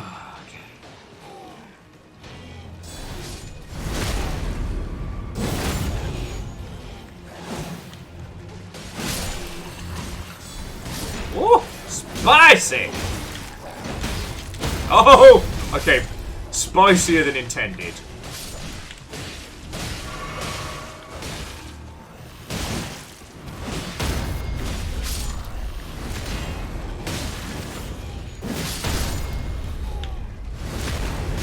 Oh, really? Me? Do you want any more stagger steps with that?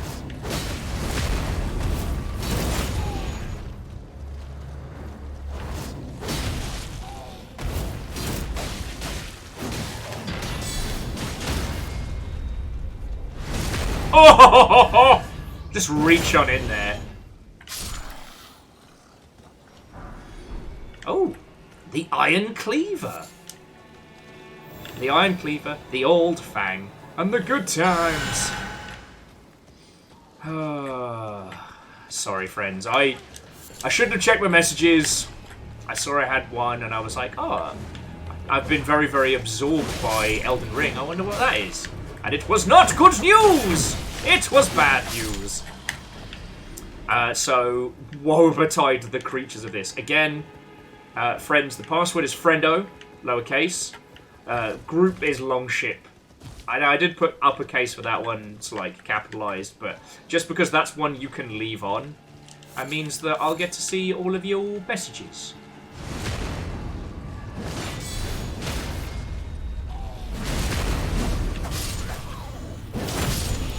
Okay, big guy over there. Good dad? Bad dad?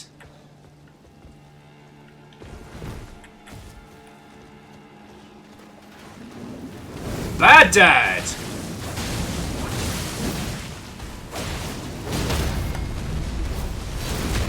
Man, Onion put on some pounds.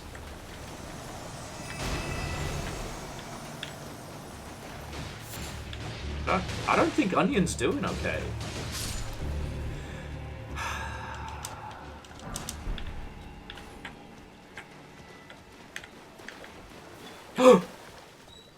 Prosen!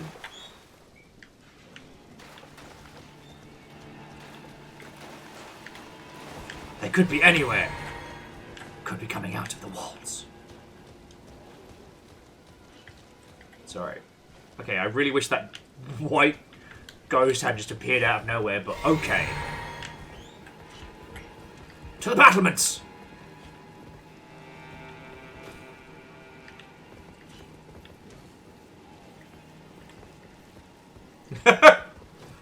You know what?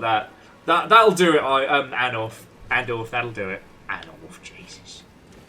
I used to be able to speak people words like good like.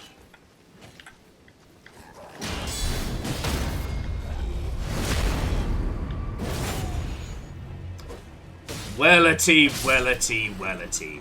Prosen. First of many. Your blades are scary. Oh no!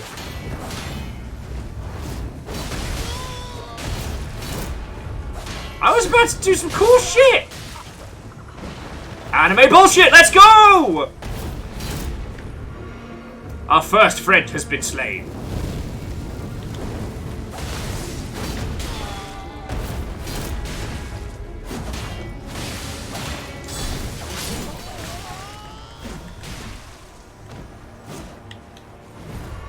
Oh, you're one of them.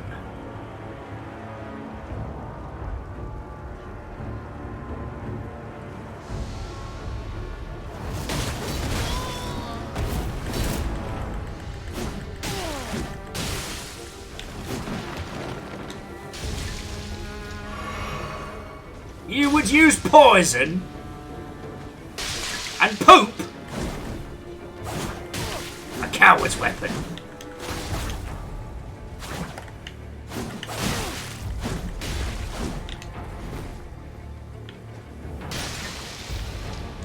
The fuck is Scarlet Raw?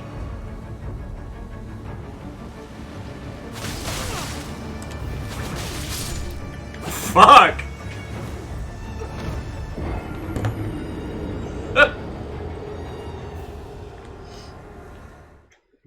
What the fuck is Scarlet Raw?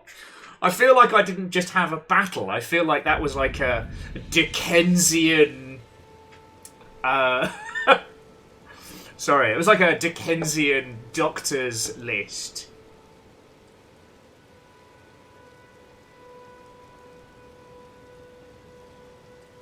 No, it's right, Rob, it's Scarlet! Poison plus.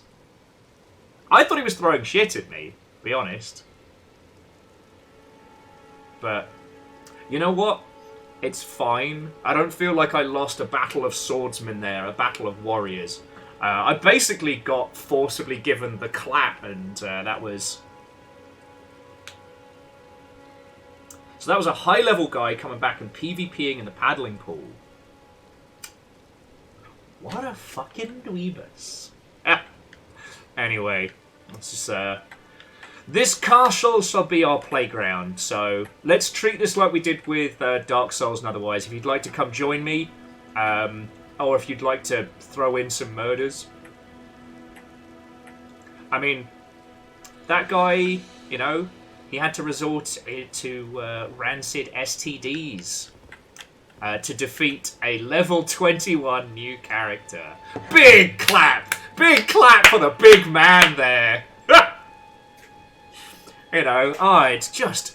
Wow, I was so impressed by their skill and courage as they used a fucking M16 on a child. God. Anyway, yeah, let's get some friendship going. Again, for multiplayer, I put friendo as a password, and for group, longship. So at least that way, for those of you that don't want to do PvP or nonsense, then we can just leave each other cool messages. I don't know, Earthman Dave, I completely understand. And, like, alright.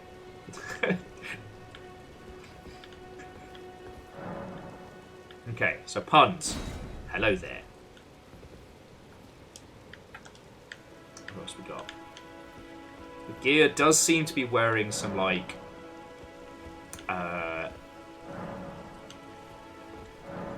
you do seem to be wearing, like, the formal armor of a later legend.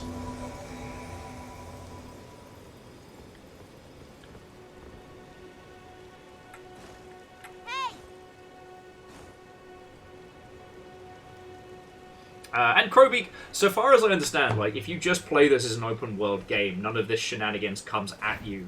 There's probably one area in this with Informed. Alright.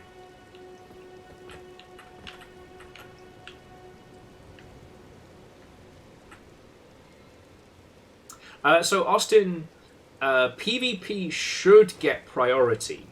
So if someone... Because I know Puns was trying to go for an invade and stuff. That should get priority. But now Puns is over here, so that's fine.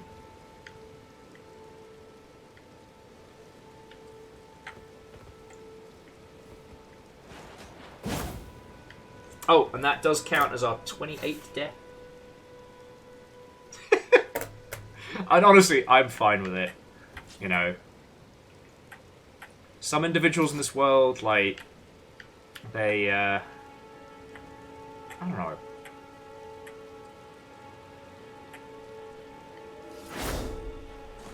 Oh no! Alright, Chaunerus is closest.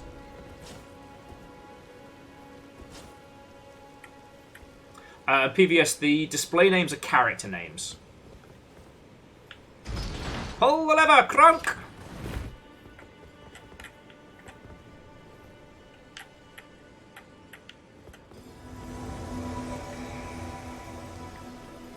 Yeah, well, I mean, Austin, you know I'm not going to go for any, like, stressy spaghetti super build.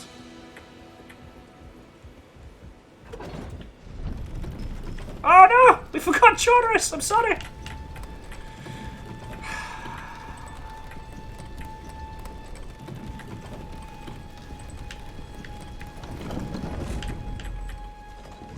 Oh, I'm very glad I got wine tonight. And sorry, I'm not trying to be like specifically vague here. It's nothing bad. Like no one has jogged off the mortal coil or anything like that.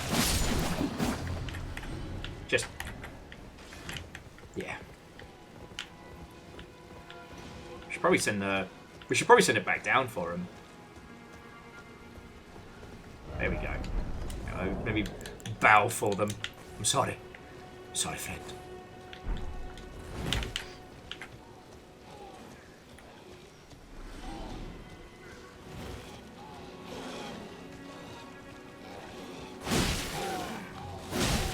Why did I not backstab there? That was a very silly thing. Ah!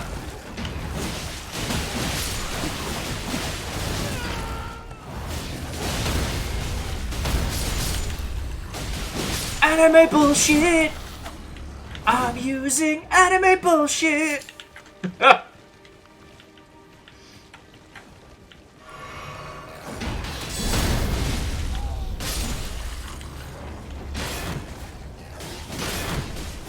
Helping your friends in interesting ways, it's anime bullshit!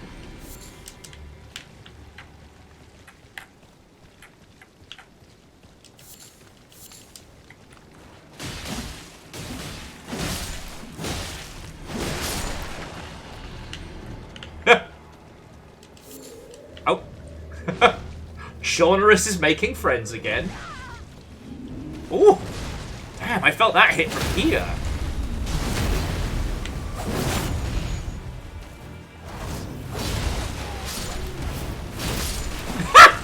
Never gonna get tired of that. Yeah. Anime bullshit.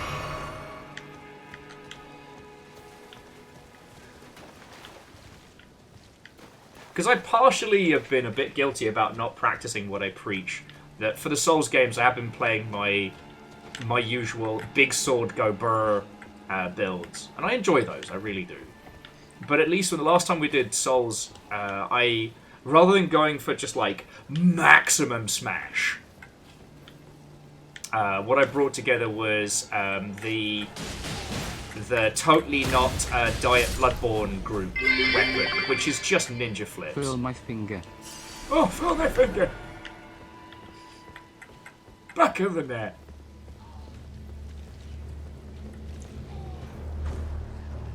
These ones have full-on wings. I hate that for us.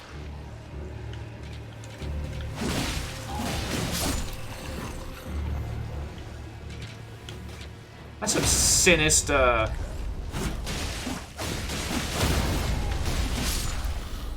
Yeah, there's some sinister Valentine's Day imagery going on here.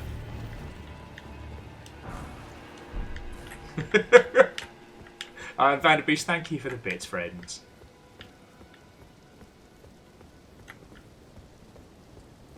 What's down there?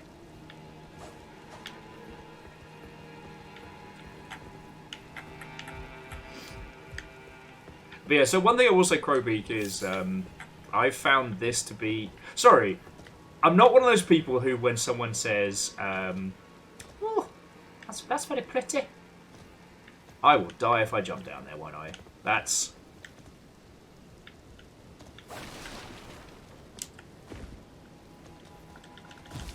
I know, we're all good. Love it.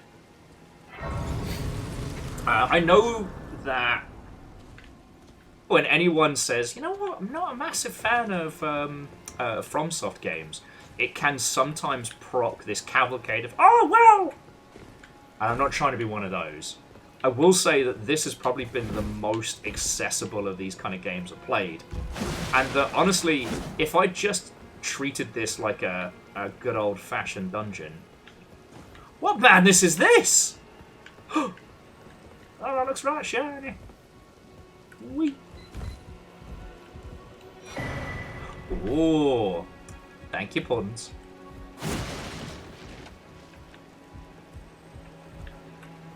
Oh, okay, Andorf, that's fucking cool. I didn't know that. So Andorf was saying, if you're not sure if you can make a jump, throw a rainbow stone. It'll break if you die. Like that guy. Or his buddy. This other guy.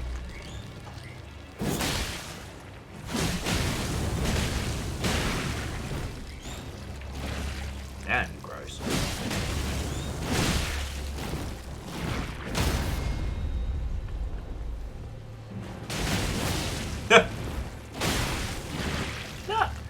Dustin, you're all good. Alright?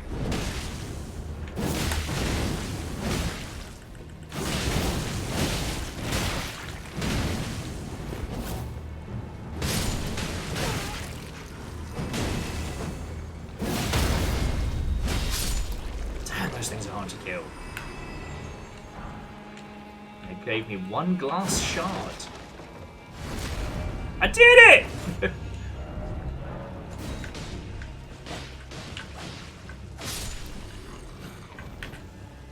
But yeah, I love the fact that we could share messages specifically as the Longship, but like unless you actively wanted to fight other people, you really don't have to.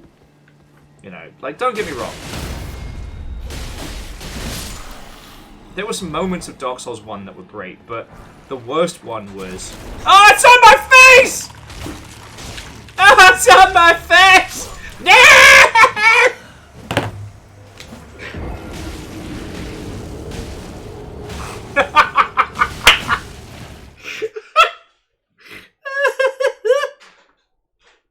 That's my dad! Boogie, woogie, woogie. Okay, so what have we learned from this?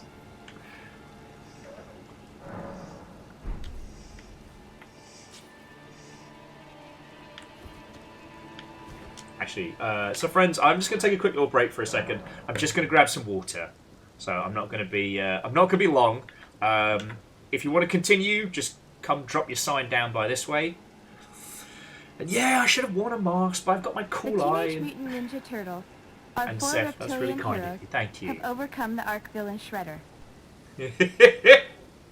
I'm about to say, Chaunerus, if it's a choice between Will's hilarious death and a clip, or solving the problem before it's happened, I'm here for your entertainment. And I think everyone would say that was pretty entertaining. Oh, but...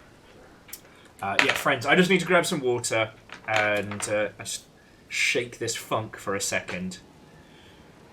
Oh. Heckin' yarp. Heckin' yarp. Right, friends, I'll be back with you all in just a moment.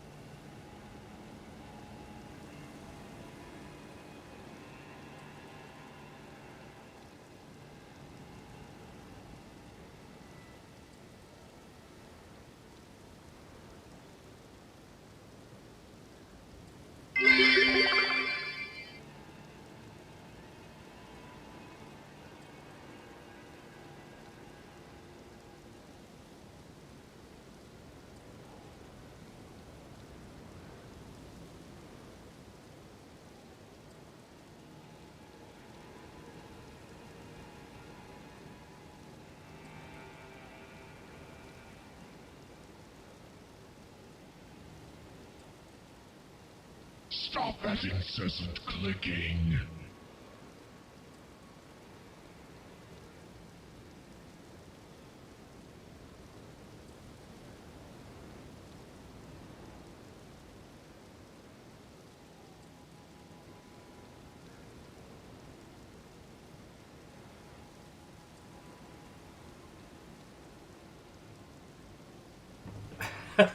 Hello, hello. Jay, how in the hot heck are you doing? Zare from PVS, and whoever the rando Calrissian is, Agent Watto, and welcome. Legasp! How could this have happened? Well, Jay, how in the hot heck are you? How is your stream? Tell me your tales. We are... Sorry, I've got to put my compression gloves on. We are Elden Ringing it up.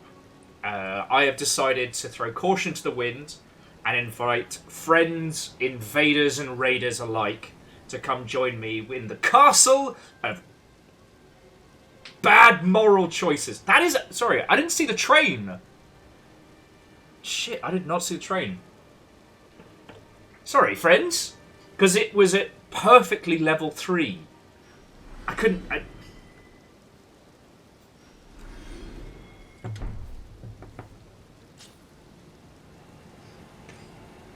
So yes, come ye mighty, come ye merry, come ye villains. It is time for questionable quests of unhinged moral intent. It's a very sneaky train, it was. Like, honestly, Crux, I didn't even see it until I was like, wait, where's the message that says that Gemman J rated it? Oh, no.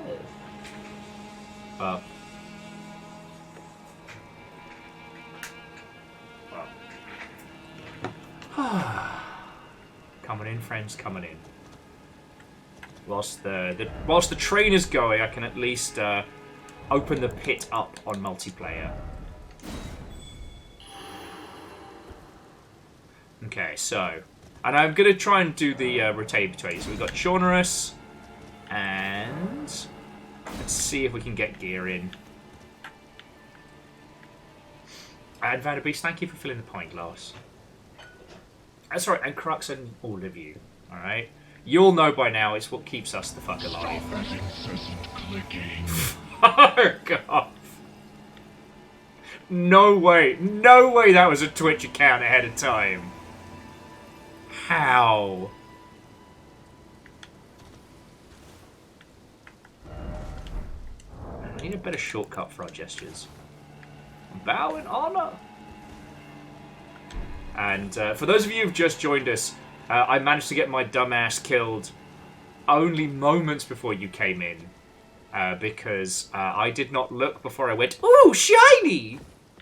And it cost me my face. I basically went out like a fucking Lethal Company protag.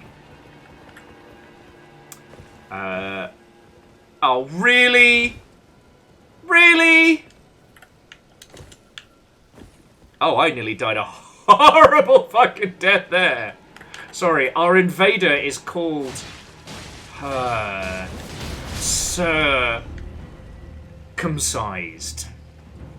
Something tells me this will be bad. This will not be good. Right, what's up?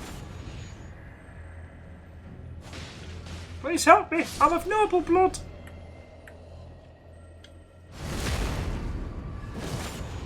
It's alright, the rest of them got this. This hero's mother's eat me. I'm to be forever married. Think of the disgrace.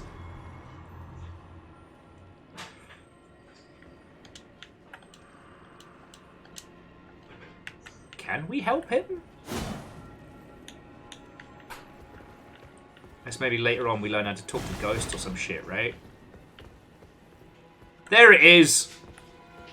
Busted. Well, friends, thank you all. That's 2 hype trains today. It's really fucking kind of you all, alright? As I said, I don't want to talk business today, but I'm very grateful. I'm real grateful. Okay, so let's see if we can find the terribly named knight.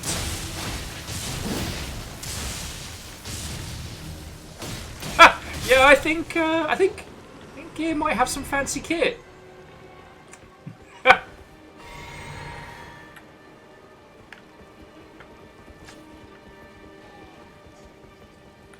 Oh, they're playing with butterflies.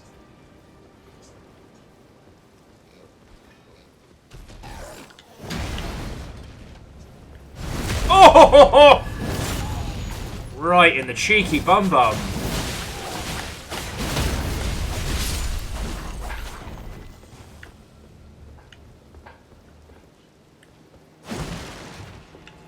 Red Burning Dragon, at least according to this world.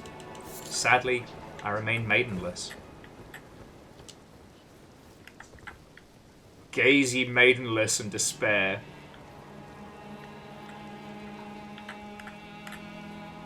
The Twin Blade's the only thing I know about ahead of time in this, because Kotaku and its lovely, you know, weapons grade spoilers did show me that people had used it to access whole swaths of the map. Oh, there's Twin Blade Talisman, lovely. By stacking stamina and just doing insane flips and What happened?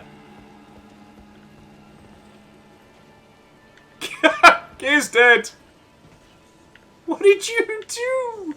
You fell off the bridge. Alright, well, let us remember that there is a frustrated invader out there. Oh, here they are. Oh, fuck this noise. I'm not doing that by myself. Beans to that. Oh man, he's just chugging potions.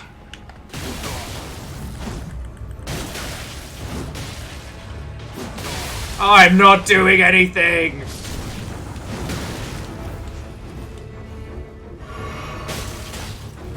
Wow, this is fucking intense.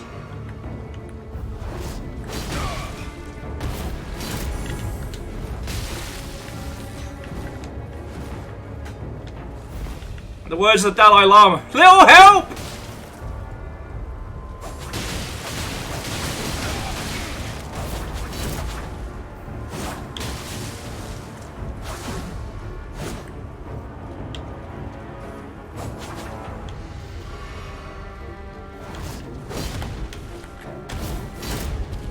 How did that miss?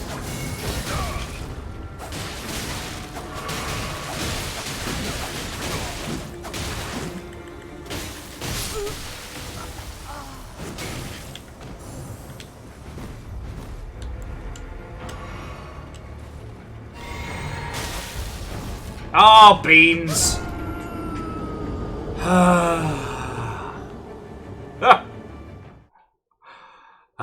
Beans. Man, the invaders do not fuck around in this.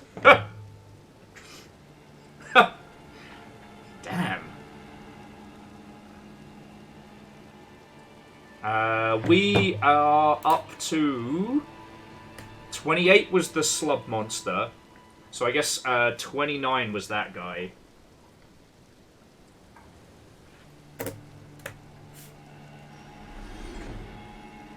Like, damn. That guy had issues.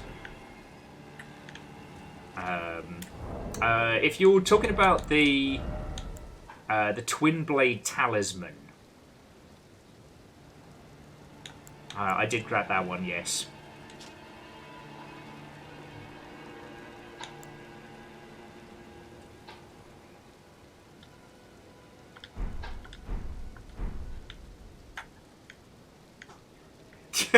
Yeah, Kestrel, this whole area needs like some serious OSHA codes. And Andorf, have yourself a lovely rest of your evening, friend.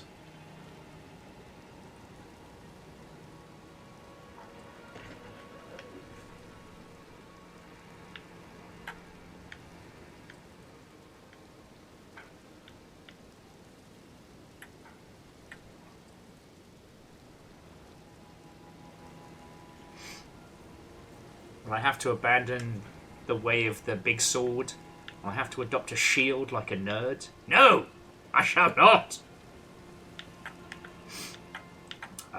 Well then, Austin, we shall see you shortly.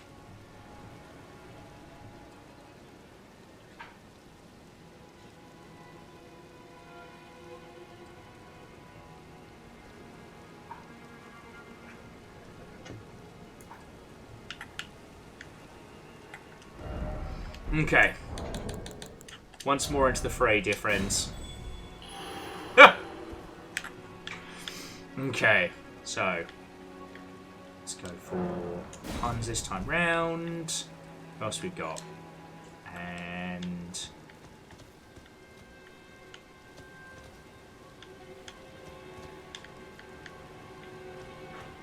I like how I was worried that gear graphic might be a bit too OP, but I forgot the true ruler of this world, gravity.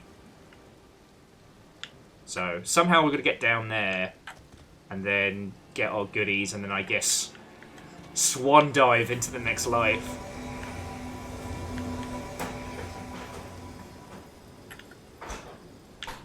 Okay.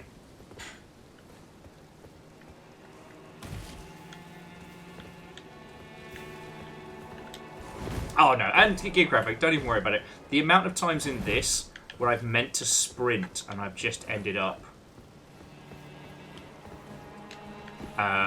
crouching is more than I am willing to admit.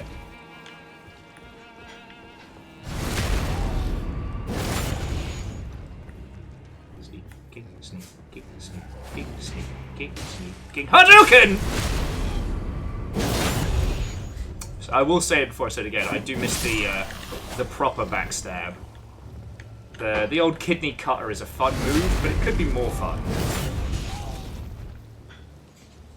The Smeagol slam's alright, but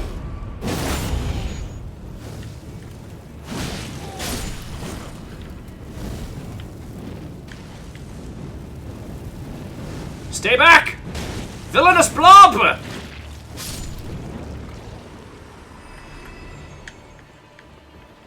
And I do appreciate that we've formalised hard carry Hindle as a naming convention. Okay, so we have retained our goodies. Alright, the Tarnished Sunflower. Worst shield ever! And whatever he was about. Oh, no, you're right, yeah. Villainous Blob was Lunacid. And that was...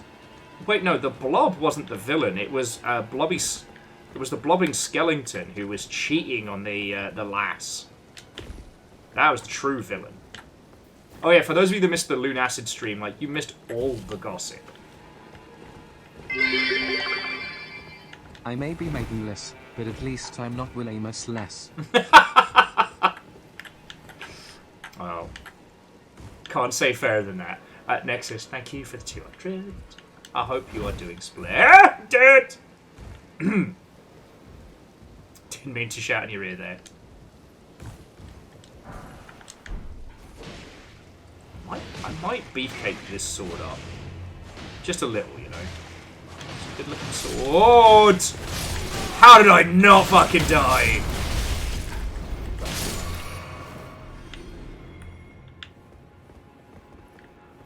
I mean, I broke my little feeties, but don't even worry about it. Oh. By the power of friendship!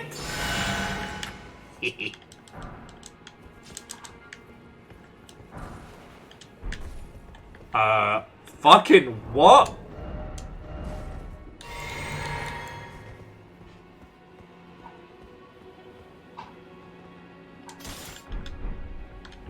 Castle fucking Vania, let's go!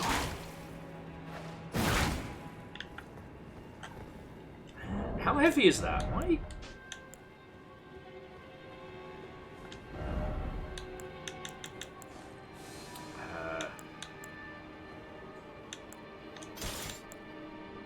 Right. Why keep that on me hip? You know, just in case.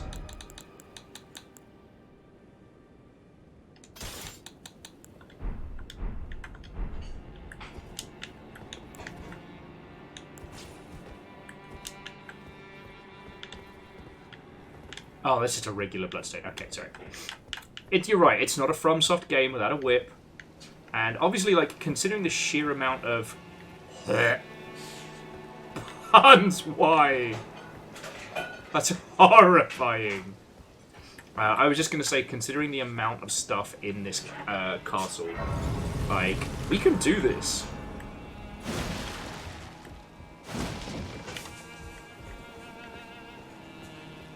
That's... like... Thanks, I hate it. So gross. Oh, did they? Sorry, Austin's saying they made whips significantly better this time round. That's cool. Because, in my humble opinion, it used to be pretty much just the threaded cane from...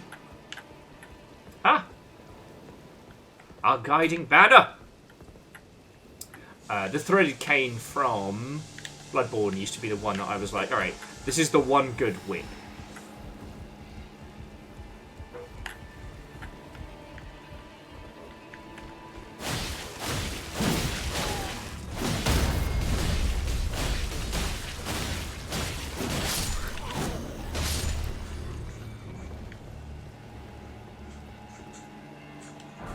Oh no! How did we lose, you puns? Wait, is everyone gone? Uh-oh. Uh-oh. Not too keen on a connection error. You know what I'm gonna do? I'm gonna go spend our fucking souls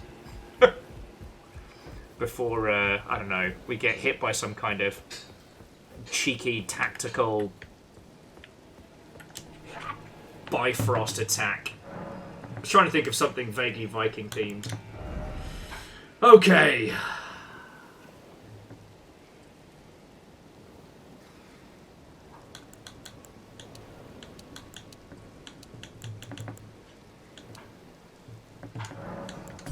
A little bit more health can't hurt. But then we're back to strength and dex, okay? That's what we're about.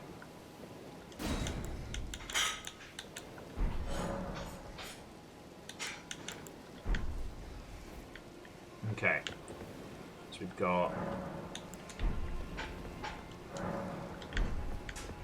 Say, give Hindle a chance to reconnect, because that was a disconnection error. But once again, we've had more peeps kind of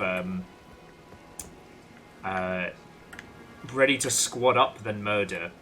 And I definitely think I see why.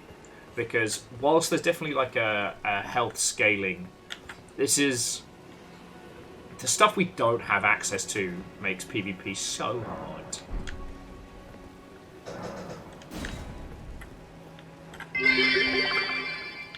One if by land, two if be frost. One if by land, two if by frost. Alright, I like it, I like it. And puns will... puns. And Vanderbeest, you've been stacking the pint glass and getting the splash down. So heckin' thank you. Okay. Whose rats are these? A short sidekick is on the run, so be on the lookout for a small medium at large. It's an oldie but a goodie. Akira Zero, what and welcome! We are doing Viking Souls flavoured nonsense. I've got friendos helping me out. Puns! Look out! There's no time to rest on the battlefield. Rats could be coming from anywhere. Ooh, butterflies.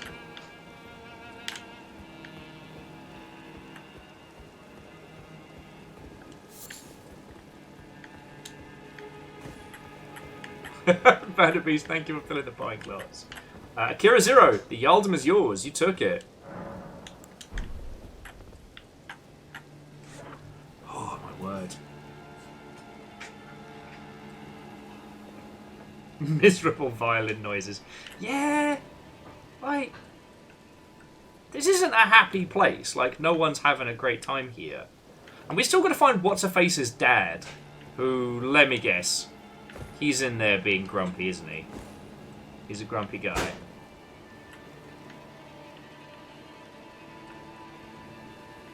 Got them jellies, doing jellyfish stuff.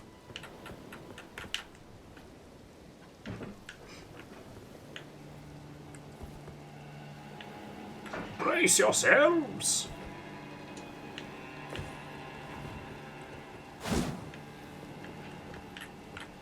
Okay, Castle Bird Monster is an excellent wrestling handle.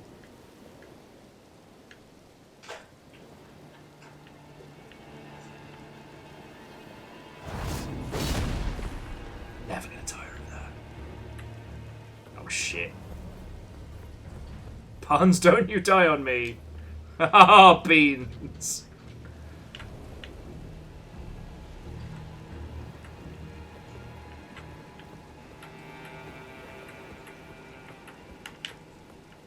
Okay. It's alright, we'll just wait here. It's fine. Don't even worry about it. Don't even worry. Oh no! Sure, so the controller died. It's okay to kill these rats. None of them are from the Atchis zone and don't have diesel energy liquid. Look for the green button.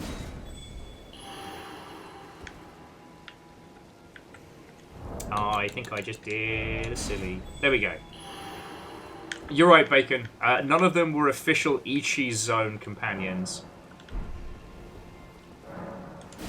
Alright, so Hindle's in, and Puns, let us know when your pad's back up and running. Oh. I keep wanting to chat with the Ichi Zone people. I really think they should release Rocco's Rat Nest as a standalone game. Because I've been thinking about it a lot, and like, the Ichi Zone isn't an event, right?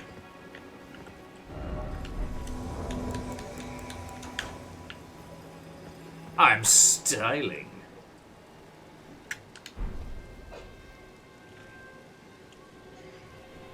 Whereas, like, Rocco's Rat's Nest is a thing you can play in, like, 2 or 3 hours. What have we got here? Oh, thank you kindly. A gold-tinged excrement. They say you can't polish a turd, but right there, beg to differ. Alright.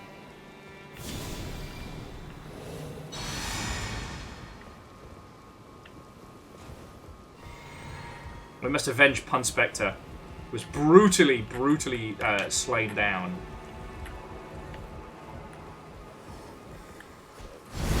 There we go.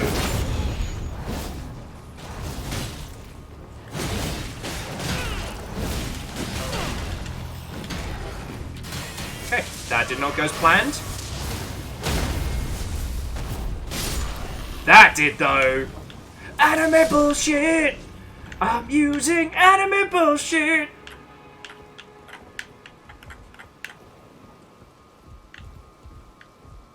Ha!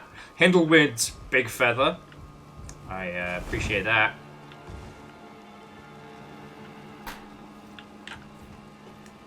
And I shall practice OSHA safety.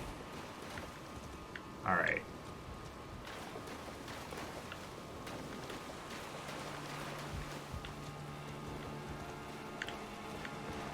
I'm fine just not murdering jellyfish.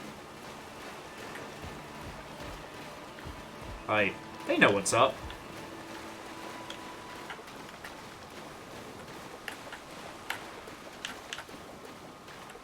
Okay. So, here's a quick question. Have we missed the dad? Do we need to do something else before we fight whatever the fuck is hidden in here? Because here's the thing. This is an open world game. We can come back. We can kick these guys' asses some more later. We're allowed to do whatever the heck we want.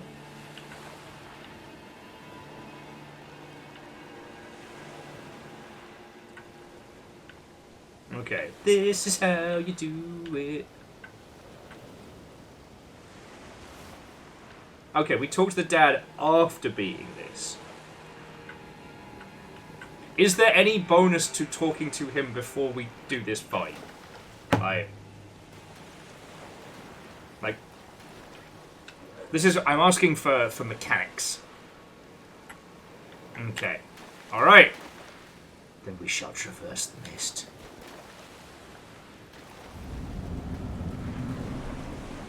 Wellity. Oh, you are a spicy bastard. Oh!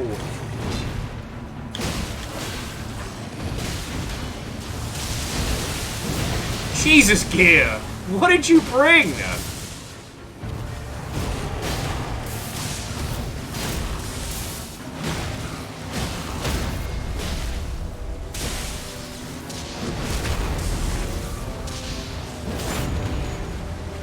Dang, this is...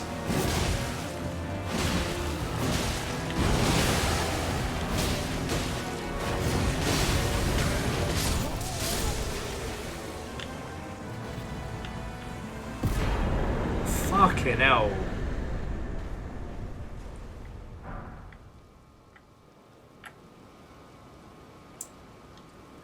Okay, so I think a lot of people had a lot of anger to get out on that boss. That...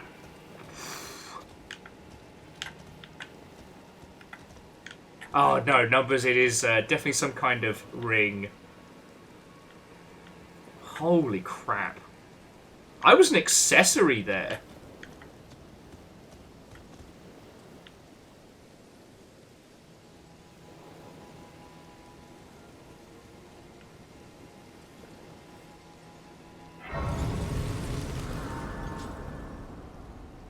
Yeah, I think we'll have to review how we're doing squads.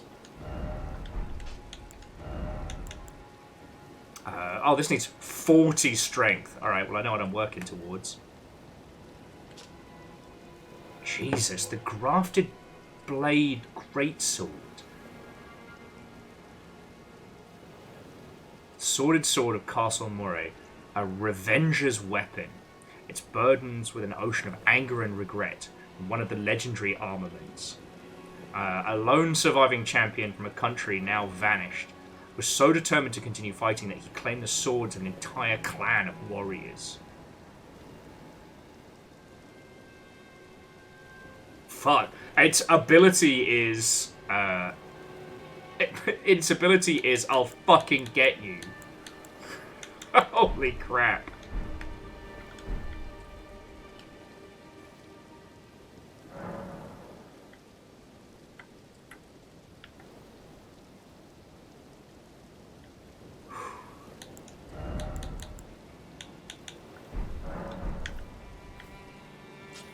Okay. So now we're gonna go find the fucking dad, right?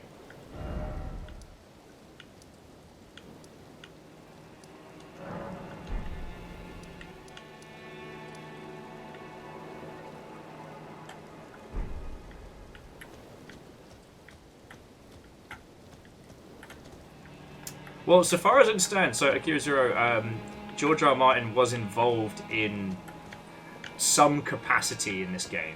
Now, I don't know if he was involved in world building, I don't know if he was involved in, like, purely narrative or writing or what have you, but he was definitely involved. Holy crap, that tree is impressive. Okay, so he's up on the battlements. We don't have a way to get back to it. So we've just got to...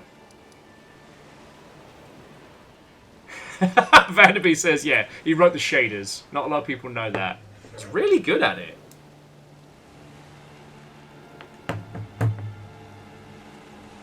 Yeah, and Kroby, that's the point where I don't want to, like, attribute... I don't want to attribute anything to a single individual when we're working with a team that has such pedigree. Oh, yeah, no, but absolutely a powerful marketing hook. Kind of reminds me of the Fear 3 marketing, where apparently Wes Craven or somebody was involved. And they put that on the box. It worked for pre-orders. Turns out he only came into the office like 2 or 3 times. And if you did mention that earlier and I missed it, I do apologise.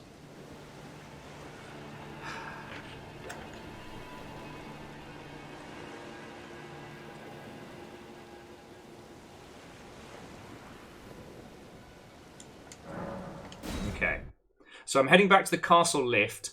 If a couple of peeps want to come with me on some extreme violence, you are more than welcome. We're just going to go see the dad, give him his stuff. And Akira Zero, I don't know. Like, so I was under the impression you had to stay pretty close to the level banding, like 10% either way. But Gear Graphic had the power of not today, Satan, which was very powerful.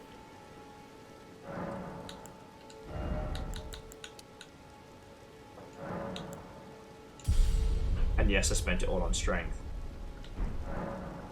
So I have gotten the Sword of Thrones, but now I am a long way away from using it.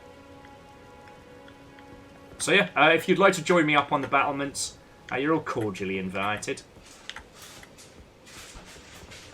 I will say that the last hero of Nostragaia did it better.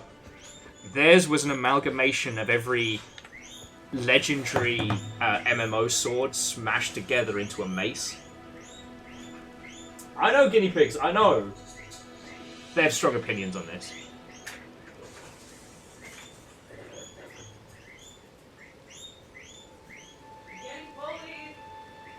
And we both are. Look, I'm sorry I used friendship to beat the first proper boss. Well, I guess not technically the first proper boss. I've fought and won on my own a few times, but damn if that didn't feel like bringing your level 60 friend to fight the Hogger, if you know what I'm saying. Man, those Hogger raids used to be fun. Oh, I might actually have to use more of the... there we go. A little bit more of the old tar. Or is this one of those ones where you all can't join me now that I've cleared it? Is it one of those?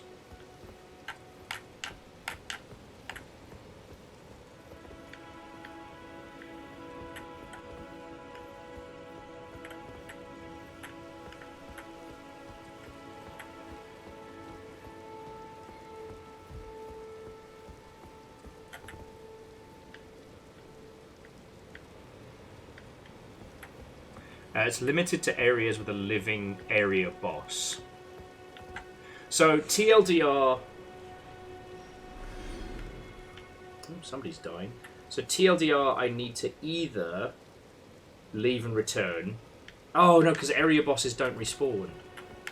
I've just got to make my way up to this guy. Okay, this will give us a nice little conversation spot. You know, I've been very focused on the stab, stab, murder, murder.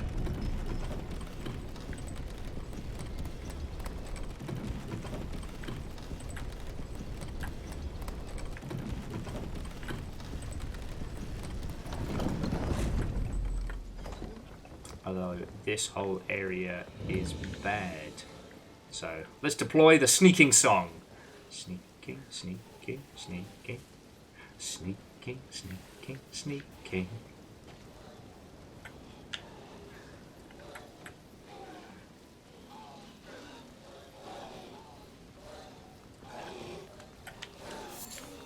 You'll never take our freedom!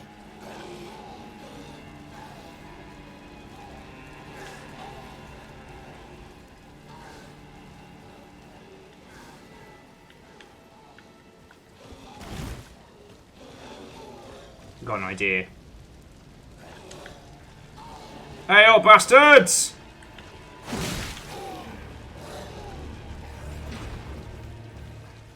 Whoop, whoop, whoop, whoop, whoop, whoop, whoop, whoop.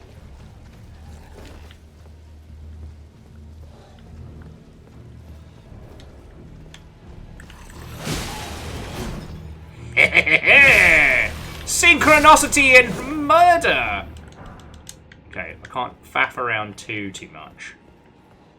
So I need to clear this area and basically see if I can lure them to throw themselves to the great beyond. Okay, looked it up. If with a password, there is no level limit, everyone is scaled down to weakest. Otherwise it's a formula based on your level. Okay.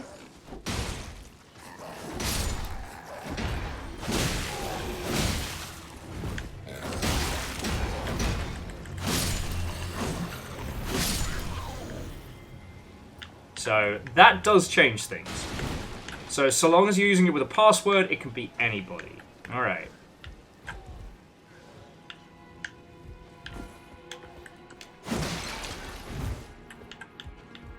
No, that's super cool. And it does mean that, you know, we can have more peeps involved, which I'm always a fan of. Anime bullshit. But it does raise the question of, like, which fights do we bring the thunder and which fights do I have to take?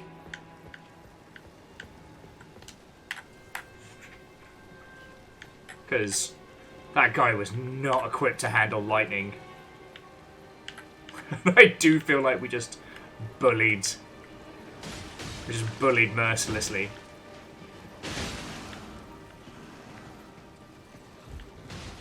Okay.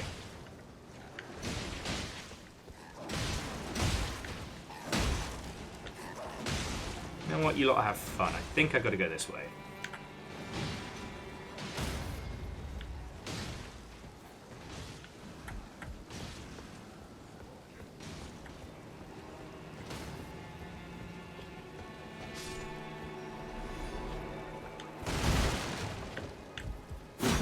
Don't know what I was expecting.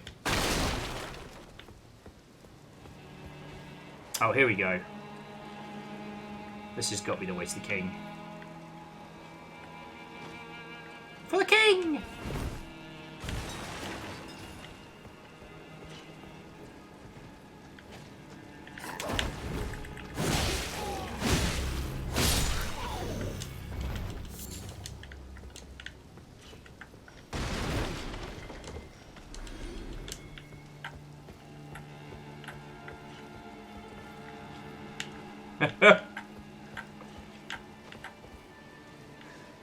Alright, so this is similar to the way we went. Where's that fucking king? Excuse me, have any of you wankers seen a monarch or a potential ruler? Oh yeah, this bit was bad, wasn't it?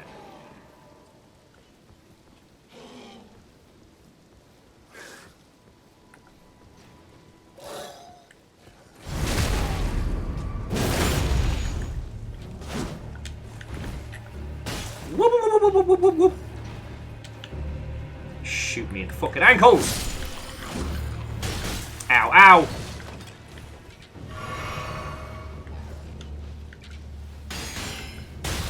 Ow.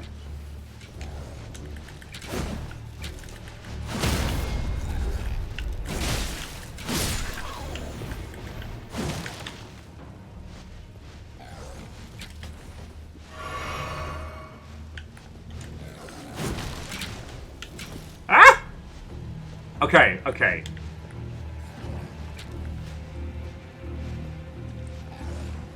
Listen here, you shit Cupid.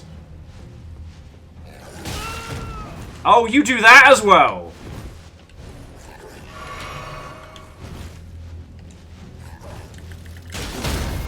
Get a fork. Sorry about that. Horrifying shit Cupid. One of the other things that FromSoft games do very, very well is making your moral choices wibble when the people you should be rooting for are kicking the fuck out of you. Alright.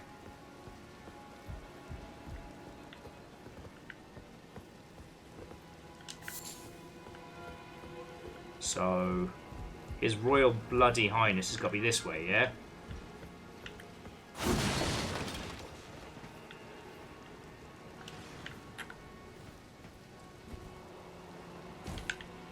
Royal Bloody Highness.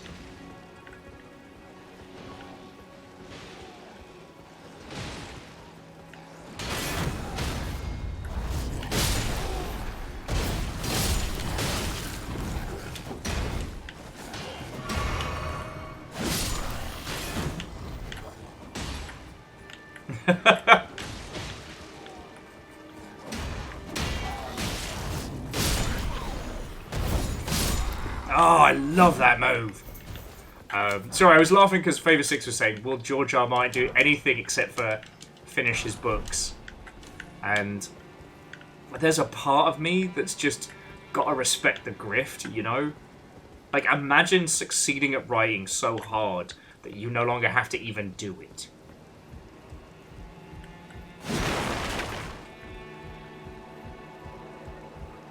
Ah, here we go. Sir Bellend! There's a face I've not seen before. Arr! Are you the dad? Of this castle, as ordained by Lord Godric himself. Ah, Godric the Bellend! See how things have turned out. Sorry. The menials have all rebelled. It didn't help the, They gave me good service, or so I thought. Was it like Aged in Blood, where the vendor would refer to everyone as wanker? That would leave me in the Cockney voice for hours after. Inside and out. I'm sorry to disappoint you, but whatever you come here to do, I'm afraid Castle Morn won't hold much longer. Take this, by way of apology. I mean, thank you, but... So, quick question. Give him the letter, don't give him the letter. I got too many maidens riding on this. You know what I mean?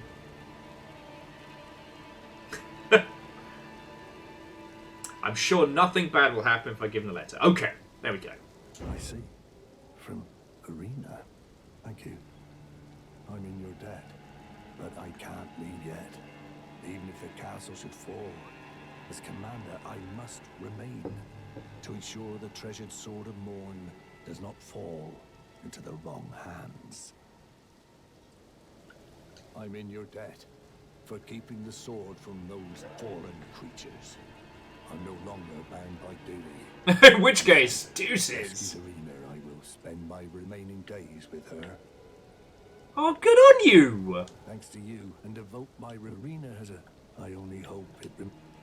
Oh, good on you. Thanks to you, and devote my Arena. He's a good dad!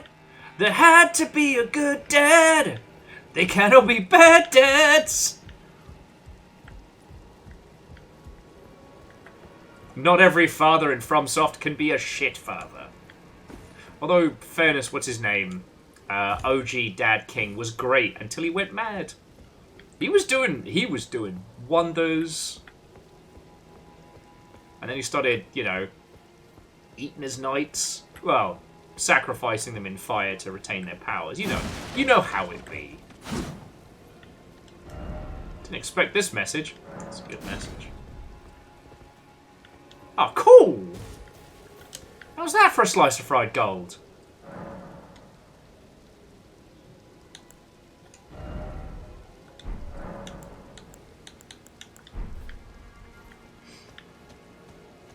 And this was the way we came round. So we just kind of shortcut our own little story by only a bit. Right. So now let's go see... What's-her-face? Oh, she's up this way. By the Bridge of Sacrifice. And then jobs are good. I'm sure. Nothing as bad has happened. I mean, hell, maybe this is the game where we end up just filling the castle with friendos.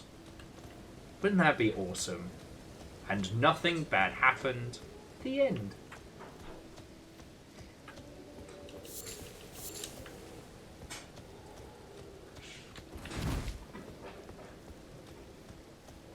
You took too long. Now your daughter's gone. That's what happens. Butchow. Okay, so she wasn't tough. And I probably should have been nicer about that. Arena, how could this be? My daughter deserved better. The fault lies with me. I chose duty over my daughter's safety. And that is how fate has answered. Mate, you left your blind daughter out in the fucking middle of a battlefield. What did you think she was going to do? Get bloody Arby's? I'll find them. The foul wretches responsible for this. I'll hunt them down and exterminate every last one of them. Rest assured, Arena, it will be done. I'll find them. The foul wretches responsible. I'll hunt them down. Rest assured. Okay, you do that. You do that, buddy. You do that. I'll Find the foul wretch. I'll hunt them down. Rest assured. Sadness ahead. Fuck.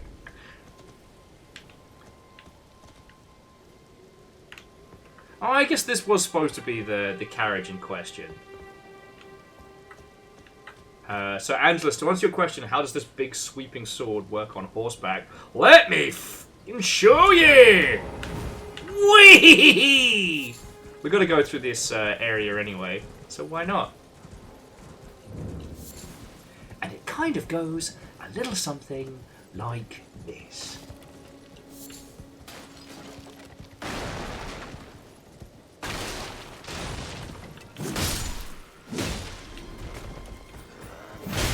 Ow!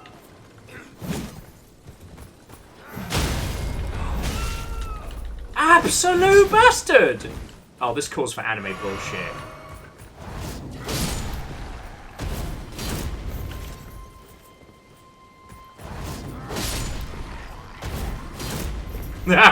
Still cool. And I do think we should be able to fire the ballistas. But, you know, it's fine. Right in the kidney!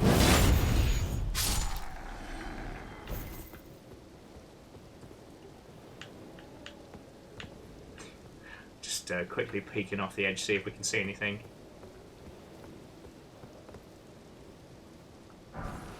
Now, what Dark Souls really should attempt to do, or any of the future FromSoft, I should say, put one of those corpses draped over the side and have that be a mimic. One of my... It's not a good movie, but it's one of my favourite movies. It's a film called Screamers. And they managed to pull that... They managed to pull that maneuver off. Wow.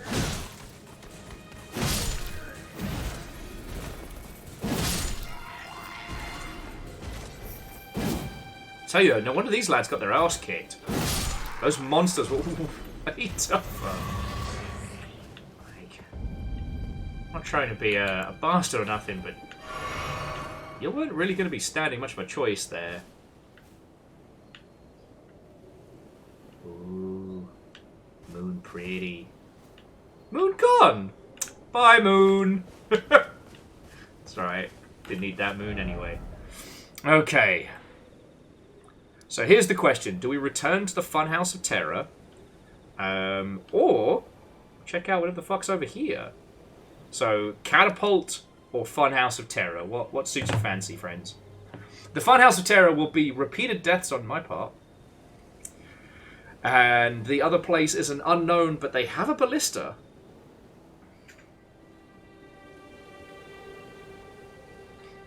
Oh, Chonra's saying have a look around on the southern island. Oh shit, there's loads of stuff. Okay, got a bit too enthusiastic, and that's fine. Me and Kazar here, we got this. Let's go have a look about.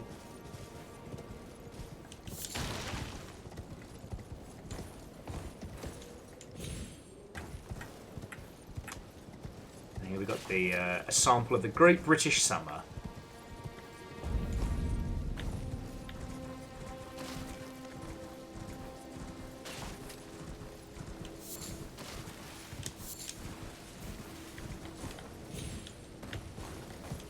My lovely horse.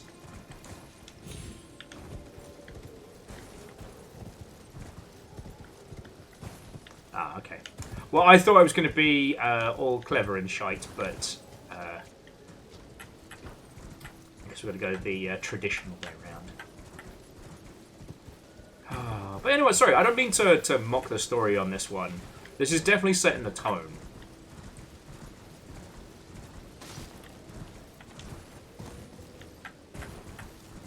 And the one thing I haven't really gotten a grasp of is, like, the sense of time in this place.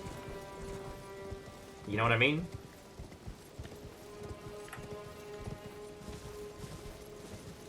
But that's the only thing I'm still unsure of. But I have a feeling we'll get to know that better later, you know?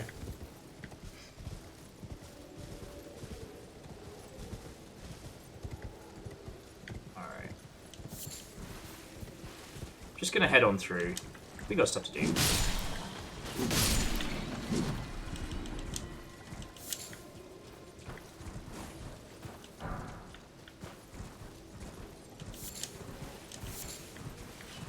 Well, also, and I guess it's a pretty simple one to understand.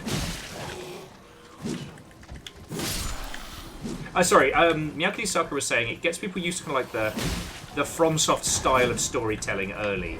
And that's a good point, it does.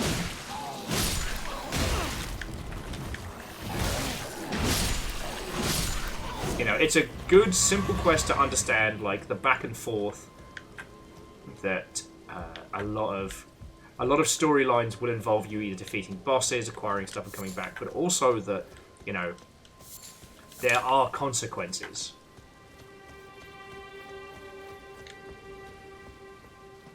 Someone once described Game of Thrones, at least the TV show, as what if fantasy had consequences? And I think about that a lot, right? You know, there are so many plot points that happen because a character chose to do something selfish, sometimes good, but ultimately selfish, and it cost them. You know, the Starks might have been able to take Winterfell if certain marriage agreements hadn't been overlooked. Okay, so we've got a little village here. Can't get up there just yet. I assume our horse will gain some high-speed good times. Whee! Yes, in Song of Fire and Ice, consequences are huge.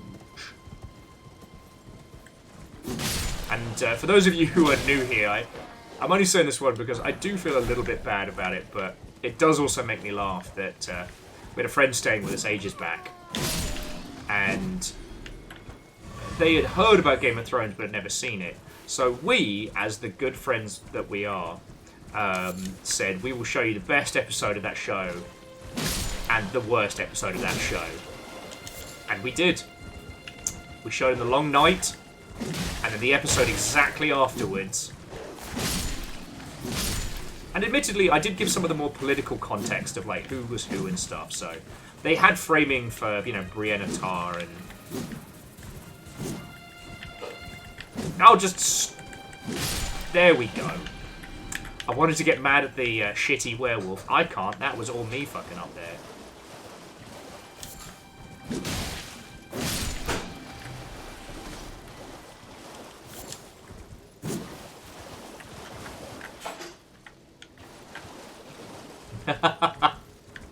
Actually, I don't know if they've watched The Expanse yet, but the fact is that, you know, both myself and Fiona are huge fans of The Expanse, so there was no way that was staying stuck, you know what I mean? Belter loader.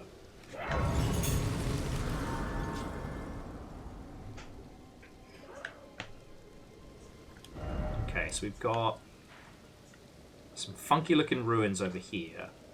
There's probably some funky looking ruins over here. Big tree. That looks like a fortress of sorts. We've got a whole nother... Just the sheer amount of game here is not lost on me.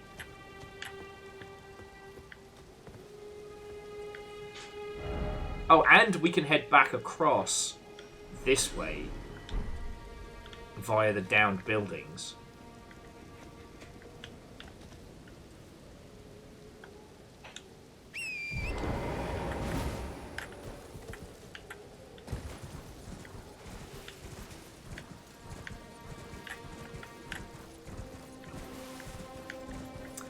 So I personally, I would still say The Long Night is the best, like, standalone episode. But that's my humble opinion on that.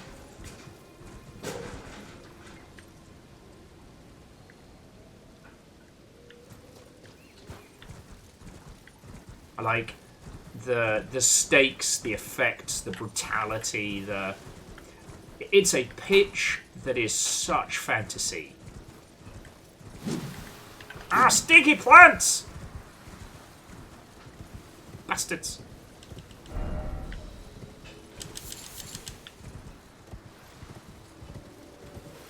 Oh, it's another stinky plant garden.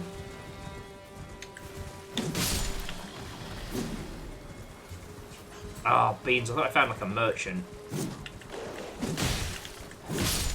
I thought this guy he probably thought he just found the perfect place to hide out for the night. My dumbass is like, ha ha! It is I, Sir Consequences! Your pots are forfeit!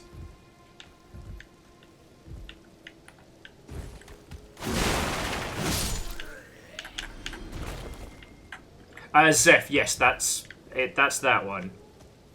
And I think that one's particularly poignant because it's a concept that gets banded around in a lot of fantasy fiction, and they actually pulled it off. In my humble opinion. Like, Battle of the Bastards slaps, don't get me wrong. It's just that when I think about it, I think about how that's a narrative culmination that... Oh, 1 million, thank you. I got so hungry. Thank you. Okay.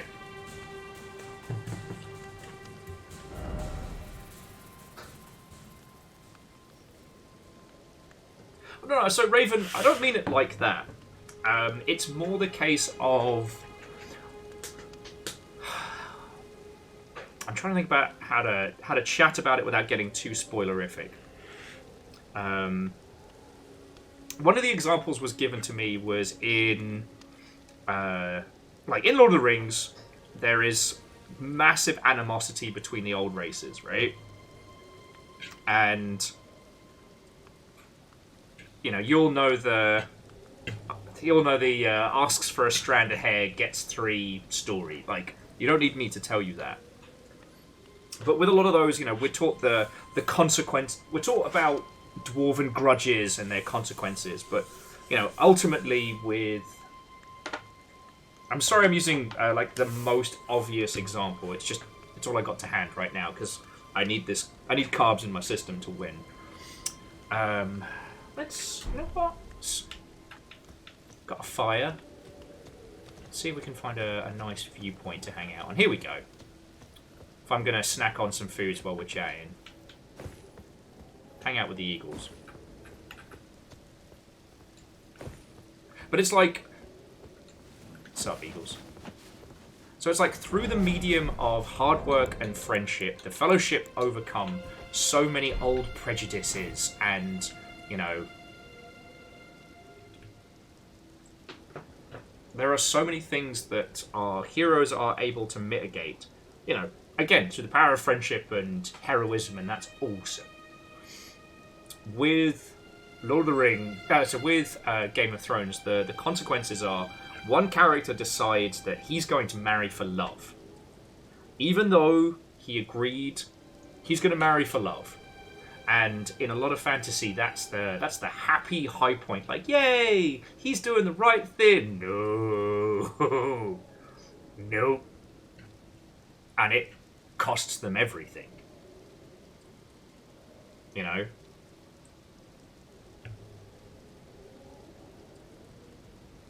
I'm trying to think of non-spoilerific, because I do still think the telly show's worth watching. I don't know. So yeah, so Raven, that's more where I was going for.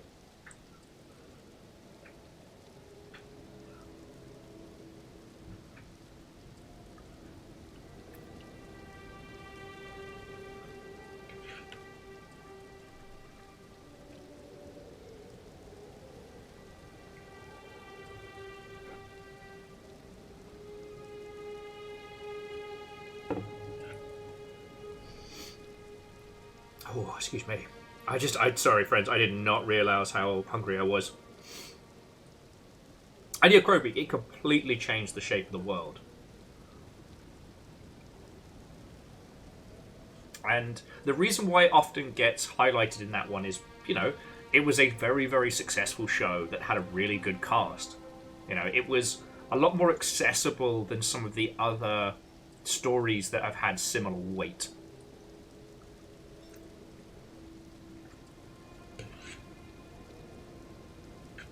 Oh no, and Raven, I completely understand. Actually, I think Epic Rap Battles put it best, which is... It's called fantasy, you myopic manatee. It's not supposed to be miserable. Or, forgive me for paraphrasing, but...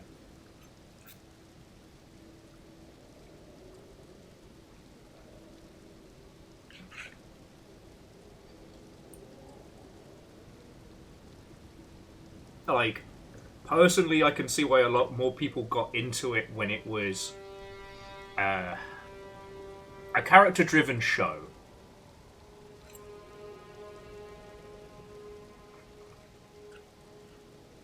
And, hey, in terms of actually writing skill and style, my dyslexic ass does not have a horse in this race. Like, since gaining a bath, I have finished 2 books this year. And I'm working on the 3rd one, but it's dense as dark matter. I'm trying to read This Is How You Lose the Time War. And, yo, imagine if someone crammed a novel's worth of world building into about 4 pages. And every chapter you get a brand new world. It's like, oh, shit! You know?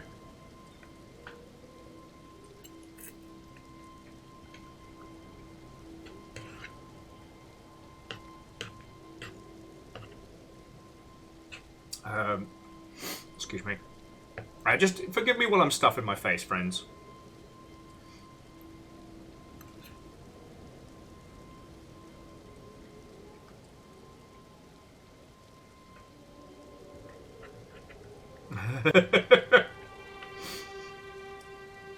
And I probably phrased it wrong. Again, I've been smelling everything Fiona's been cooking for hours. To the point where even an inordinate amount of cooked turkey was just smelling amazing.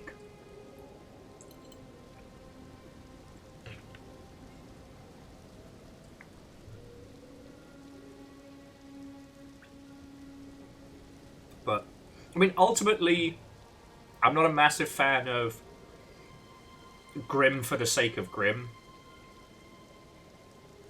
I think that if you made a show about a lot of FromSoft's work, it would just ring too miserable. You know, we talked about this when we were talking about adaptations, and, you know, I've said a few times that out of all the things that FromSoft has done, you could definitely do Bloodborne, but you couldn't do the events of the game. It's too miserable. Right? Like, what I would have done is I would have shifted it to, like, the golden age and the beginning of the downfall of the church. So before the game even takes place would be well after the show has ended.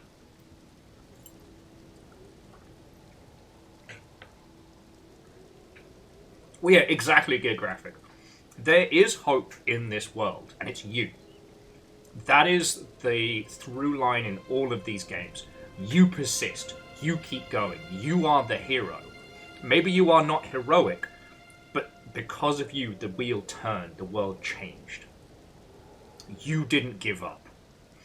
And I really liked thematically how hollowing worked in the early FromSoft games. The idea that as it got harder, as it got more difficult, the weight it took on you and your soul, it became harder, but you persevered.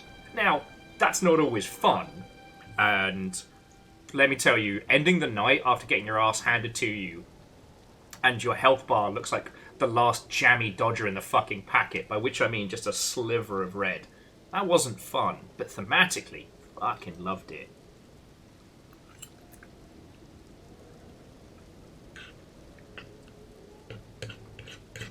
So yeah, I think that's an important one. You know, Game of Thrones' particular brand of, like, dark gothic misery comes from a wheel of surprise and catharsis. And unfortunately, as a TV show, it doesn't stick the landing. The last half of the last series is bad. And while I will say I enjoyed it, me and Fiona definitely hate-watched House of Dragons.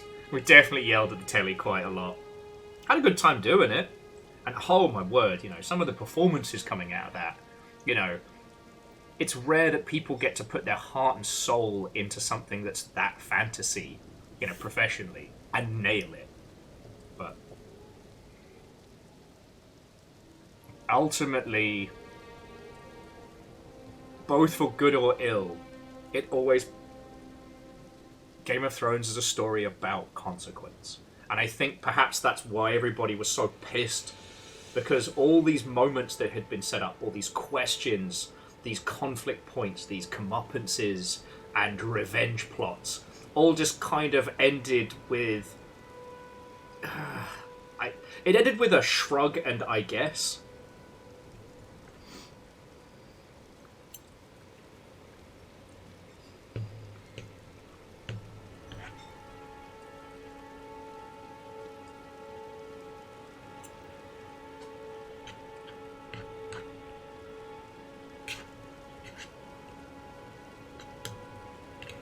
But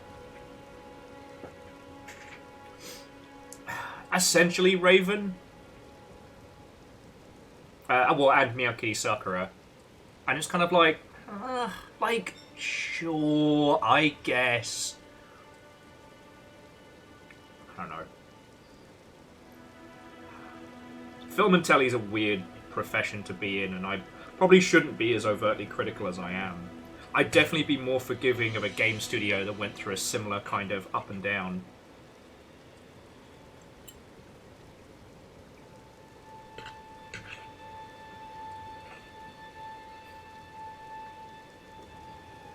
Poor Marauder Shields. Poor BioWare and the cupcakes. That was brutal.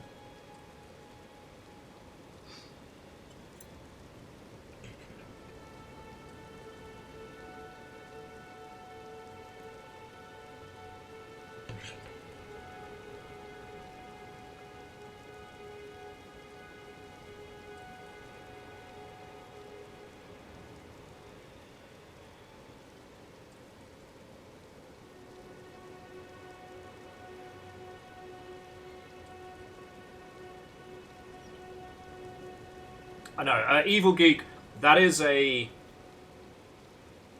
trope that I also despise. The, you know, the Liberator's as bad as the villains trope. Like, oh, well, if you were in power... Like, come on. Obviously, the biggest villain of that in video games is fucking Bioshock Infinite.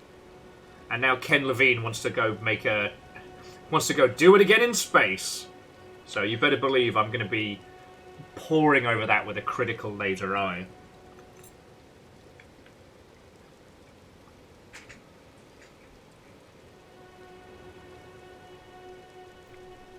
I don't know. The one thing that these kinds of games can do that you can't do with shows is that you can control how much a person becomes invested in a specific element. You can't... Oh, sorry, let me rephrase that, because what I just said was garbage word soup, funneled through pasta. What I meant is, in a television show, you can control how much screen time a character gets and how important they are to other characters, right? With this, who we gravitate towards and who we care about is more on us. And it's...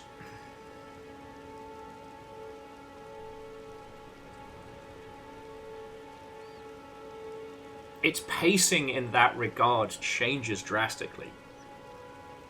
You know? It's often interesting how many people have very, very strong positive feelings about the doll from Bloodborne, and how little she actually says. But mechanically, she is the one ray of sunshine. And narratively, she is the only consistent voice of kind of positivity to you. But even though she constantly tells you, like, I'm not people, I am constructed.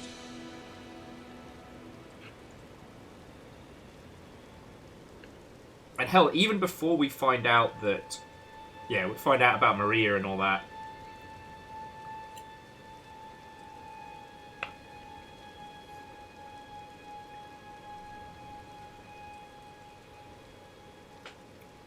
so Gear Graphic, I know it sounds like I'm saying like basic bitch nonsense, but this was where a few long-running shows, a few ensemble cast productions, haven't taken to realizing that we don't necessarily care about the person for whom the plot is articulating around. Like, Jon Snow, just purely as a character, as a being inside of the world that we observe, just gets so whiny. You've got a fucking dragon, mate. Like, where? Like, sorry. What a lot of people took away from the ending towards Game of Thrones was how they had developed attachments to all the characters that weren't part of our core movers and shakers, and were kind of not necessarily done dirty, but just ignored. But I wanted a pink dragon. That's a pink Jon Snow.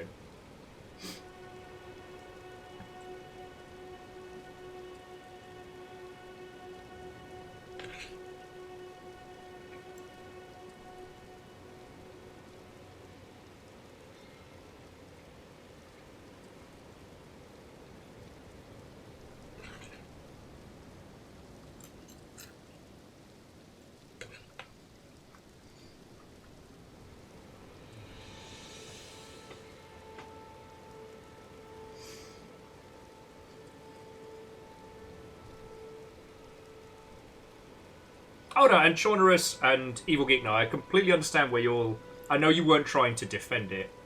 Like, the discussion about how, you know, there are no clean revolutions in history books and things like that is a fascinating one. But when one side is literally evil and one side is good, you can't then do the old, I guess both sides. No. No. No!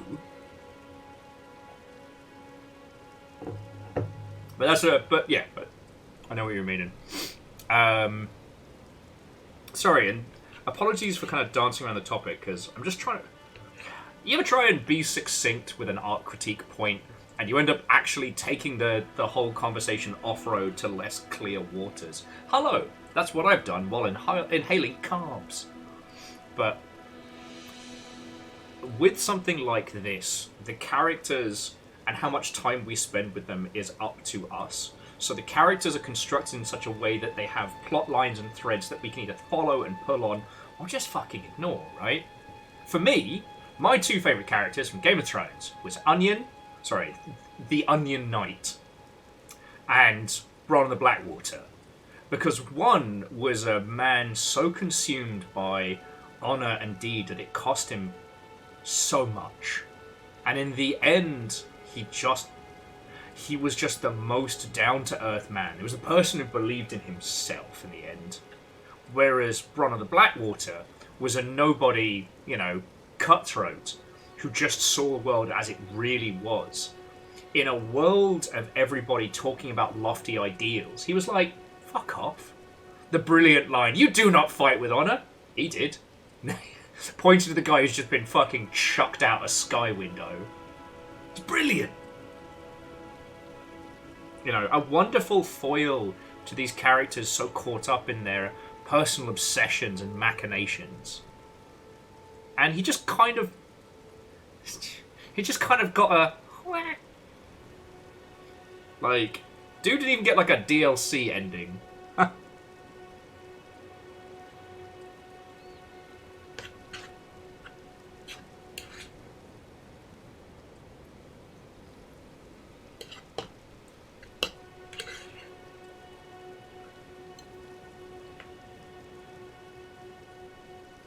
So I come back to this core conceit. And again, I promise this is where I meant to drive this point to. Before we sat on this rock and made best friends with the fucking eagle. And I guess some kind of weird gopher rabbit? They're buds now, don't worry about it. But a video game needs to understand who is my player, right? Whereas what we saw at the end of that is there was no consideration for who is watching this? Who is this for? It was just kind of a, all right, everybody, let's wrap it up. Let's wrap it up. What are we going to do about this character? Fuck it, drop some rocks on him. Done. What about this one? They run into a siege. We'll do some cool explosions. Don't fucking worry about it. Oh, what about this guy? He's the Super King now. I don't fucking care. Stop asking me questions, Kevin. You know what I mean? Like, it was a process that had to be finished. It was a machine that had to create to continue to make money. And honestly, when we start looking at where games begin to fail is when they stop regarding who is the player. Who are they in this space? You know what I mean? Oh, you know, Raven, I ain't even upset at the actors. Though there is a fucking brilliant clip with, forgive me for names failing. Oh, and I got pasta, chorizo, and vegetables, and it's really good. The lass who played Daenerys, when someone asked her on the show floor, on the red carpet, like, how's this season going to be? And she just goes, ha ha ha ha, best season ever! I was like, wow. Whew.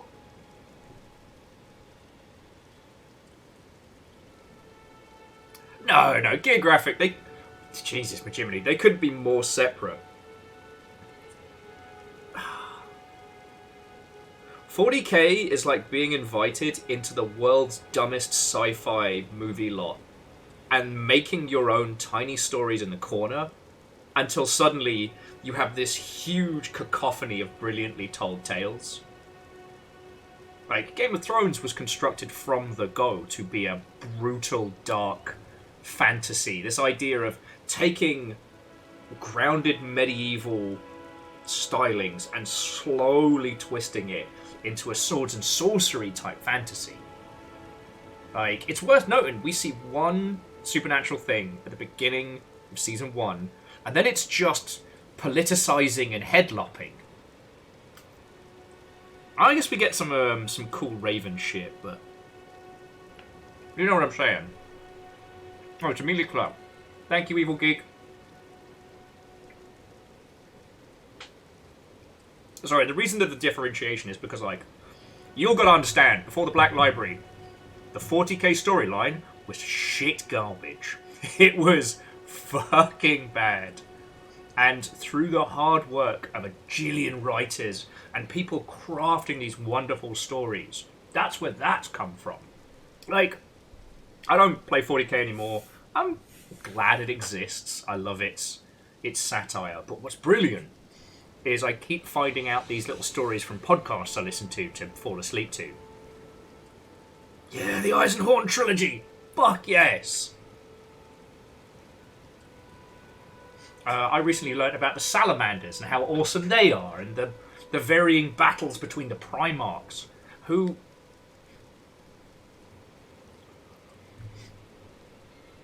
One of the Primarchs was called Angar. Do you know what he ends up being famous for? Being angry. Angry Angar. But honestly, like, by the end of so many writers' stints in that, the world has grown. You know? The Necrons were just cyber mummies. Now... fucking love it. Yeah, Mr. Iron Hands. The Wolven. What are they? Wolfmen. Less said about squats, the better. Other tree.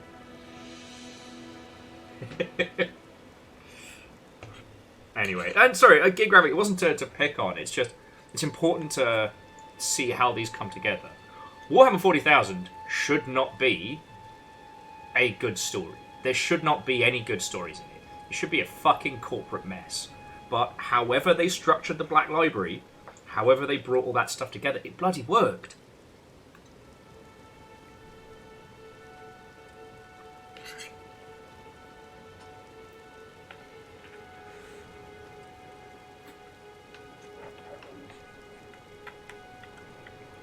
Like, in a certain way, if there was one story that... there's one thing that I would try and get other companies to take away from 40k. It's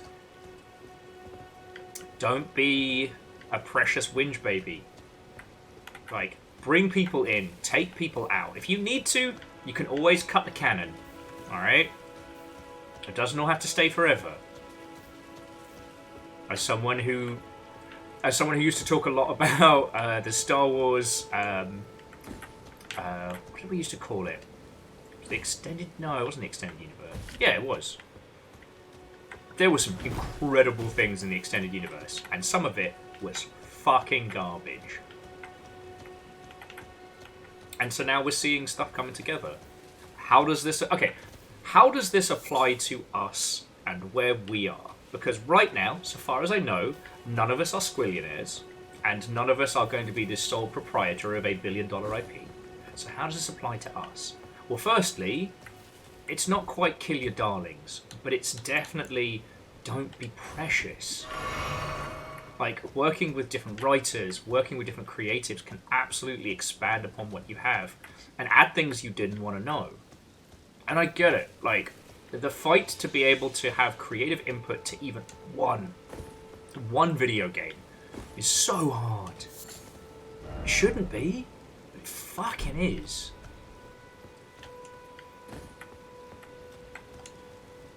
But being able to work with writers, multiple if the budget allows, early on, can take your creation in places you didn't know you needed.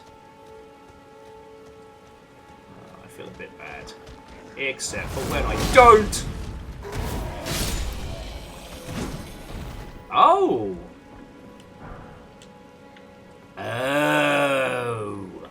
So remember when we met Tiny Puppy? And saved him in that forest and whatnot. Well, 50p in a bag of skips says that we're getting close to where his tribe is from.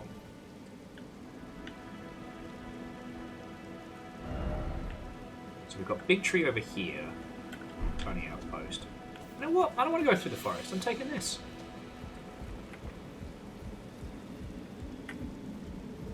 But yeah.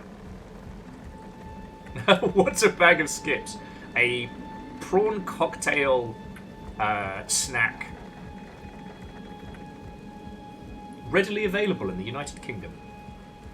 Their signature gimmick is that they melt on your tongue. In a good way. Oh no! Austin! The betrayal! The Windows sticky key assassination.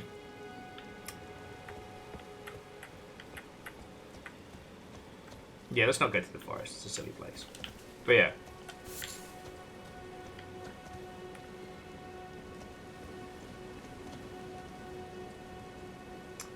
You have a spear.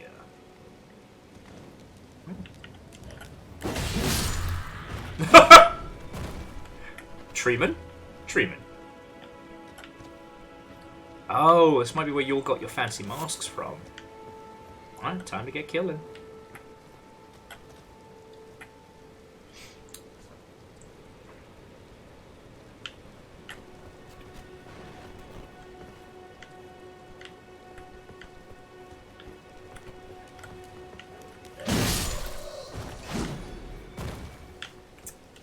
Considering what we've been fighting recently, I'm feeling a little bit guilty about murdering them, but let's see how it goes.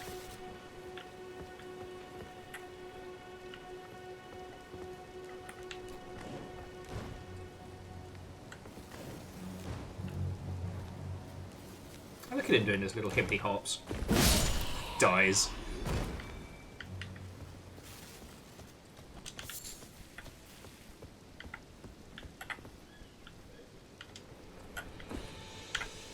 But yeah, I don't know. I think we're getting into a really good point in games where people are coming to appreciate the fact that writers have a demonstrable value. They're not the people you bring in the last 6 months to write your tooltips. At least I hope. You know what I mean?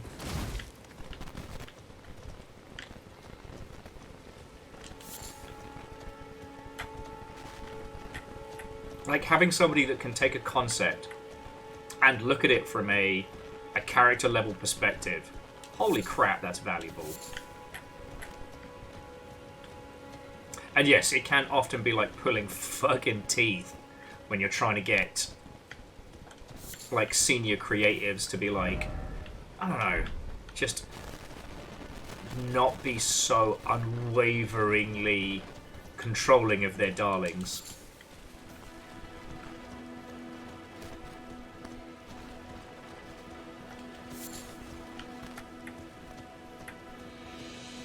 And I guess it kind of goes back to the thing we were talking about earlier. It's because and again, I can only really comment on the British games industry,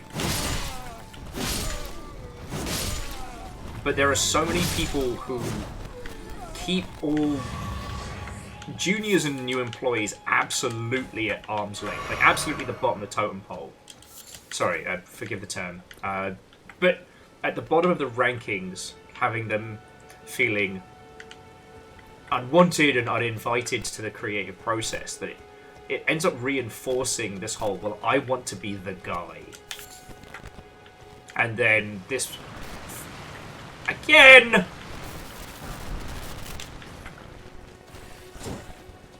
No.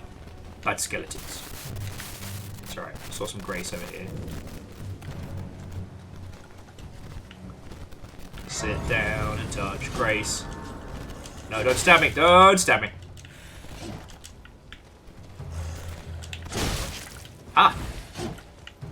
Well. Hey, you appear to have activated my trap card. I don't know. If there's one thing I would love to do, like almost a fucking dissertation on, it's how the collaborative... Ooh. Sacred Tear. How the collaborative storytelling of 40K's varying novels has led to massive, massive success. Because that's something you can point to in a corporate meeting and go, and Blaster Master, yes, this is a new Elden Ring run. Brand heckin' new. We're making it work. Ooh. Increase the amount replenished. Oh, woohoo! Alright, Melina, what's up? You haven't been home in a while. Echoes linger here. Words of Queen Marika, who vanished long ago. If you wish, I will share them with you. Papa? In Marika's own words, then, after thy death, I will give back what I once claimed, return to the lands between, wage war, and brandish the Elden Ring, grow strong in the face of death. Warriors of my lord, Lord Godfrey. Okay. Shall I turn your runes? Let my hand share them with me. Alright, deuces!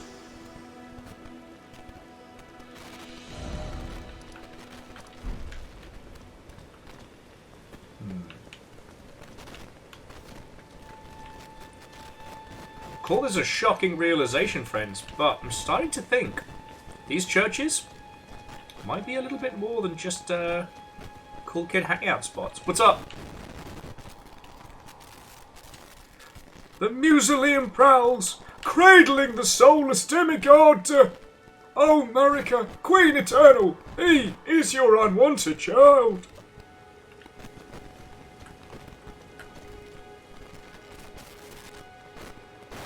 Oh, hate that. Sorry, Bacon, bear with me just a second.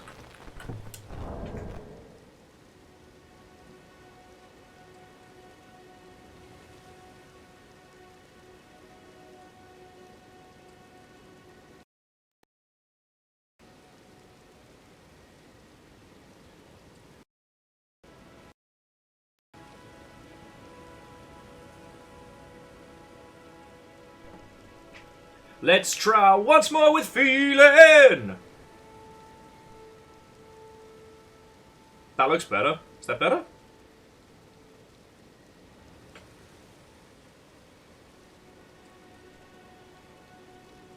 We ready? Okay.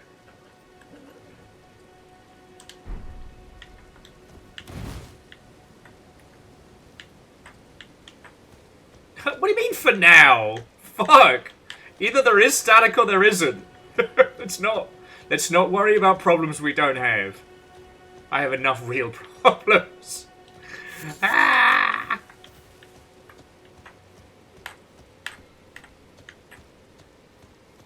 Blaster, thank you for asking. So Amos has been doing better. He's still quite the sad boy. However, he's been on a brand new diet recently, and that has been helping him out something fierce. He's getting home cooked meals at the moment, so he's living good. God, it feels good to just cut through these buggers.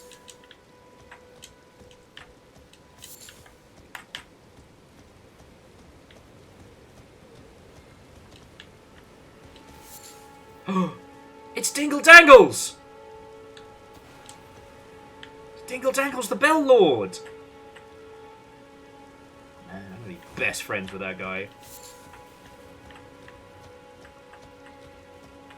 His bell, it jingle jangles, jingle jangles.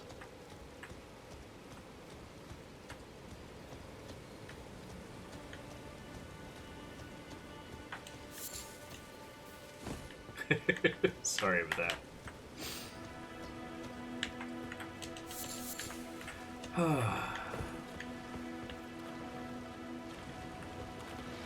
No!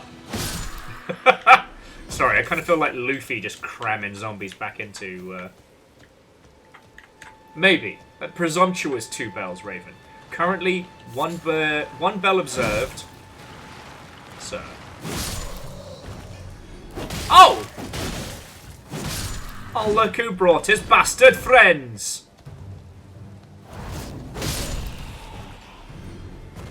Didn't counter my anime bullshit now, did you?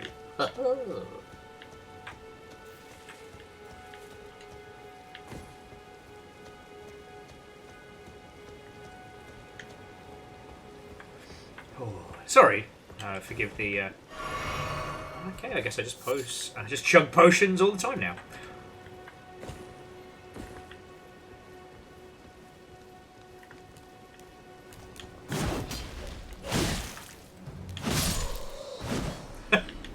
It's actually impressive we managed to miss each other there. That was pretty skilled. So I think this is one of the first of the larger trees we've made it to. I guess... What the fuck is that?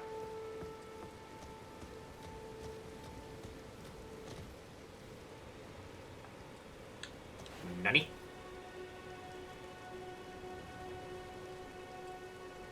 Nani? It's your doom! It's death. Psh! What are you talking about? First time every time. Alright, puppies. You're with me. Because if not friend, why friend-shaped? Minor urn tree. Oh, my spine!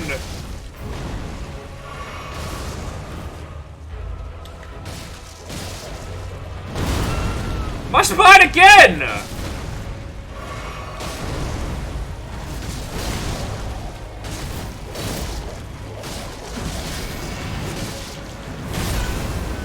Okay.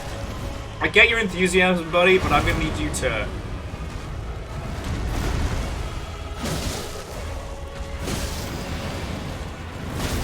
Oh, he just explodes. Why does he explode?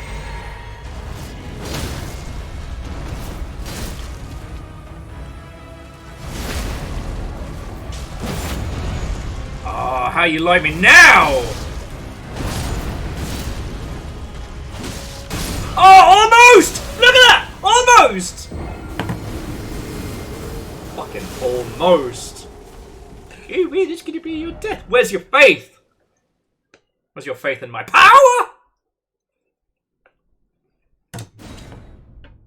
Now I know he explodes.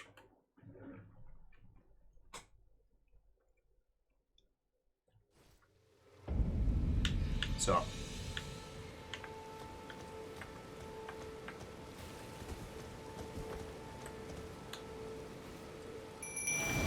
And I accidentally chugged a healing potion on the way up. Alright.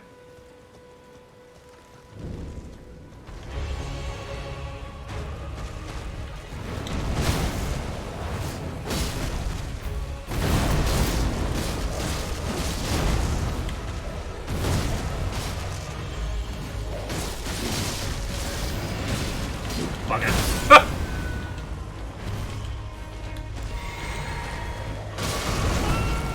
That's on me, that's on me.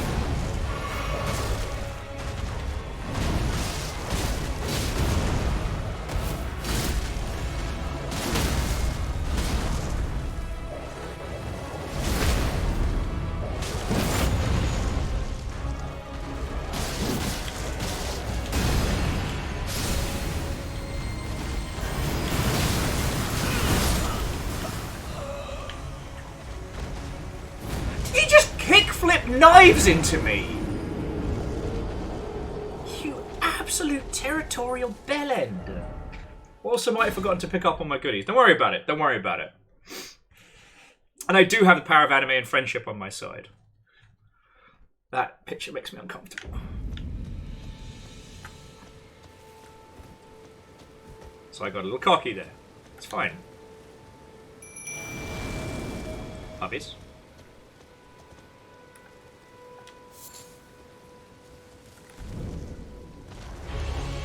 Sup, big nerd.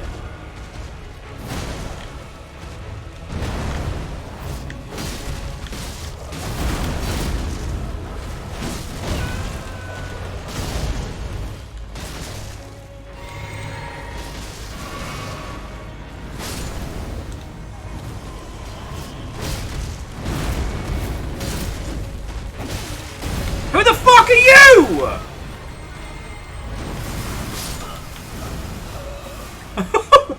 What the fuck?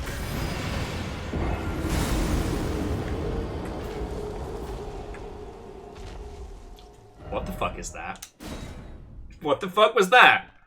And I don't mean this giant stomping monster. Fred, they are my puppies, and they always come back, which makes it okay. Morally questionable, but okay. Oh, you absolute...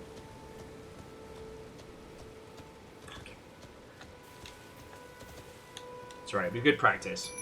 I did not mean to just chug all of our fucking health potions there, right? Alright, so either I do this in 2 health potions or not at all.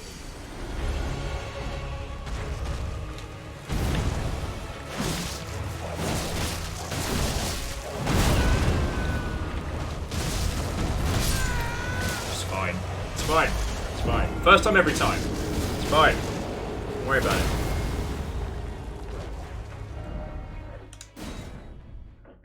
Can't lose if I never acknowledge defeat.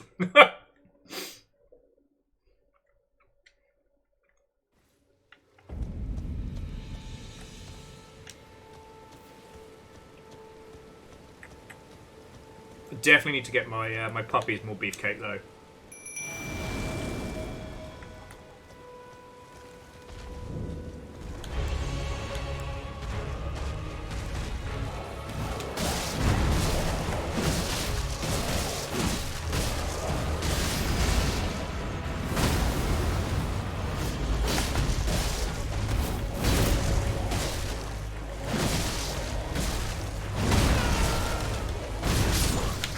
Beans.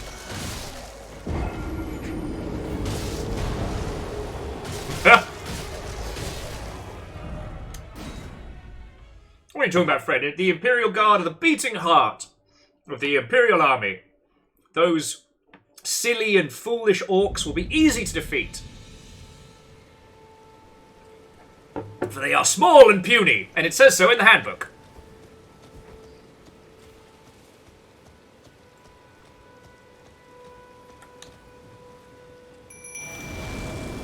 Alright, puppies. Let's rock this.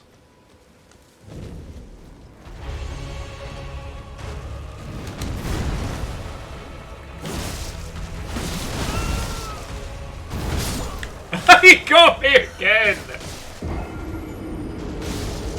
Yeah, that's the tail. A quiet from the distance. We got this. We fucking got this. This is fine. But, sorry,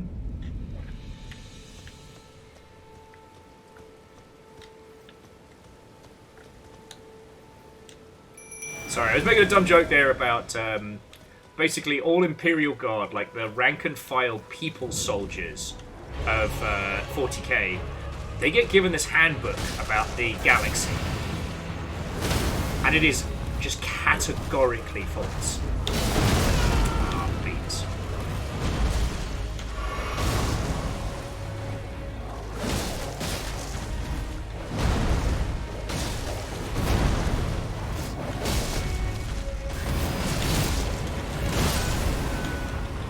Could get out in time.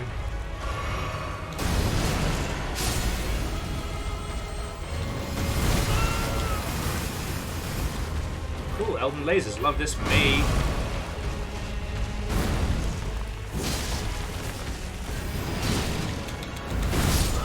Beats.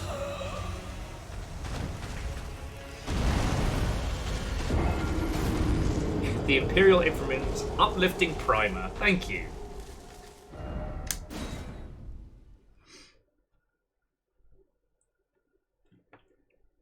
But it's a fun one to chat on, but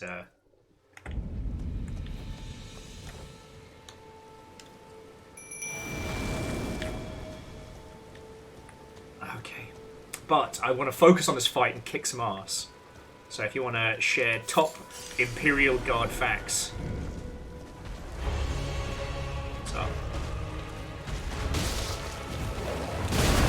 Ow!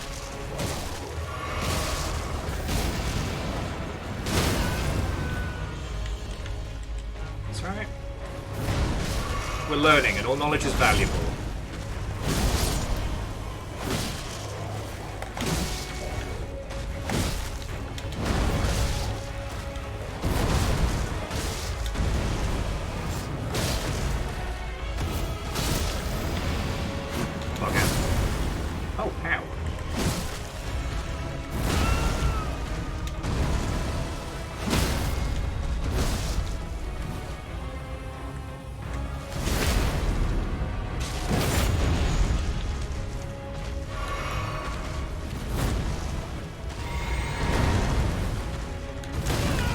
Fuck.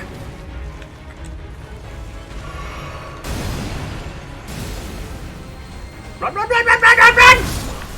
Okay, so it turns out the pots do nothing. Vanderbeek, actually, we now know where that is. It is a walking gigantic bell.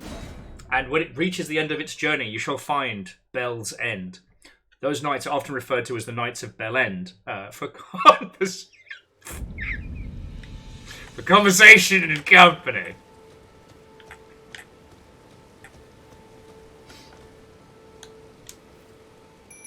Remember, the only way to lose is to give up. And I am good. After we basically nuked that previous boss, I kind of feel a bit guilty.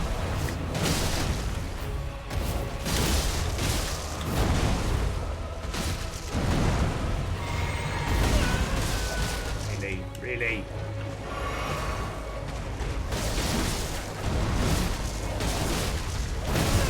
Okay, you've got... Whee! Aha! I'm learning! Knowledge makes me dangerous! Oh, my knees.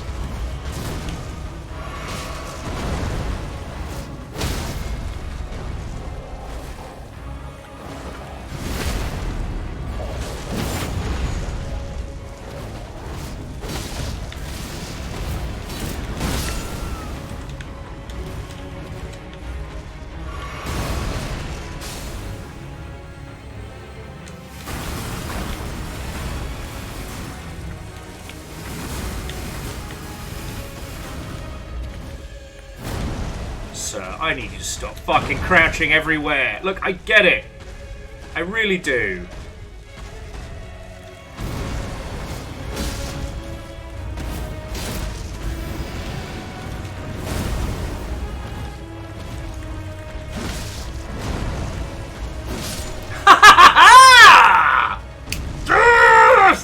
Take that, you big fucking skirt! And I don't mean that as an insult. That thing was literally a gigantic skirt made out of tree. Alright, open lean bubble tear. Yeah, first time every time! Crimson Burst Crystal Tear. Crimson Burst Crystal Tear sounds like life-changing fanfiction. Yeah! I feel like I did good! Where's that gold fucking knight? Let's fight him next. Let's fucking go! Oh, I lost count of the deaths. God. I may have to admit defeat on the death counter, friends. If anybody watching the VODs in the future, or if anyone has the time, the intent to find out, I would love to know where we're at. But otherwise, I'm just going to have to admit defeat. I'm just one guy. I'm just one guy. And I try and do my best.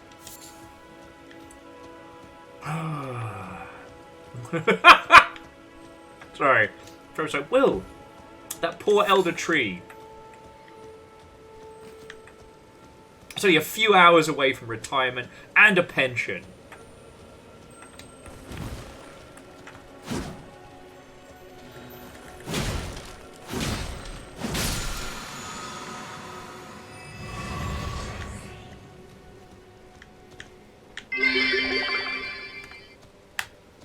Okay, so PBS and Hindle and everybody, 34 sounds right, because I was at...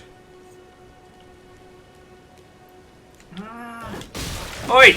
I'm doing math! Math off!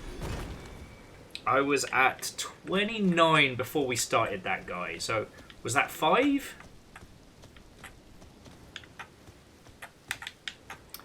So Legend, I'm good for the moment. I have a feeling that these were things that we were supposed to come back and do later, after we finished. So after we finished the driving instructor boss, you know what I mean?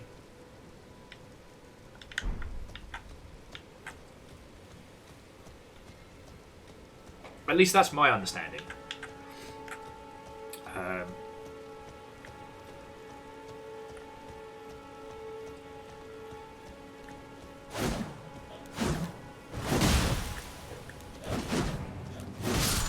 You know what?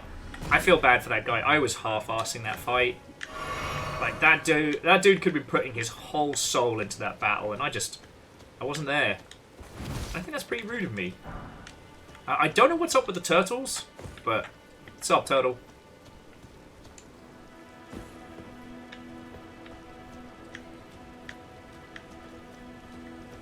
I do feel like a... Oh, this looks familiar. Could this be it? Could this be the painting? No.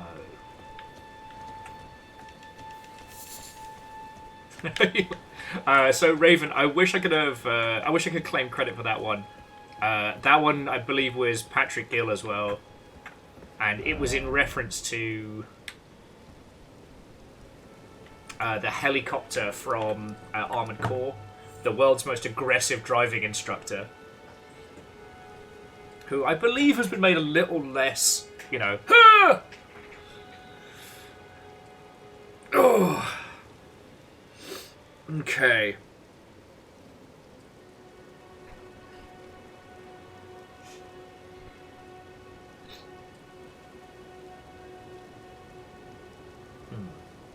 Sorry, I'm just taking a moment and a ponder.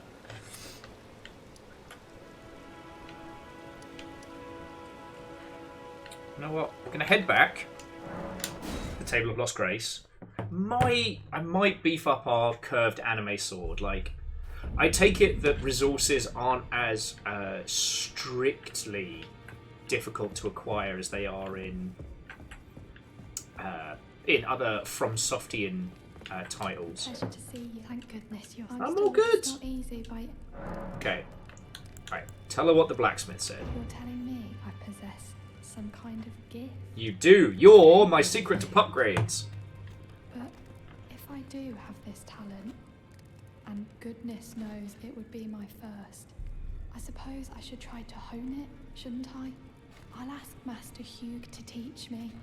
Certainly he does appear intimidating and holds no love for us tarnished. But I know he's trapped here at the Round Table Hold, so I can tell. He's a gentle soul underneath it all. Okay, weapon upgrades are rare until you find the upgrade that lets you buy infinite.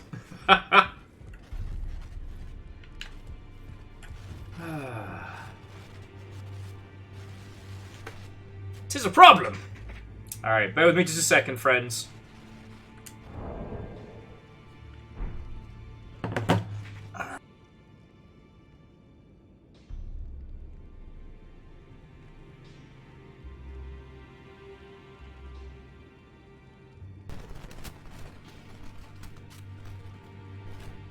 Nope, that's still unhappy. Wait a second.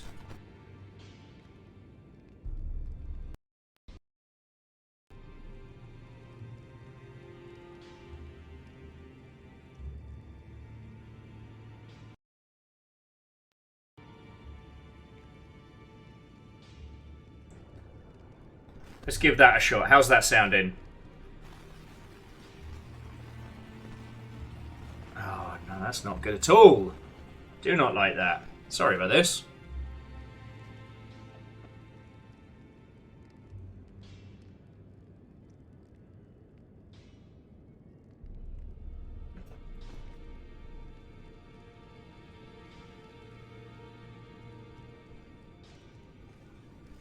How's that serving?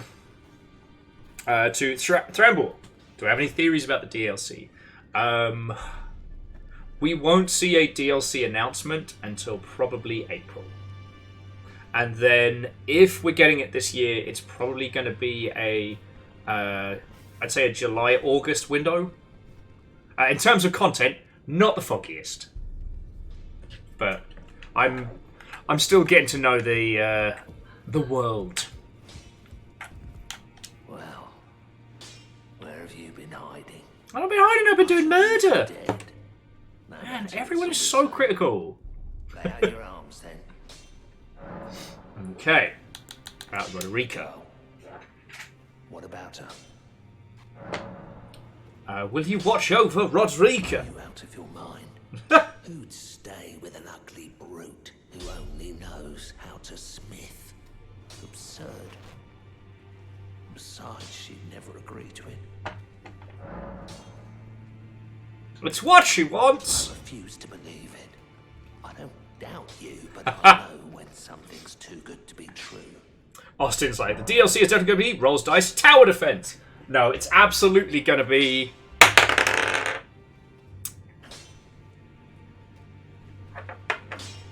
automation crafting with heavy political overtones. All right.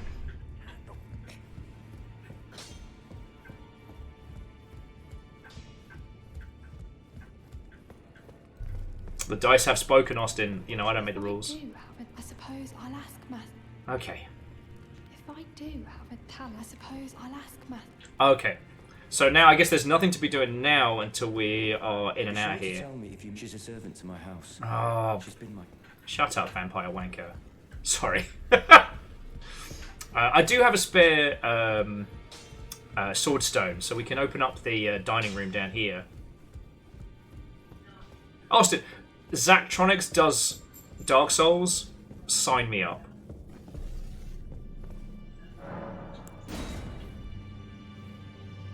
Boop.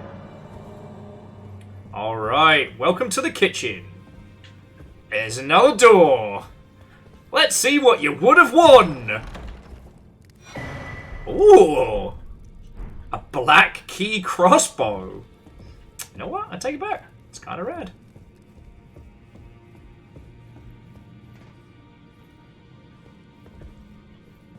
Alright, okay, before I start throwing keys at everything, let's let's see what I've got inventory-wise. How many have I got?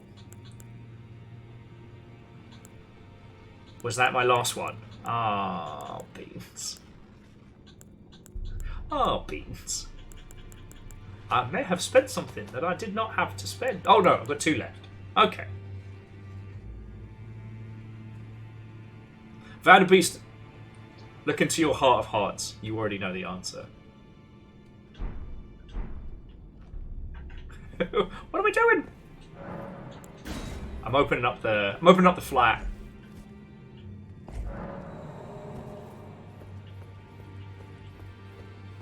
Okay, so now we have the kitchen fully open. And what it got us was the Assassin's Prayer Book. Fuck yes. Dear Murder Jesus, tonight I would quite like it for you to stab Dave in the neck while I sleep. Thank you.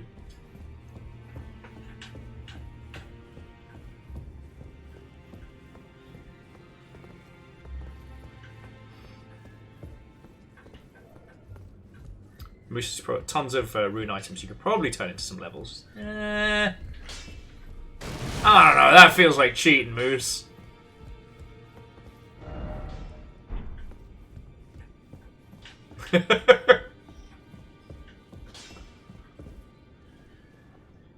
Honestly, looking at the painting and then looking at our blacksmith, this feels like an episode of Undercover Bosses gone wrong.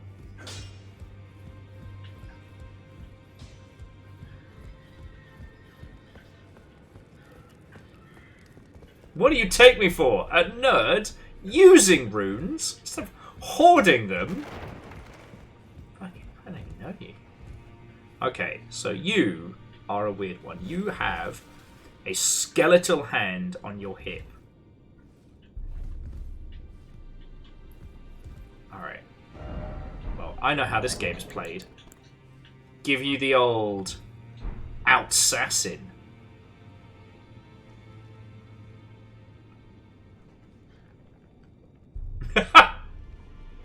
Sorry, Ultimate Scrub Lord was just saying they would pay good money to watch undercover bosses in Elden Ring. How do I clean these dishes? Smash, crash, repeated explosion.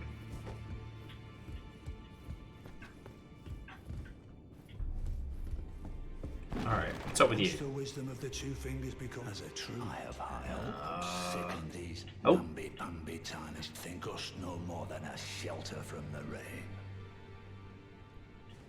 Okay, you actually had some stuff to add at the end there. I thought he was just going to insult me some more. He's run out of good insults to yell at me.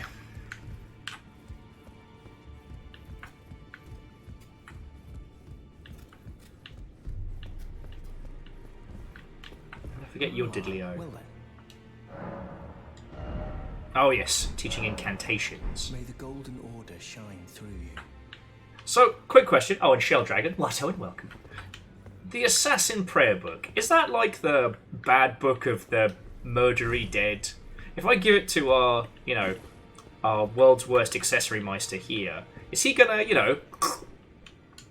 because it just takes one time. One time you poison someone to death with literature.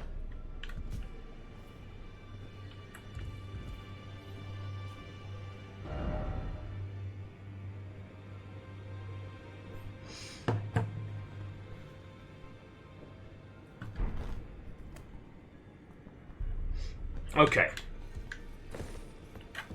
Further study of incantation. I can happily spare the time. Alright. Give the Assassin's Prayer Book. That is a work of heresy. Its incantations bear no lineage from the Erd Tree. Very well.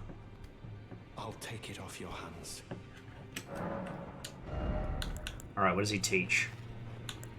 The Assassin's Approach. Silent footsteps reduces fall damage and sound. Ooh. That could be handy. Do I need a magic bell to cast in this, or can I just be all like, ha ha?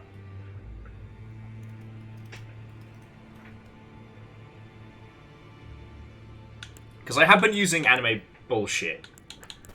And Assassin's Approach, it's only 10 faith. I'm already set.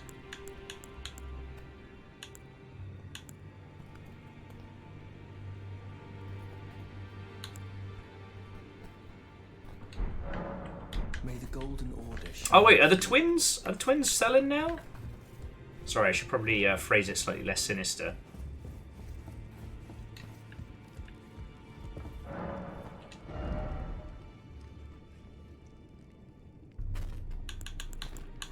Okay, I got a cool battle axe, finger seal.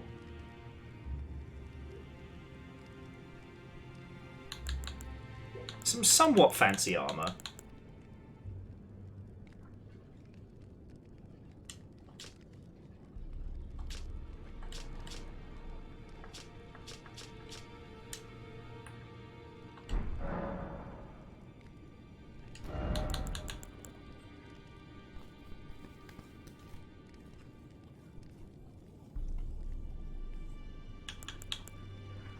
Oh, excuse me.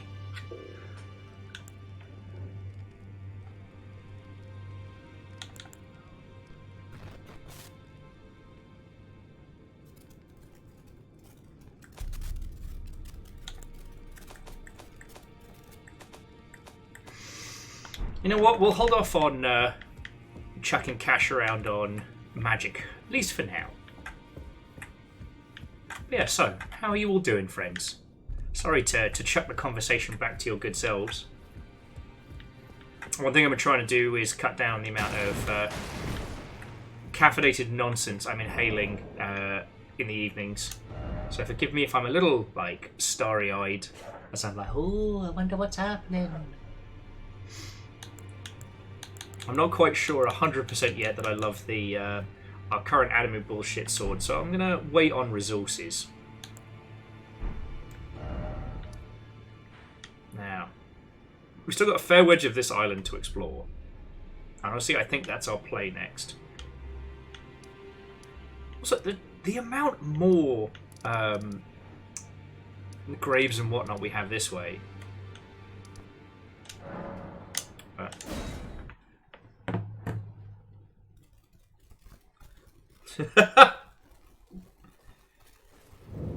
No, I know, Deus. I'm just...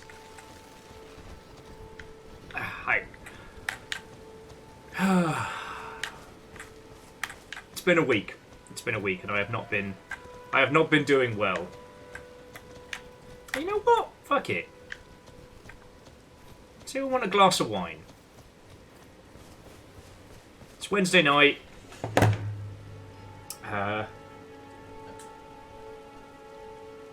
It's Valentine's Day, aka Maidnless Awareness Day. Oh. What a week it's been. Sir, it's Wednesday. I know, so PVS, before you pop off, just very quickly, thank you. And I don't just mean because of bits and what have you. I fucking love doing this. I'm sorry you have to hear it every day, all of you, but I do. And, like, there is so much that goes sideways. There's so much that we struggle and fight against and keeps my little dumbass up at night. But you know what doesn't keep me up at night? You lot. Well, okay, actually, I do worry about a bunch of you a lot. But more that day in, day out, be it this or be it weird indie games or what have you, I know I'm going to have a glorious time. You know? Just looking at the conversations today, I don't know if you've ever brought up the topic of comparing Lord of the Rings and Game of Thrones. I don't know if you've ever seen that conversation pop up on the internet, but you know what? It's not usually a fucking good time. But we talked about it brilliantly earlier. You know? We deconstructed so many lovely little details of this already, and I'm still learning. Like, let's be honest here, out of everyone right now, I have the least amount of Elden Ring knowledge. but from you all, like, not only are you not spoiling stuff, but you're all so good at evoking the parts of a game that you like without detracting from the person playing it. Do you know what I mean? Like, I understand why lots of our friendos who stream will be like, no spoilers. No spoilers. With your lovely selves, I know no one's gonna yell fucking Godfrick dies in the end. I was trying to remember the name of the other guy. Kenneth! Fucking Kenneth. God, we've got to kick his ass. Fucking Kenneth.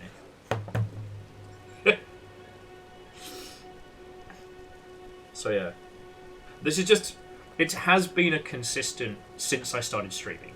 Like, started streaming for myself. But it hasn't stopped. Like, the great company, the conversation... Even the days when the stream just isn't coming together, you lot are still fucking lovely. And usually the time that it's all not gelling is like the game ends up being something that we're not expecting, or there's technical problems or things like that.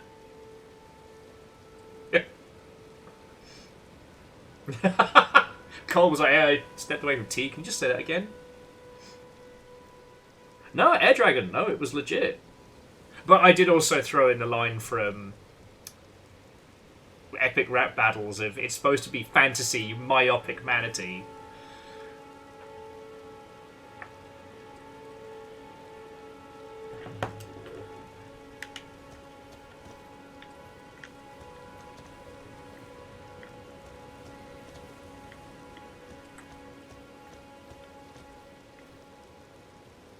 I mean, I don't know. I know it's the subject of a whole ass film, and I wouldn't be saying anything like interesting or original on it, but sorry, I don't know why this popped into my head, but I wanted to just touch on it very briefly. That the thing that I love about Lord of the Rings is that a man went to the literal closest thing to hell that we as a modern society have ever crafted. He came back, having seen hell on earth, and went, we've got to write a story where a bunch of stoners make friends with a bunch of different people, and through the power of their differences, through friendship and determination, they destroy ultimate evil. And everyone's cool! Like, the choice to make positive art in the face of absolute hell.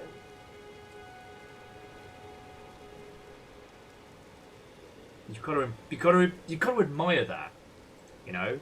Edgar Allan Poe just went to Boston and then decided to make the most miserable shit ever.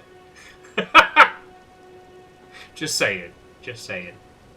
He set out to create good in the world. And look, there's loads of things that were unintentionally challenging and troubling that have come from those that dude never would have put in if he'd known. Dude started us down a path that has led to so much good. No, Deus, please. Actually, you plug that. I'm going to pour a glass of wine. And then let's go explore the countryside. Let's talk about this shit. I found out one of my favourite authors wrote a steampunk trilogy. And I'm afraid of it. Because the last of his books that I read kept me awake for a day and a half because I couldn't stop reading. Sorry, I'm back in a second.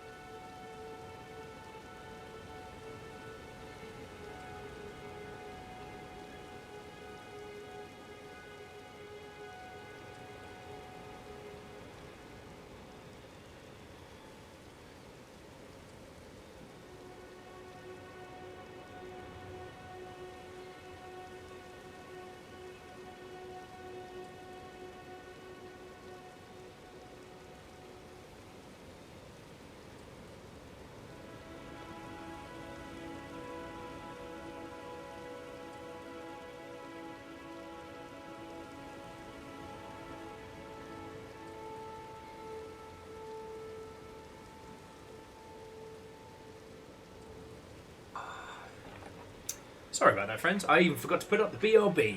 You can tell I'm my brain's all over the place today. But I've got my wine. I've got a song in my heart. Okay.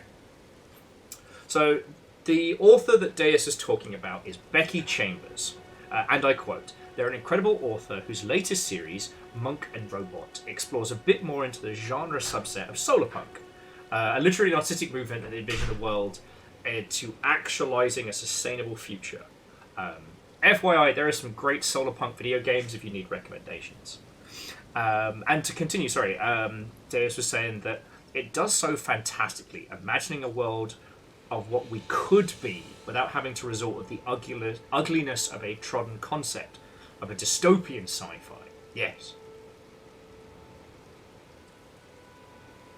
And to create something that has such a positive message to it is not easy, as I'm sure you all well know. So, fuck yeah.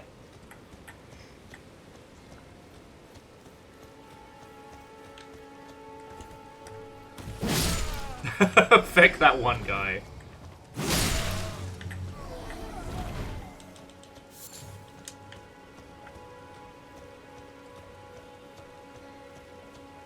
Okay, where's my heading? Alright, I see some more ruins. And we can go see Bell Jangles. God. I can't wait for this game to hit me with, like, I don't know, fucking mimic sheep or something.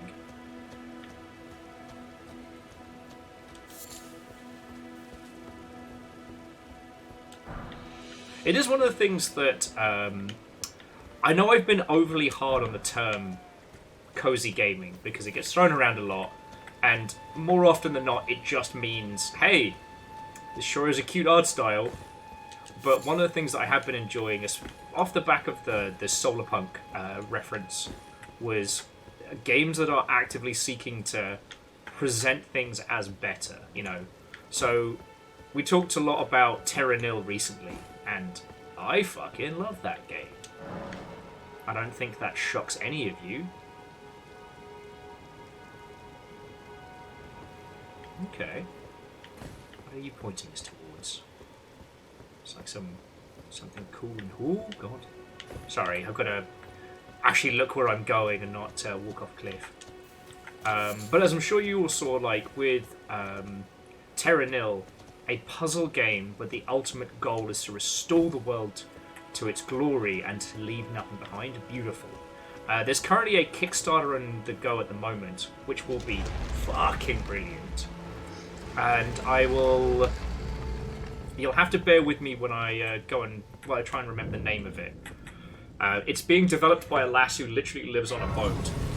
And they're making a game about a boat that clears pollution and oil spillage from the seas with the process of just making everything better.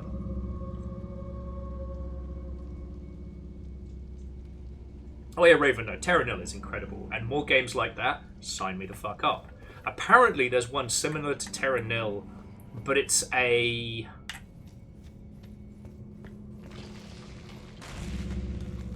Hey up, skelly bastard! Sorry, there's one similar to Terra Nil, but it's an automation game about restoring the planet, and it was referenced in one of Patrick Gill's videos, and I haven't been able to find it again.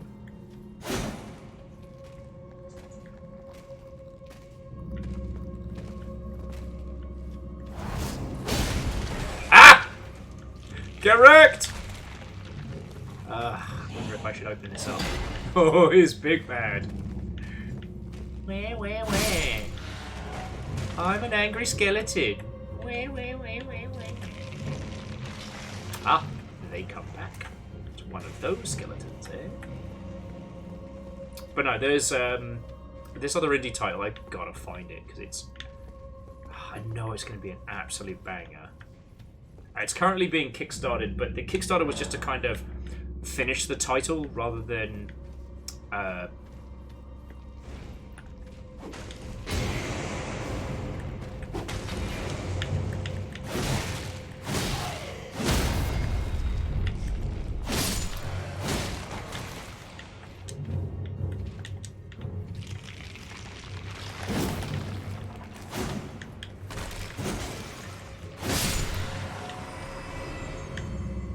Ah, okay. Zelda rules apply. Got it. God darn it, I hate that my brain's blanking.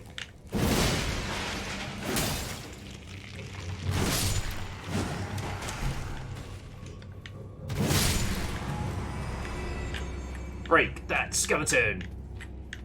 You know what, friends? If you remind me on Discord, I will go and have a deep dive into it. But no, the reason why I wanted to bring that up is because in video games we do have the opportunity to create experiences which have, you know, challenge and conflict, but are still ultimately about a positive change, a good, you know.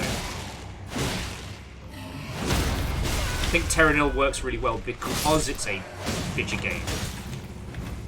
You know, you can't accuse Terra Nil of being naive by any means. Don't shoot me in the bum. Don't you do it. Ah! Also, I appear to have one whole ass thing in my ear. Okay. Skelly archers. This is really becoming personal.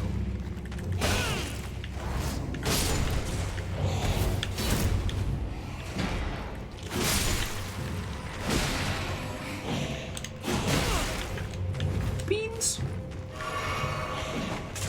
Oh! Spry fucker, ain't you?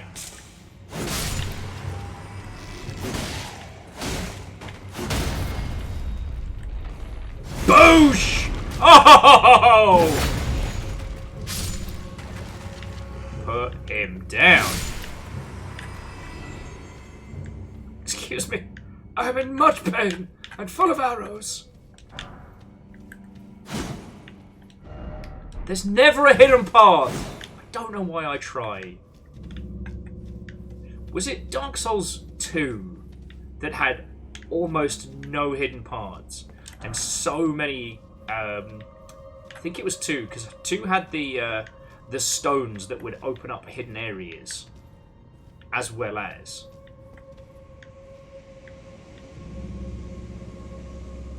What is noise?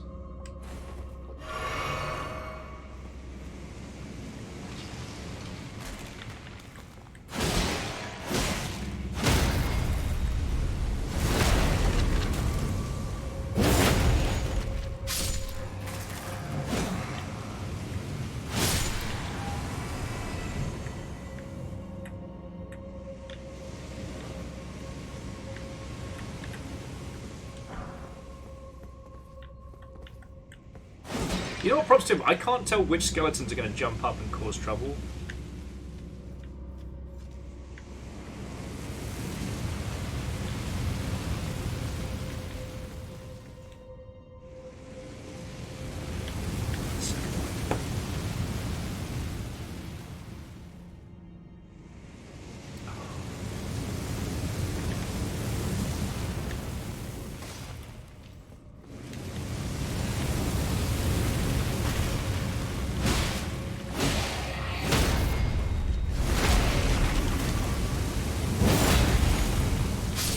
But no, so, just jumping back to what you're saying, Deus, I love the idea of someone being able to create that kind of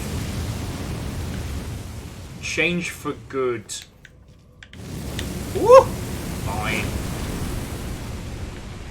I was going to use it to set the skeletons on fire, but fine.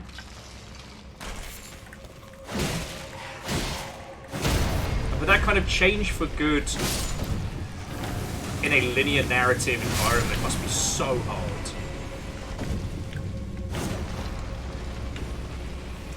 Oh! Got ourselves the old spicy lift.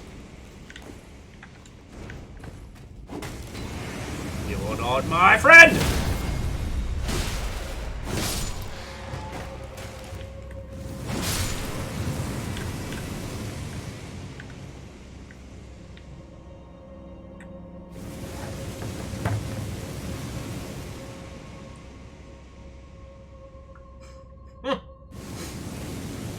Bravo, Shell, bravo. Sorry, Shell was just saying that. Remember their friend saying, "Fuck you, skeleton!" To which they replied, "I say that to my own back every day."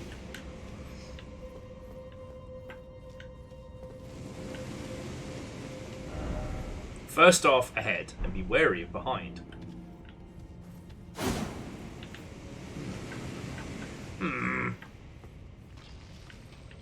Yes, we've got some of them skeletal bastards. Oh.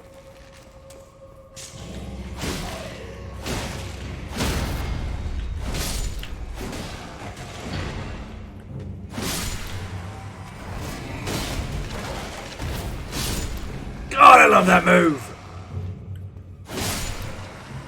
Okay, sorry, I'm flitting between varying things. All I was going to say is, how many of your lovely selves knew that I was going to end up falling in love with the anime bullshit sword? Just asking for a friend here.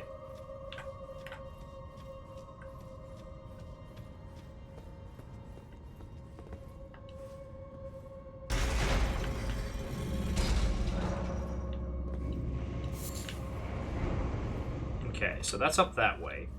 There's definitely a whole bunch of stuff we missed back, so we'll head on round. I'm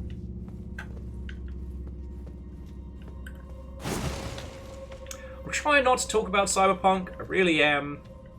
But I had a thought from these conversations, and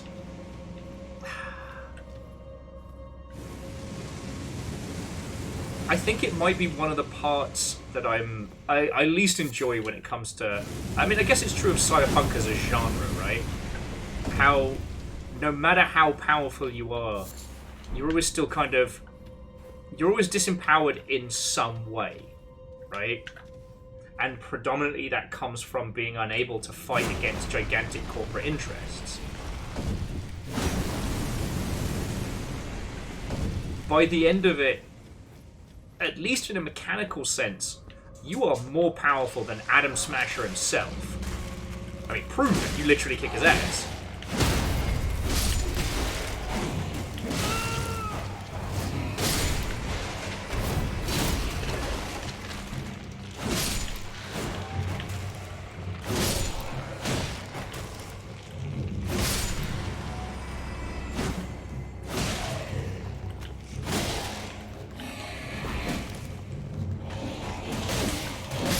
No! Mia torta!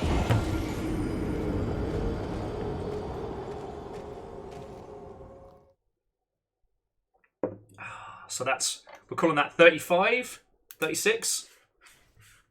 I'm going to say 36.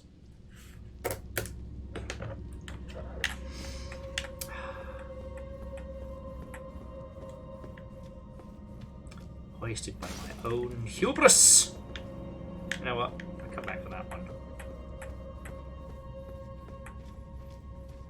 You've named your hubris George. I mean, Hubris George is a good name.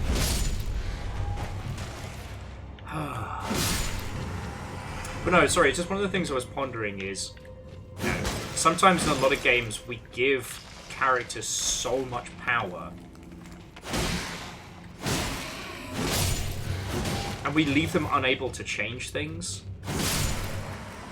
And look, I understand that 9 times out of 10, those are the kind of games that have stories. You know, your Bethesdas, your big nonsense merchants. And that those choices don't come from, we don't want the player doing fun, cool shit. Those choices come from the fact of, like, we have a very limited budget. You know, it would be very difficult for us to just, you know, kill the Brotherhood of Steel in Fallout 4.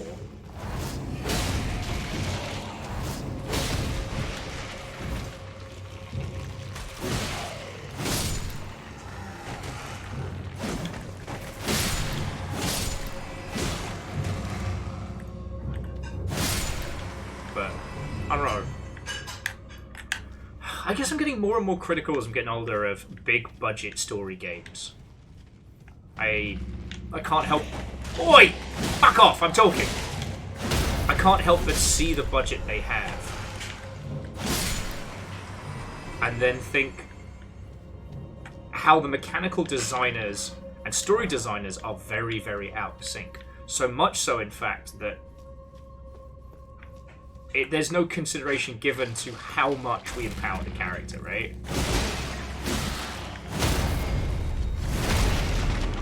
I don't know. I know I'm starting to sound like some insane, unhinged, immersive sim preacher. And if I say that sentence 3 times, I can summon Nick. But I don't know. Like, these kinds of games are all about, like, empowerment. You empower yourself until you are strong enough to enact change. The moment-to-moment is bosses, patterns, resource management, and stamina. Narratively and fictionally, it is the power to become that force of change. Oh. On the plus side, that's still down. Go me. I was a little worried they popped back up after a time.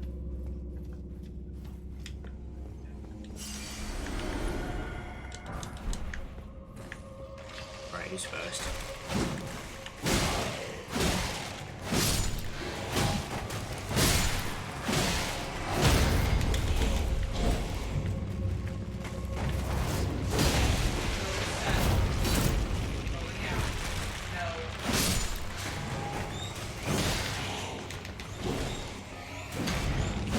It does sound like the guinea pig's the one causing trouble. You know how it is, friends. The guinea pigs get into the box wine, and then they start hitting the salad, and you got problems all day, am I right?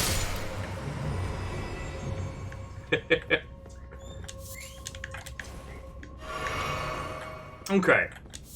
Okay, no, go on. So, all right, as a thought exercise, can you think of a game where the user just... Ow!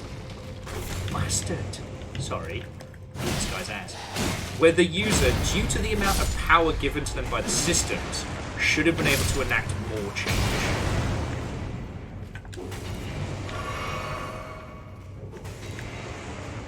I'm going back.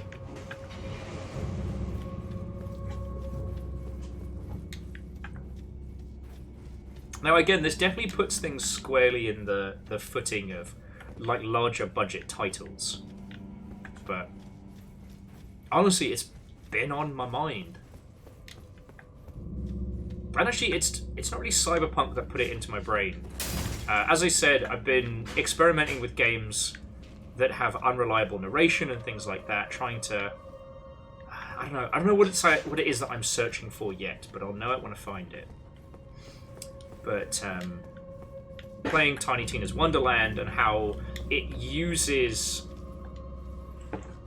It empowers and disempowers the player purely for comedic purposes, but then is also kind of at odds with its own system in that regard.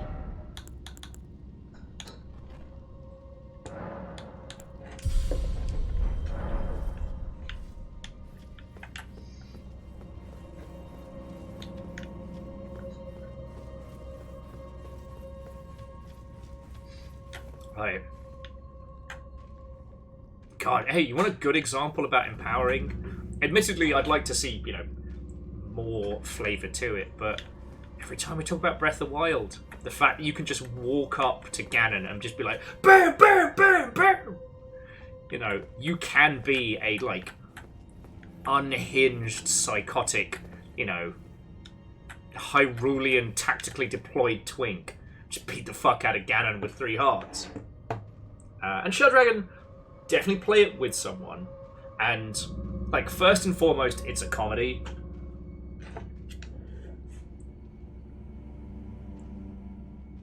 But if you're interested in unreliable narration...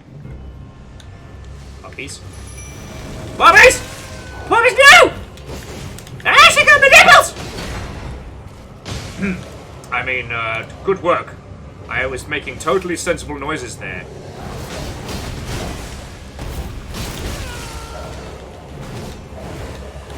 I'm not enjoying her whole bit.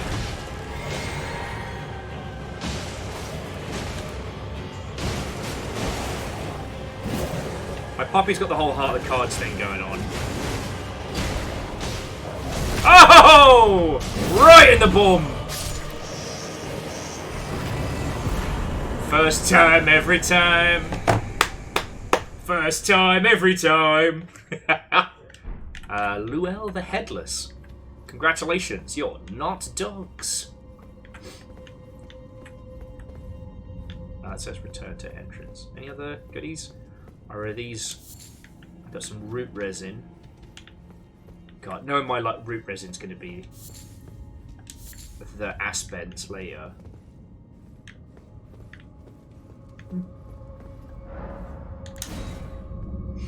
You know what? I'm going to pop open that stone smoke door.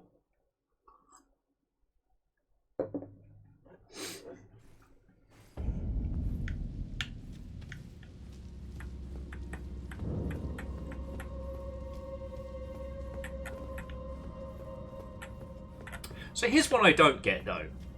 And obviously the reason is because video games, but... Oh no! Alright, we'll just... Oh, I forget what we were using for the stone door. I think it was like a little house. Yeah.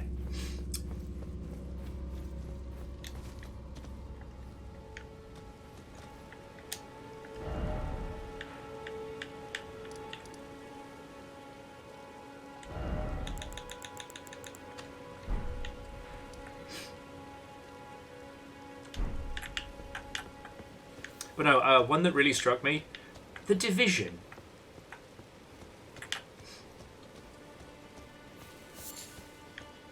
And I don't think it's unfair to level critique at it. Now we want to go down this way. And okay, sorry, the reason why I say that is because, like, think about it. You are a government agent. You are dropped in what has become a lawless, hostile zone. Again, like, I severely don't agree with the politics of the Division.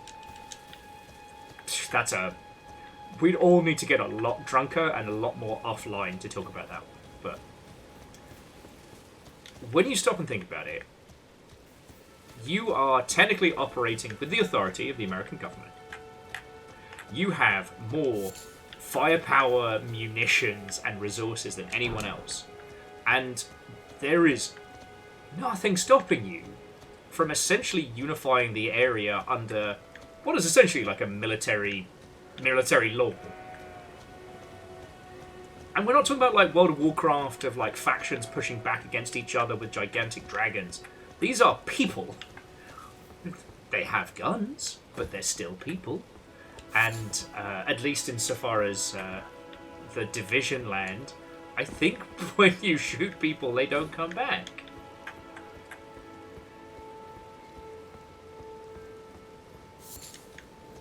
Yeah, Blaster. I don't know either of those places. I assumed there'd be a swamp, and I assumed it would be terrible, but I've not seen it yet. But no, just like, imagine if the Division, admittedly, you know, we've talked about this a lot, the Division doesn't exist to be a good game. It exists to make money. I understand that, and I'm not trying to ignore it. It's just, but imagine if that took the same care as Breath of the Wild. Like, you want to make sure that the whole area is unified and safe.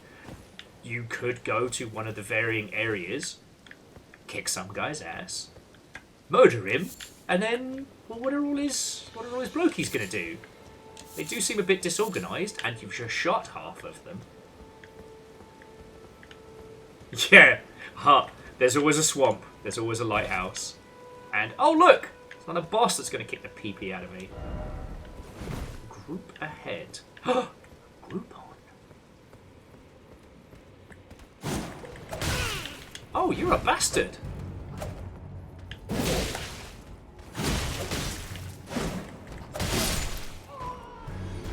Alright, where's the next one of you? Where's the rest of you?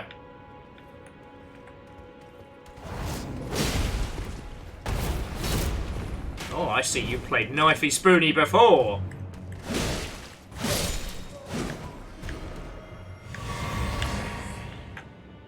Why did he explode in Rainbow?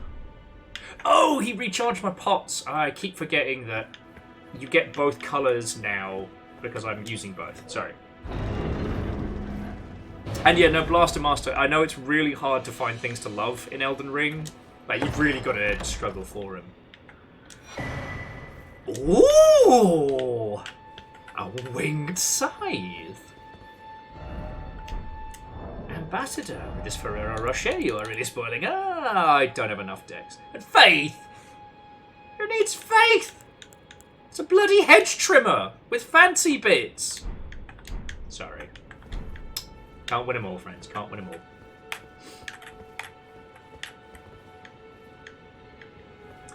And Austin, that doesn't ring a bell, but I'm also very stupid tonight. But anyway, no, sorry. Just jumping back.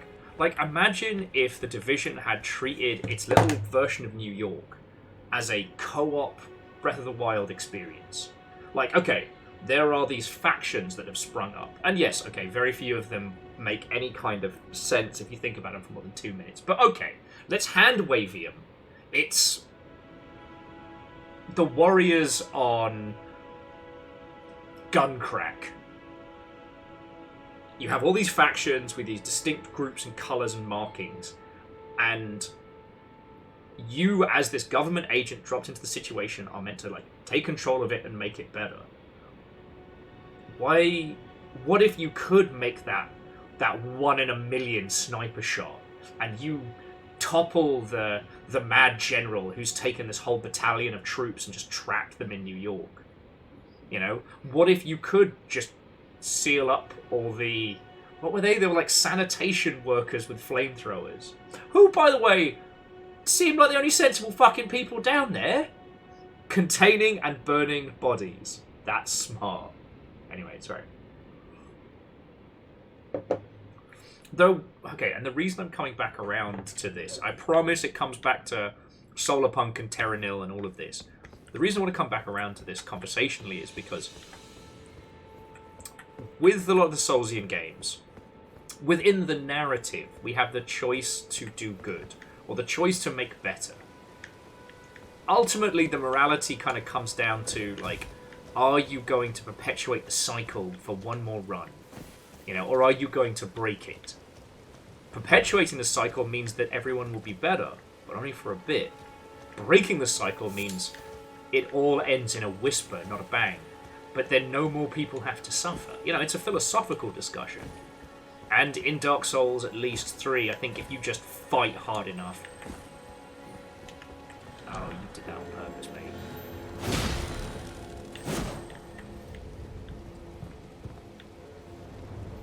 It's Jangles! Oh, we only got 1 bell out of him. I'm sorry. 2 bells! Hey! Jangles! I can't wait to be best friends.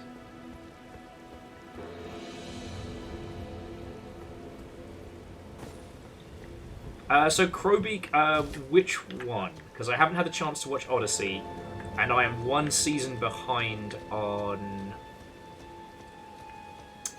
the card. I hate that I had to think about that.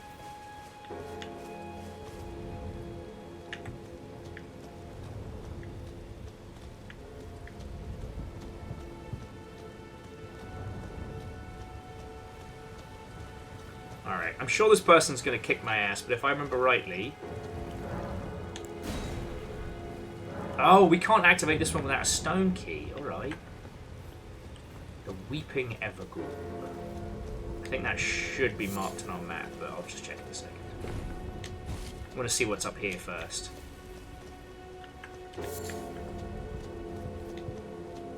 It's... Headless Ghost Warriors? Are you friendly? Not friendly. Fourth Church of America. Yeah, it should be friendly, but isn't. Alright.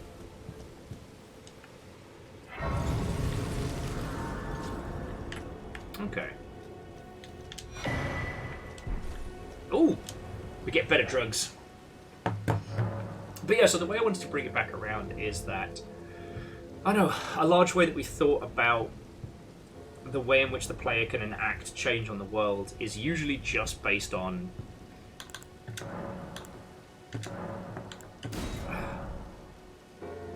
like who gets murdered when, and got to admit, I'm a huge fan of titles that let us do normal good. Fuck it! I've been... Ugh. Why do you lot put up with me? I'm being an idiot today. Do you know what I haven't mentioned? This whole conversation about player agency and making the world a better place. Why haven't we talked about Cave Story? God! And just very quickly, Crowbeak, and I guess Fred as well, I will do my best to absolutely watch all of Star Trek new on Paramount Plus. But when I have, I will definitely come back, because I consumed the Orville with fervour, and it has left me wanting more new Trek. But Cave Story, God, there is a wonderful example of this whole thing that I have been dodge rolling, stammering, and wine drinking my way around for the last, hour and change? Okay, so if you're not familiar, let me give you a little primer. If you know, forgive me for this. For those that don't, I feel it's important for the conversation. But here's the TLDR. Cave Story was a cool...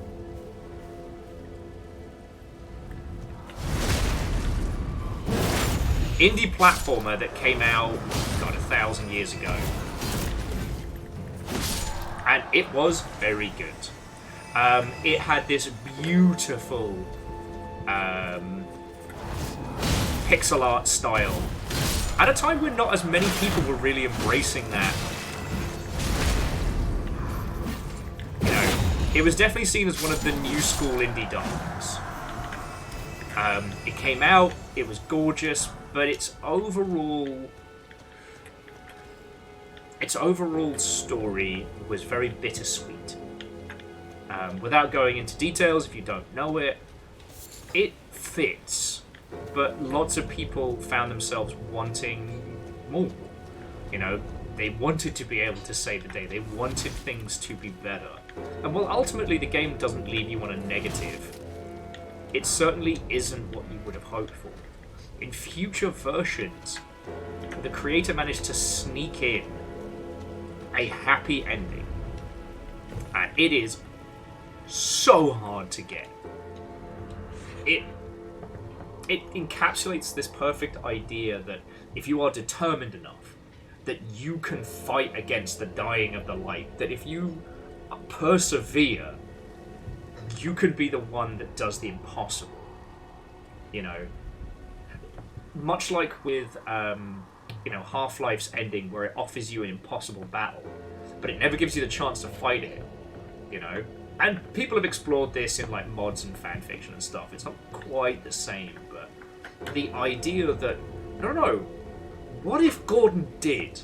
What if Gordon faced down 1,000 of the hardest aliens and somehow, with just his crowbar and his unhinged, undiagnosed psychopathic tendencies, he makes it out? What then?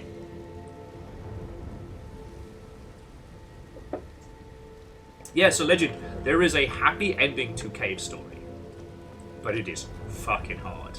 Now, I haven't achieved it. We were chipping away at it during the GameWorks era, and the amount of time it would have taken me to master definitely snuck past me. You know, it's just a case of practice, muscle memory, and no, that's bad. What the fuck is that?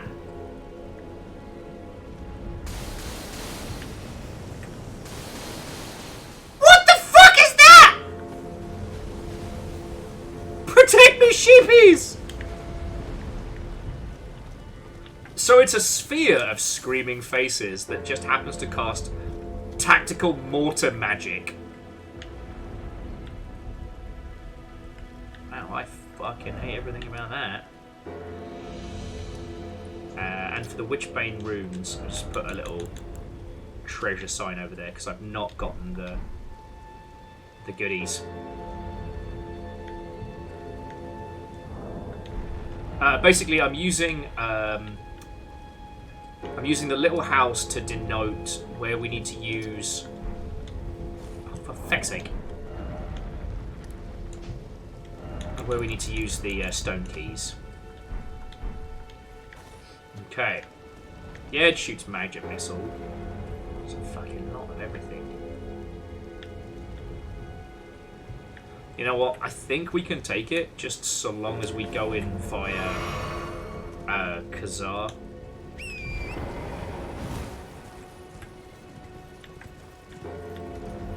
I think if we try and creepy sneaky.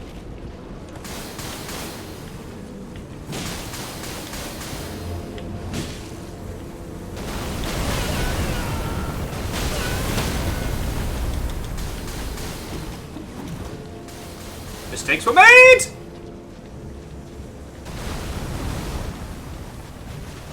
Who the fuck are you guys?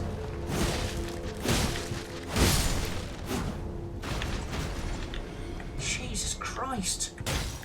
Like Bloodborne Muppets.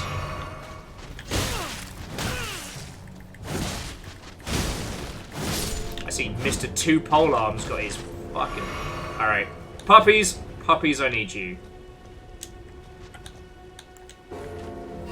Ow! Puppies!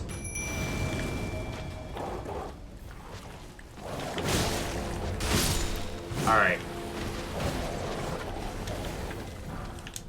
Alright, kids. Oh, it's swampy as well. I love that for us.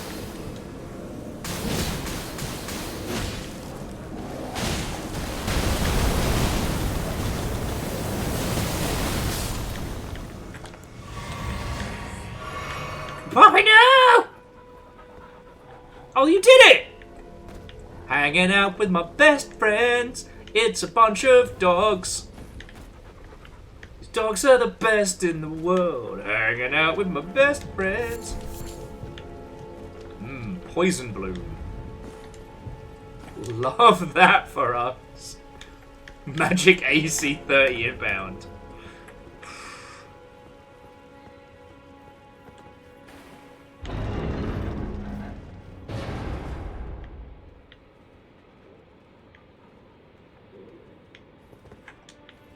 Frog wizard.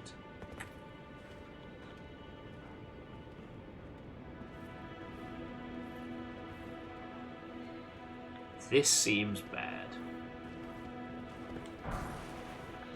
Ambush shard. Love that for us.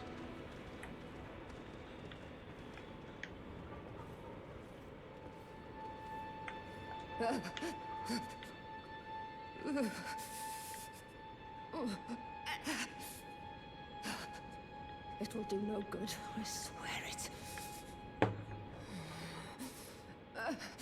And yet you persist. You frothing degenerates. No frothing degenerates here.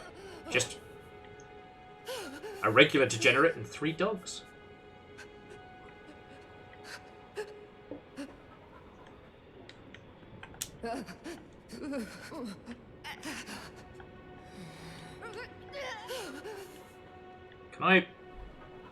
Can I help them?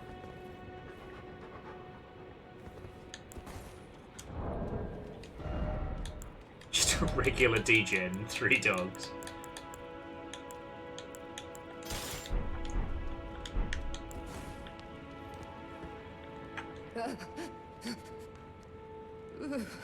Okay, on the question, can we help?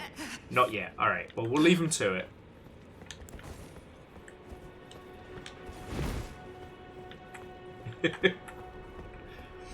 Also, to those of you who have just found us, what and welcome.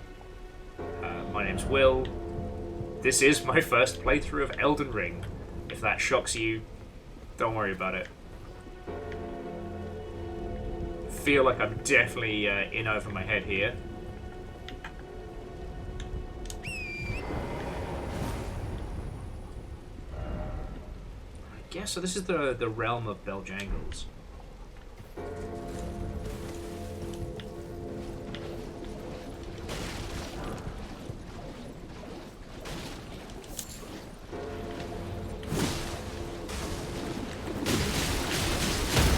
Oh, I hate that. Mess them up, puppies.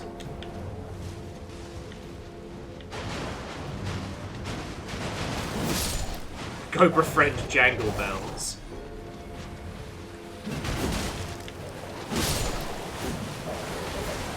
Not gonna lie, I'm still a little bit haunted by just how many horrifying creatures there are in such a small space. Like, peak FromSoft, but whew.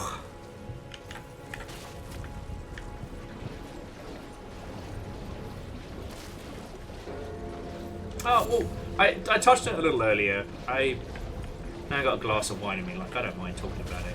The TLDR is that I realised that a lot of my, streamer friends were going to be playing this the moment it came out, which is entirely fine. But most of them are either a lot better at this than I am, or have much larger followers. So I decided that we got the... actually, no. I'll put a little person marker there. Let's come back. So I decided that I would wait and get stuck into it later. That was my choice. Oh, the beach is horrific. Let's go check out that village.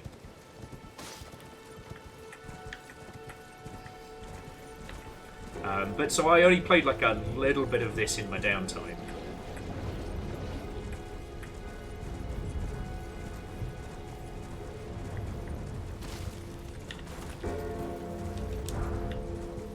So it's nice to be coming back to this. It does mean that I get very, very distracted, very caught up in it. Okay. So this is Mr. Belljangles. What's up, buddy? You are very loud. I take it I don't have a way to get up there just yet, right? No, without deafening me and my poor horse. Legend, that's real cool. Thank you for saying. Alright, we'll be back. We'll be back. Legend says you have the tools to help this guy. No, I'm with numbers that I look at that guy and that feels a little bit more Shadow of the Colossus than I signed up for, you know what I mean? However, we can find this quaint little art studio and hey! Hey up, merchant! Well, there's been an age since I've seen a customer. How can I help here at the end of the earth? Less Shadow of the Colossus, more Power Wash Simulator. Okay. Alright, what's he got? Oh! Base cannon.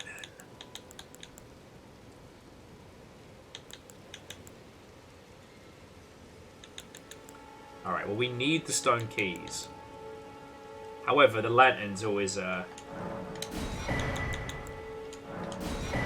we could level up later.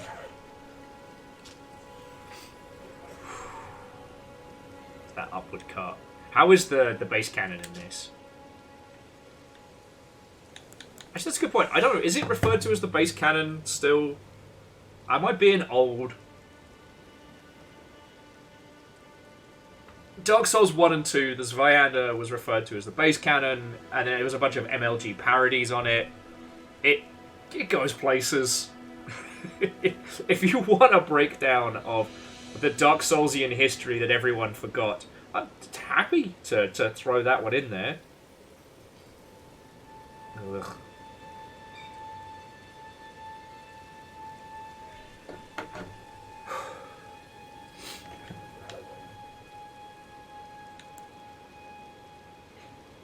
The Wandering Mausoleum. Alright, you know what? Feck it.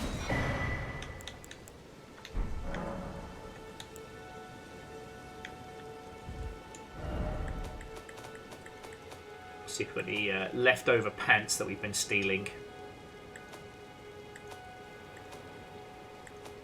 So many hats.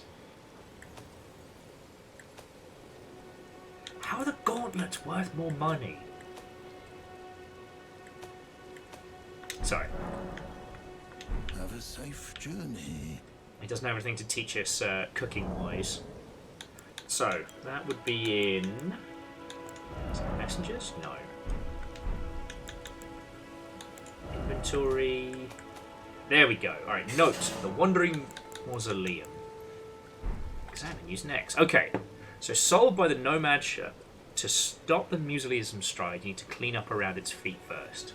Oh, okay. So it is literally just go and hack the dirt off.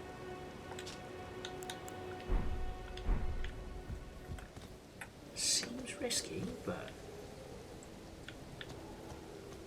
but we are here. We found some lost grace.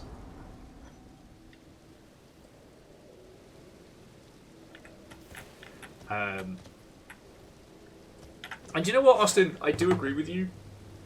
Like, Dark Souls has kind of lived and breathed on that old Zelda philosophy of shared information, but there will always be a sphere of player that isn't in the mood to discuss or strategize.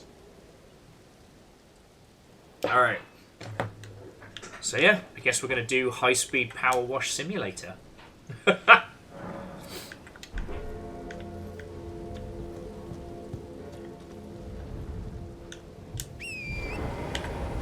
Come, Kazar! We have much to do!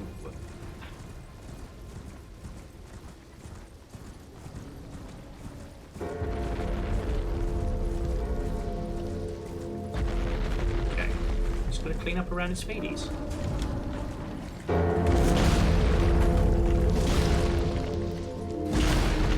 Okay, it's like little barnacles. I got you, buddy. Oh! Ah! Felt that at cheap seats.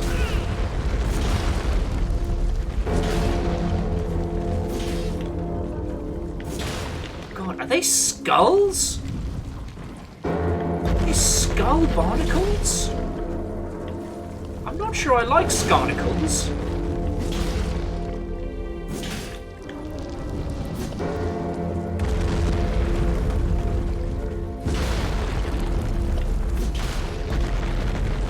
See, I always knew barnacles were, air quotes, bad, but ever since Lobster TikTok found me, I've learnt just how bad barnacles are.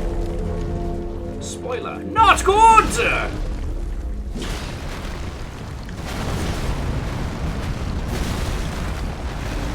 How did we survive that? Okay. Oh, you're okay, buddy. Oh, it's alright, I almost got them all. Was that enough? Yeah, bell jangles, my body. My big body.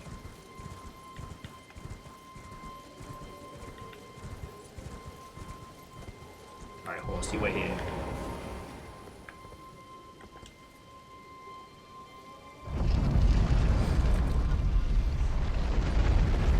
Okay, so Legend says, I don't know if there's a lore explanation, but they have theories. Okay. God, so this thing is a walking mausoleum. And a statue. Okay, with the Remembrance duplicate menu, you can duplicate remembrances you previously acquired. I haven't remembered anything! I'm not very smart!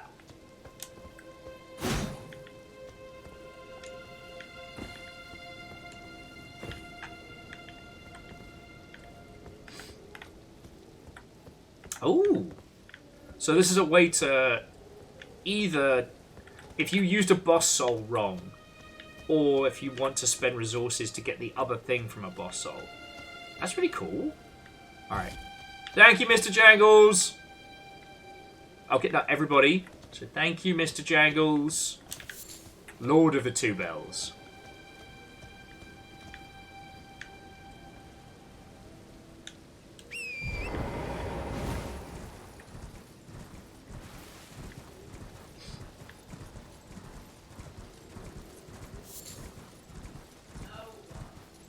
Oh, okay.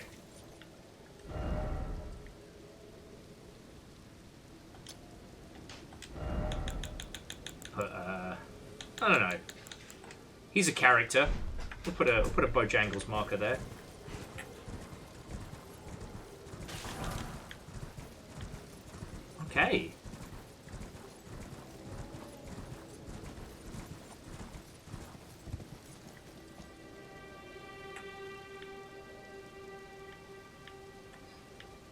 don't know. The further we're getting away from kind of like the central area and the closer to the coast, I don't know.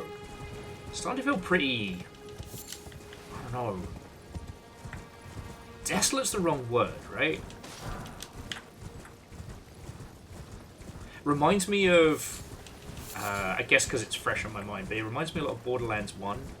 The feeling of, like, you're in an area that has things happening and is teeming with life, and at the same time just feels like it has been lost and abandoned. Also, after Death Stranding, I am not going onto a beach casually.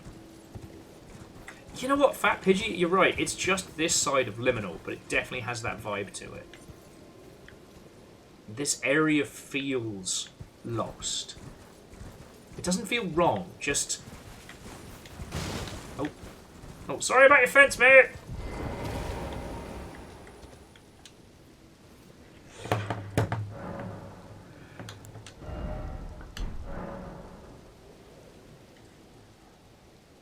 Okay. So I tell you what, friends. I think this is a pretty good point to bring our adventures to a close for today. Tomorrow we're going to be doing some more admiration of architecture. Tomorrow we're going to be heading to Final Fantasy Remastered. Fingers crossed, assuming that it works 5x5, but I am going to take us though to the main area because that seems less mournful. Like I don't want to be where we are right now, you know.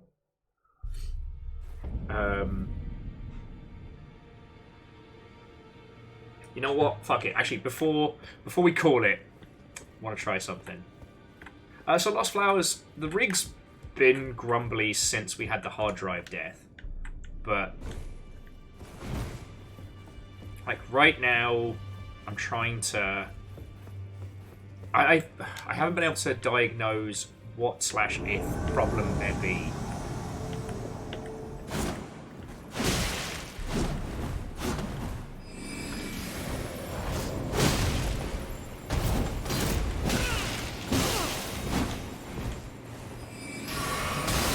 Oh, come now.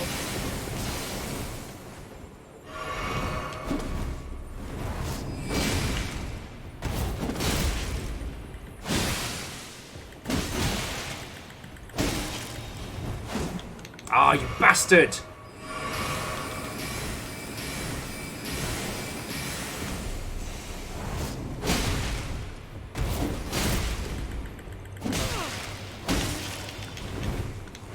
I don't have quite enough mana to push the offensive.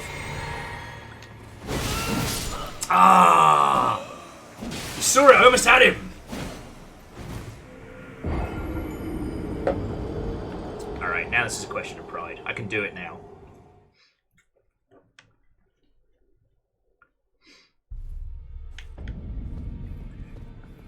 Look, he bullied me at the beginning. Now I want vengeance.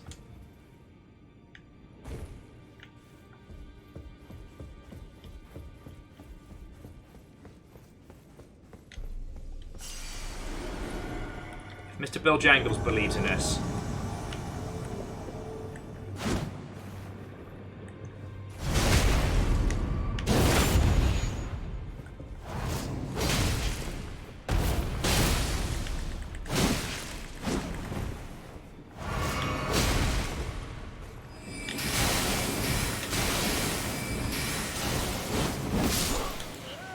Had you?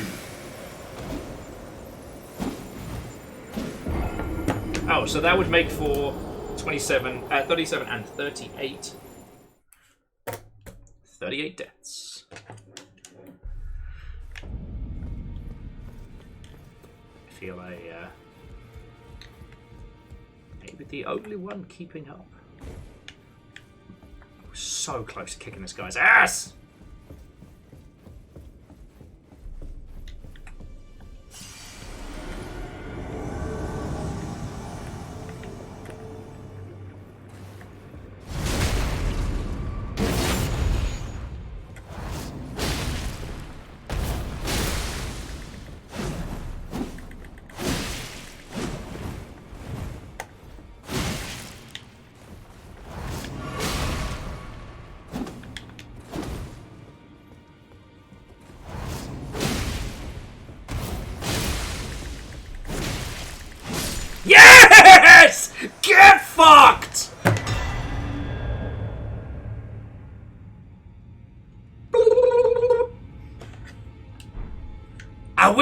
I win! I fucking win!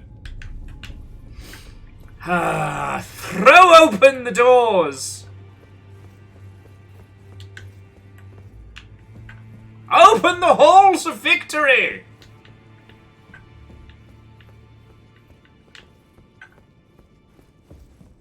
Can't help but notice that the rest of the castle isn't celebrating as ooh. Okay. Don't give up, skeleton. You can do it. What is a cipher patter? Still no amount of stamina. You did there, I saw it.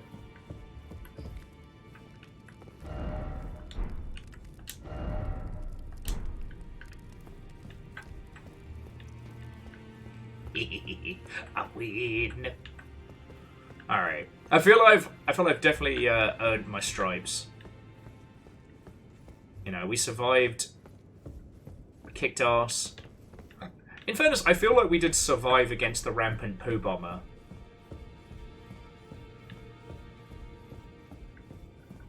Knowing what I know now, that was definitely not a fair fight.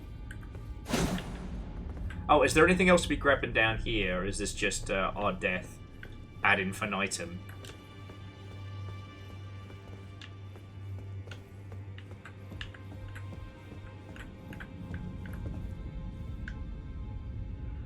Yeah, you know what? We'll return to the entrance. Okay, now I mean it. This has been a lovely day. I am obviously besotted with this game.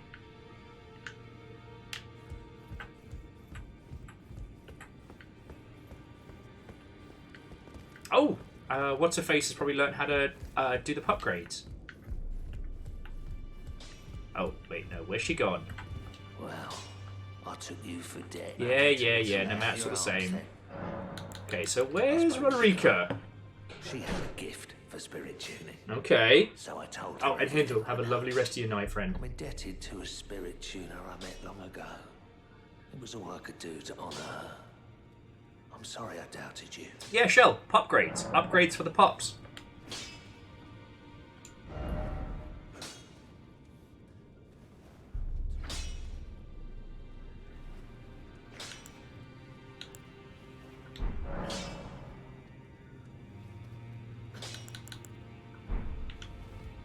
And Shell, I can't take credit for upgrades. I think that was Rhymes and Moose. Oh, and Lost Flowers. Thank you for clipping that. See? I'm going to point to that and be like, see everybody? I am good at video games. Not useless. Alright. So, yeah, so long as I haven't just sent her on a fool's errand to her death.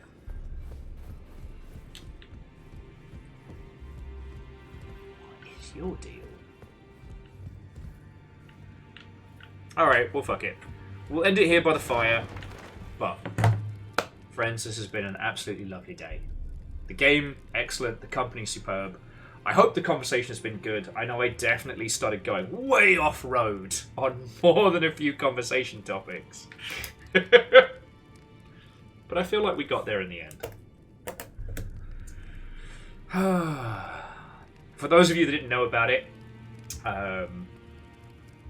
yeah, I'm glad you now know about the secret ending to Cave Story. Good luck, though. If you're going for it, one, look up a guide, because there are a bunch of items that you'll have very short windows to get. Two, once you get to Hell, just your only skill is perseverance. Nothing can prepare you. Right. I will find someone lovely to crash into. So if you are yourself observing Maidnless Awareness Day, I will make sure you are not on your lonesome. And if you see me in Discord later, know that I'm very drunk. But before we do that, friends, you all put in a ton of like cash and donations and pick stuff up on Humble and gifted subs and all sorts. You know, things have sucked fiscally behind the scenes, and I felt it very acutely today. Now, we're fine. This isn't a request for anything. I just That's why I didn't want to talk about like business stuff and things like that. All I want to say is just thank you. Unprompted, you lot were incredibly generous, and I'm so grateful. And to that end, I would like to thank the following people today.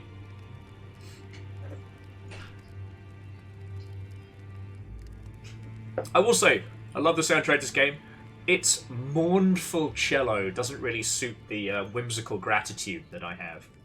Okay, so whether you were celebrating full 64 months, or whether you were just gifted a sub or hanging out or what have you, thank you. Specifically to Kimball, Zeph, Rainier, Mythbusters, Habbo Hotel, Jackie, PVS, Neo Shadow, Earthman Dave, Favor 6, Big Red Gibby, Quadralian, or Quadalien as I like to call him, Judge Bin, Lagmeister, Agent Arf, and From Ussy with Love. Ed. You know who you are! To Varbles, thank you kindly for the donation. They hit our accounts instantly and means we can buy food and use it, so thank you. But to Erriman, Some Numbers, Akira Zero, J-Post, Vanderbeast, Favor 6, PVS, Scotty Doggy, Crux, Austin Spafford, Jamami, Punspector, Wolfcrad, Alnis, Geographic, Fearless Sun, Nexus Darkshade, Bacon Avenger, Zafaru, Dust in Your Eyes, by all of you. You know Bit's sort of biggest way. Help our dumbasses out. So for that, thank you. Your moderator today was Caffeine, but we saw Rhymes and Moose, and I do believe we saw Lizzie. And thank you again, Jetman J, for bringing in a raid earlier. That's really fucking cool of you. And in the spirit of that, let's see which of our lovely, lovely friendos are currently trundling around. As always, we are spoilt for choice. So I tell you what. I present to you 3 choices. The Void Reigns Upon Her Heart, the Tomb Raider Collection, the remastered, or Control.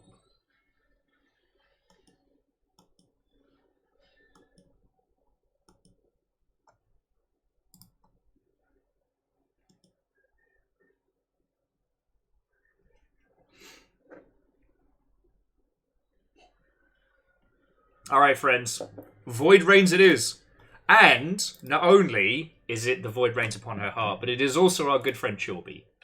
Because, friends, trying to choose between your friendos and who to raid every evening is so hard. That's why I give you all the game and not the person. So yeah, if you haven't seen the Void Reigns Upon Her Heart, it is an excellent indie game made by friendos. If you have, then you get it. You get it. Plus, it's Chorby. Chorby's fucking brilliant. Yes, tomorrow we're back with Final Fantasy VII Remastered. We'll be replaying a little bit of the stuff with Aerith, so there won't be really too much to get into in terms of like architecture and infrastructure for a while, but when we get there, there will be plenty to talk about.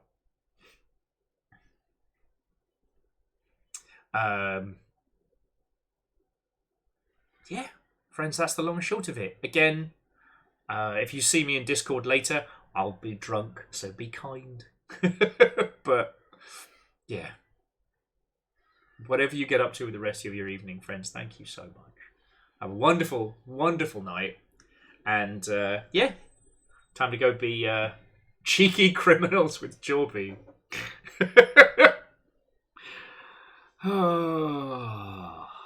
Garçon! He said to himself, Mo pie!